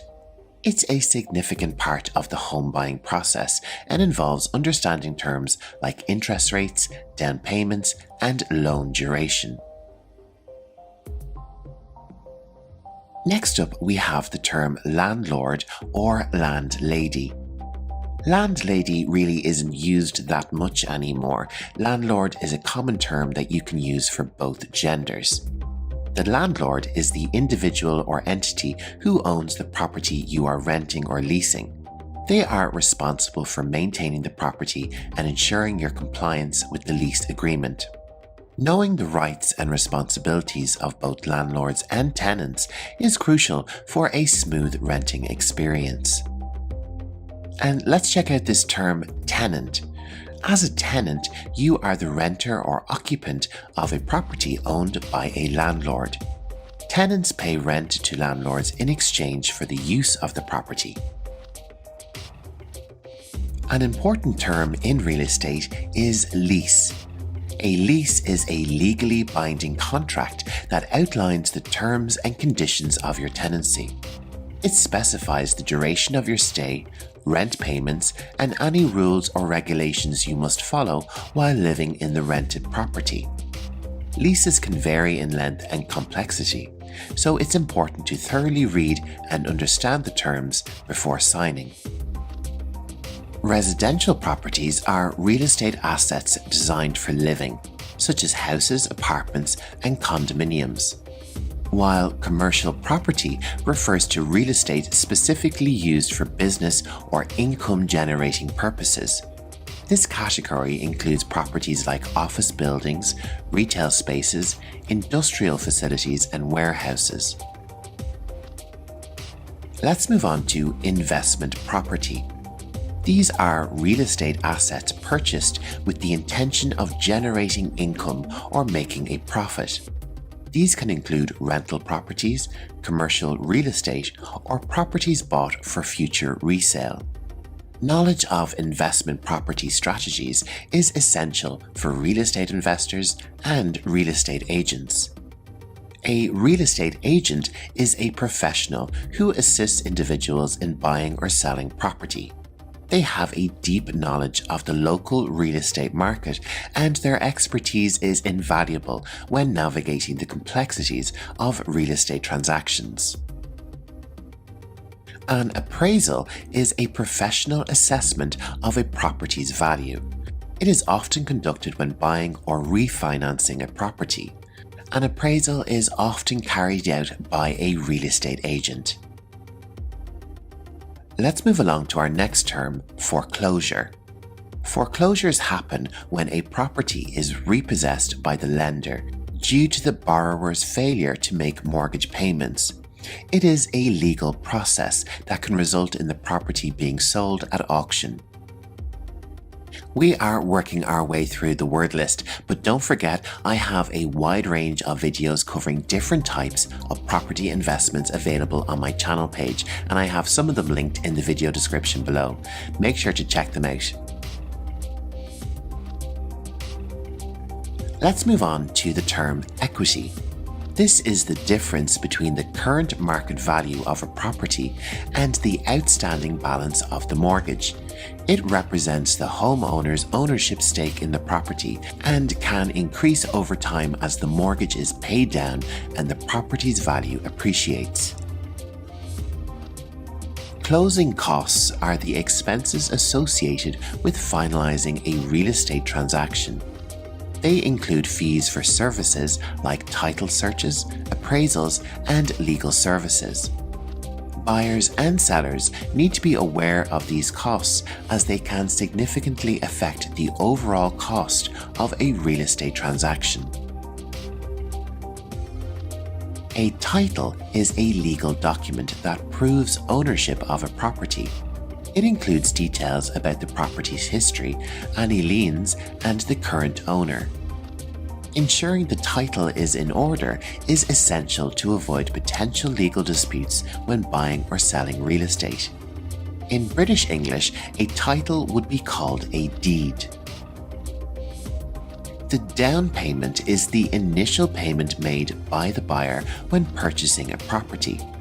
It's typically expressed as a percentage of the property's purchase price. Once the down payment is paid, the house or property is secured for the buyer. A home inspection is a thorough examination of a property's condition, usually conducted by a licensed inspector. It helps buyers identify any potential issues or needed repairs before finalizing a purchase. A quality home inspection can save buyers from unexpected costs and problems.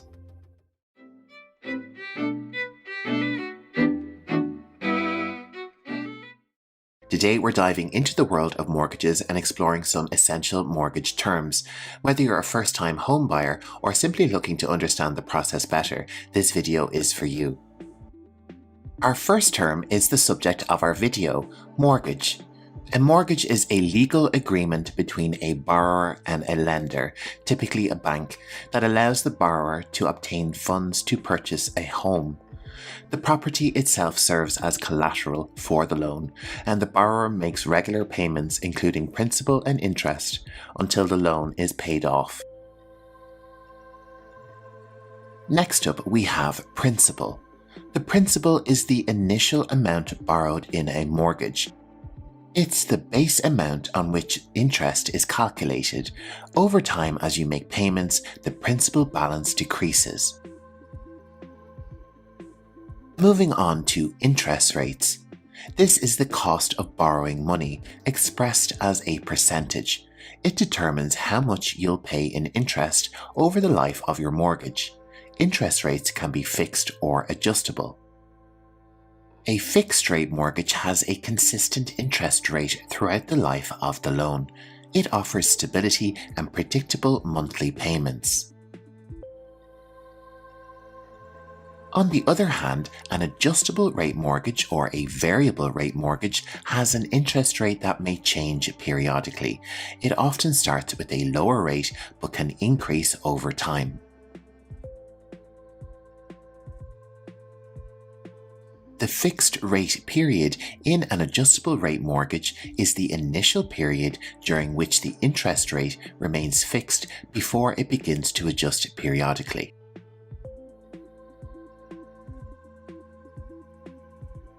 Let's move on to down payment. The down payment is the initial amount paid by the home buyer when purchasing a property. It's typically a percentage of the home's purchase price, and a larger down payment often leads to more favorable mortgage terms. Our next term is amortization. It's the process of paying off your mortgage over time through regular payments, which include both principal and interest. Over the life of the loan, the proportion of principal and interest in each payment changes.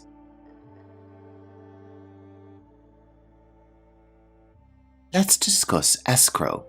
An escrow account is set up to hold funds for property taxes and insurance. Part of your monthly mortgage payment goes into this account to ensure these expenses are paid when due.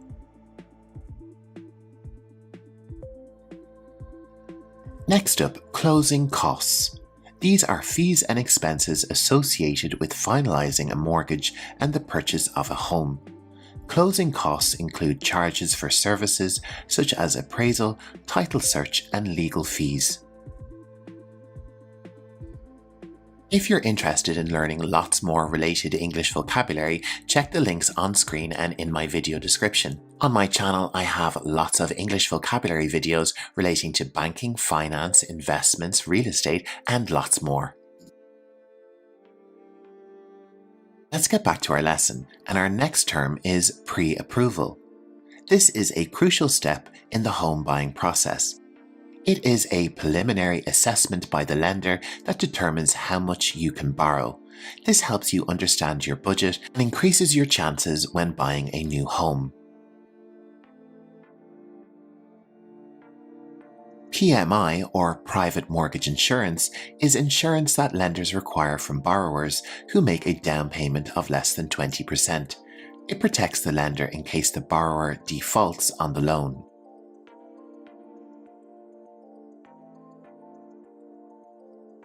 Refinance refers to the process of obtaining a new mortgage to replace an existing one. It's often done to secure a better interest rate or to change the terms of the loan. Our next term is equity. Your equity is the portion of your home's value that you own outright. It's the difference between the home's current market value and the outstanding balance on your mortgage. An appraisal is a professional assessment of a property's value. It's often required by lenders to ensure the property's worth is sufficient to cover the loan amount. Foreclosure is a legal process in which a lender takes possession of a property due to the borrower's failure to meet their mortgage obligations. It typically leads to the sale of the property to recover the loan amount. Our next term is closing disclosure. This is a document provided to the borrower at least 3 days before the mortgage closing. It outlines the final terms and costs of the loan, ensuring transparency in the transaction.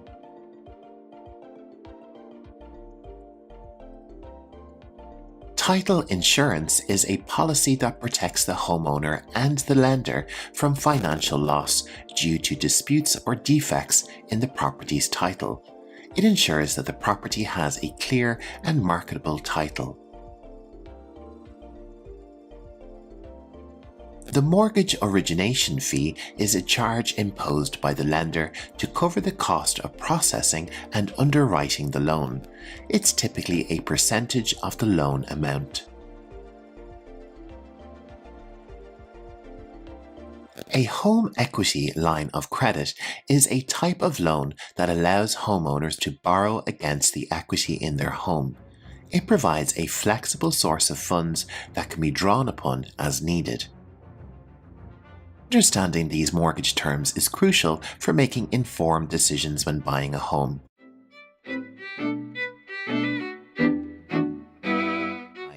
In today's lesson, we'll be diving into a topic that's essential for many of us, buying a car.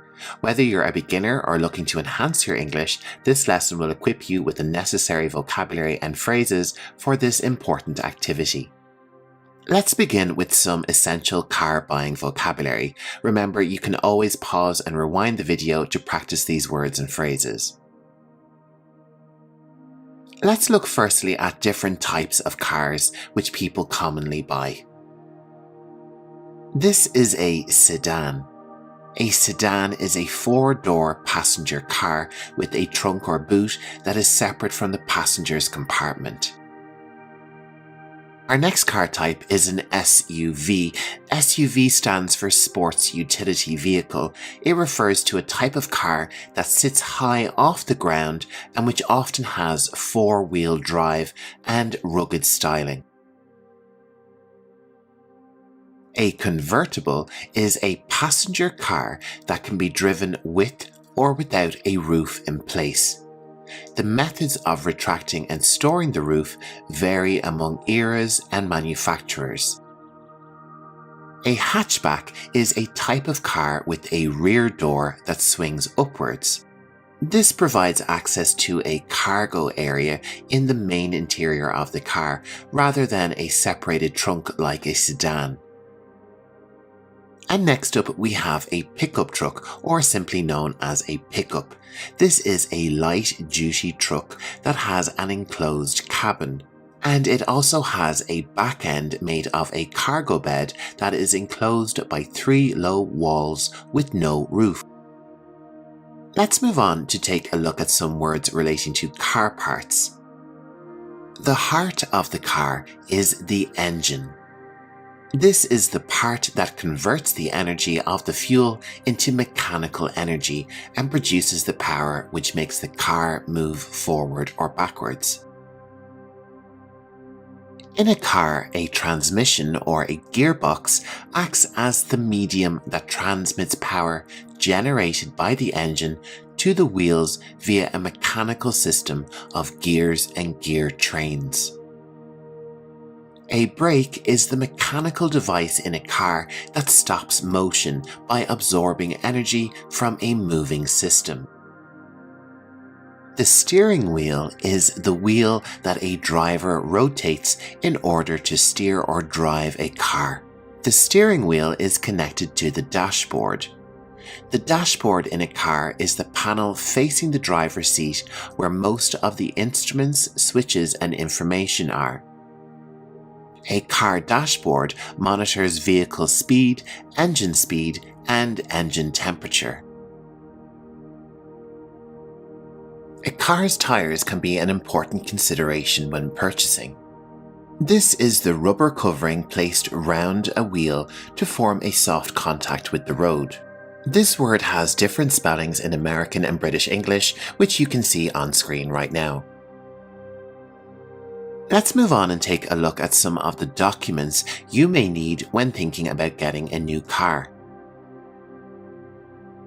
The car registration is an important document which registers your ownership of the car with your local government authority. A car title includes official information about the vehicle and the owner. It differs from vehicle registration and proof of insurance as it's strictly proof of car ownership. Car insurance covers damage to your vehicle and protects you financially if you're liable for someone else's injuries or damages. It can also pay for medical bills if you or your passengers are injured in an accident or if you're hit by a driver who is uninsured or underinsured. A car loan is an agreement between you and a lender that says they will give you money to buy a car. In return, you'll pay them back with interest in an agreed upon period of time. If you're thinking of buying a car, the place that you go is called a car dealership. And the person that you buy the car from is called a car dealer. Different countries have different rules, but in lots of places you can buy a car second hand. This is where it has been previously owned by someone else and they will sell it to you at a discounted price. This is usually done online or through local newspapers and advertisements. Wherever you go, you're going to need some handy English phrases to get your dream car. So let's take a look at some now. Something you would say to start the conversation with the car dealer is, "I'm in the market for a new car." Repeat the phrase after me. I'm in the market for a new car.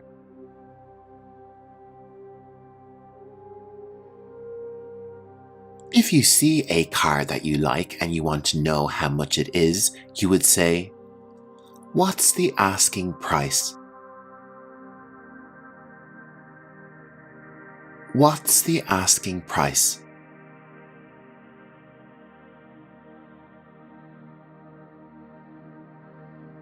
When you're buying a new car, you can get the permission of the car dealership to take it for a test drive.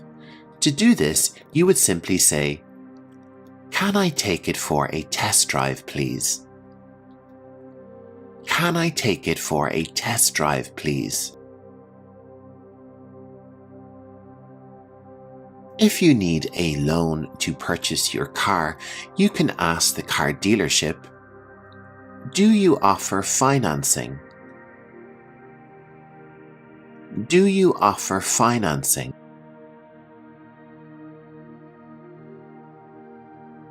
Lots of new cars and sometimes second-hand cars will come with a guarantee. This means that if anything goes wrong with the car within a certain period of time, the car dealership will repair or replace the parts. If you want to check if your car comes with this, you could ask, "Is there a warranty?" Is there a warranty? So you see a car that you like and you want to know more about it. What could you ask the dealer? "Hi, I'm interested in the sedan over there. Can you tell me more about it?" Listen and repeat after me. "Hi, I'm interested in the sedan over there. Can you tell me more about it?"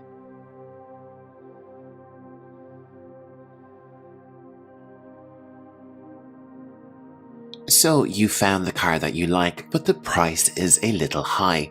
If we want the car for a cheaper price, how may we approach this with the car dealer? We could say, "The price seems a bit high. Is there any room for negotiation?" The price seems a bit high. Is there any room for negotiation?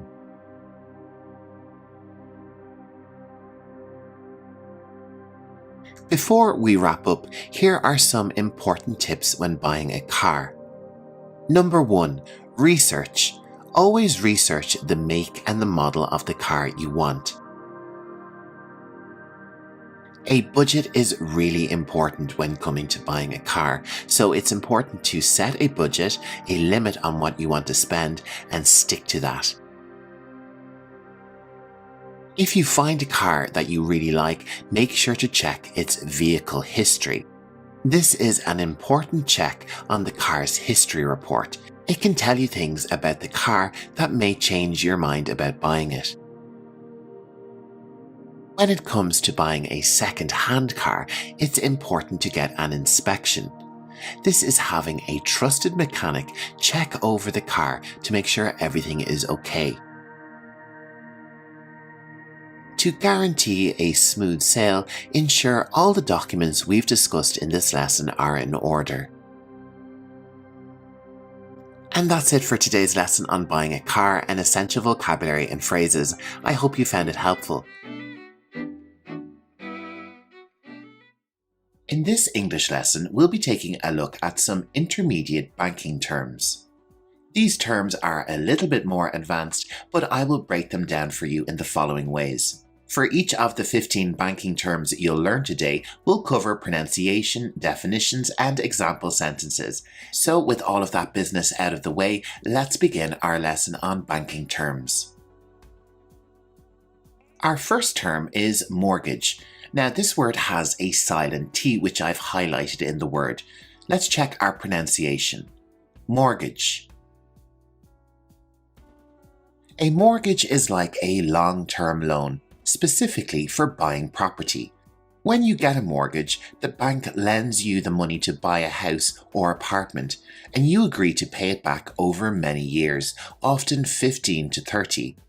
The property itself serves as security for the loan, which means if you can't make the payments, the bank could take the property back. Let's move on and take a look at our example sentence.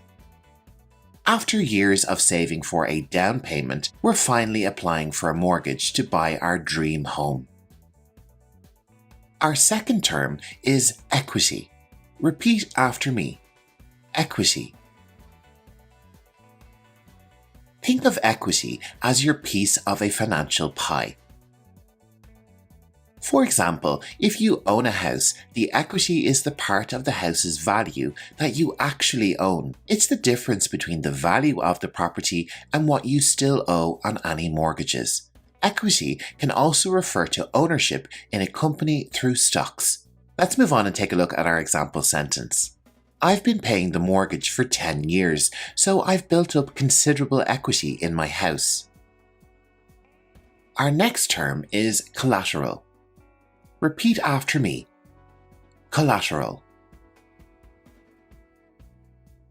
Collateral is something valuable that you promise to give your lender if you can't pay back a loan.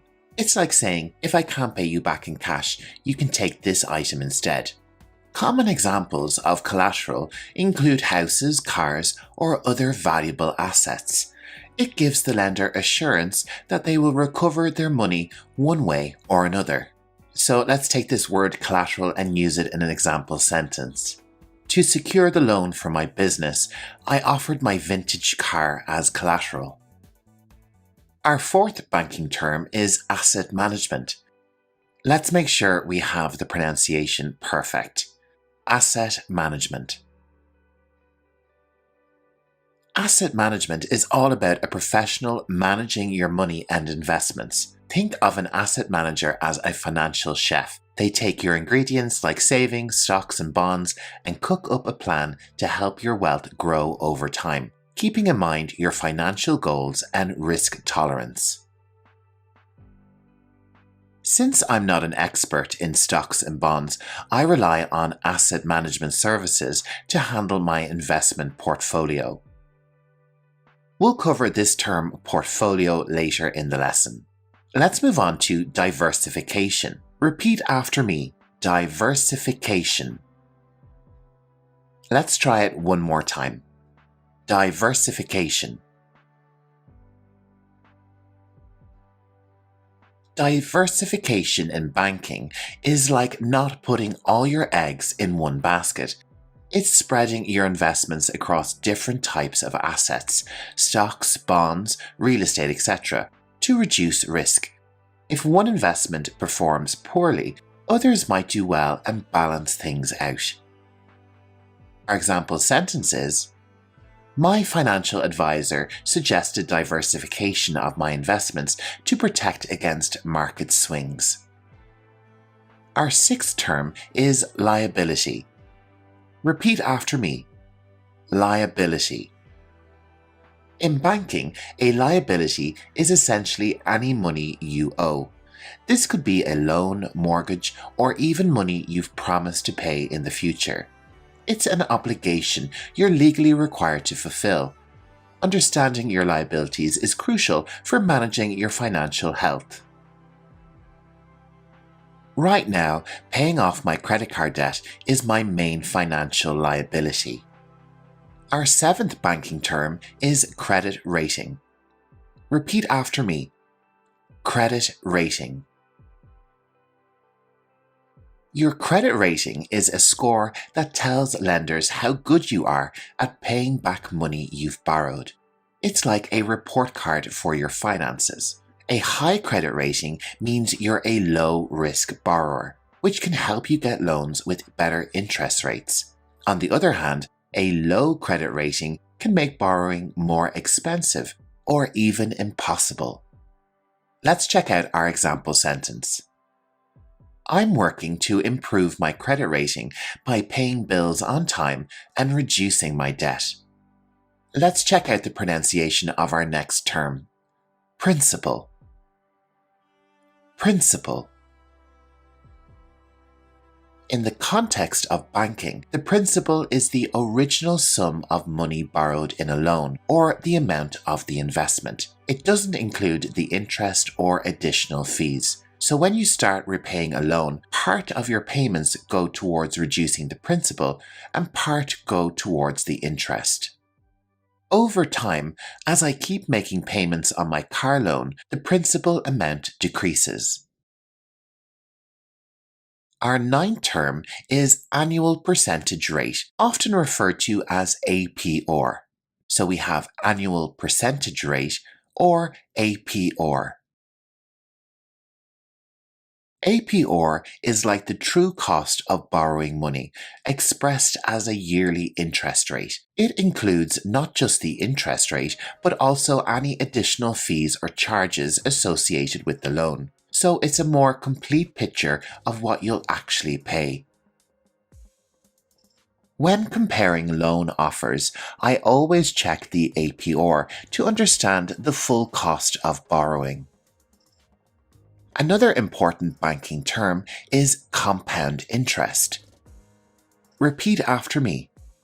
Compound interest. Compound interest is when you earn interest not just on your initial investment or principal, but also on the interest that has been added to it over time. It's like your savings growing exponentially because the interest you earn each year also starts earning interest. Thanks to compound interest, my savings account balance has grown more than I had initially calculated. Let's move on to our next term, which is liquid assets. Repeat after me. Liquid assets. Liquid assets are things you own that can be quickly and easily turned into cash without losing value. This includes things like money in savings accounts or stocks that can be sold on short notice. They're called liquid because they can flow easily into cash. I always keep a portion of my investments in liquid assets for emergencies. Next up, we're going to look at two different types of interest rate. First up, we have fixed interest rate.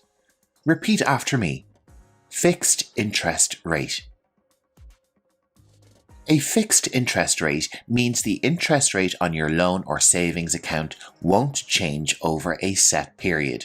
It's predictable, like a fixed menu in a restaurant. You know exactly what you're getting and what it will cost you, with no surprises. Our example sentence is, I chose a loan with a fixed interest rate, so my monthly repayments will stay the same. The other type of interest rate is a variable interest rate. Repeat after me, variable interest rate. In contrast to the fixed interest rate, a variable interest rate can change over time based on the market or an index. It's a bit like the weather. Sometimes it's sunny, rates go down, and sometimes it's rainy, rates go up. This can affect your loan payments or savings earnings. My mortgage has a variable interest rate, so my payments might fluctuate over the years. Our penultimate banking term is bankruptcy. Let's check our pronunciation one more time. Bankruptcy. Bankruptcy is a legal process where people or businesses that can't pay their debts get a fresh start. The process involves legally declaring the inability to pay off debts. While it can relieve debt pressure, it also impacts credit ratings and the ability to borrow in the future. Let's use bankruptcy in an example sentence. The company filed for bankruptcy after failing to recover from its financial losses. Our final banking term is portfolio. Repeat after me. Portfolio. Your portfolio is the collection of all your investments, like stocks, bonds, real estate, etc. A well-diversified portfolio is key to managing risk and achieving your financial goals. Let's check out our final example sentence. My financial advisor helps me manage my investment portfolio to ensure it aligns with my long-term goals. And that wraps up our lesson on intermediate banking terms. I hope you enjoyed it. If you're eager to learn more English financial vocabulary and terms, make sure to check out the video description where I have listed lots of the links to my other English financial videos. And if you found this lesson informative, make sure to subscribe to my channel, Learning English Pro.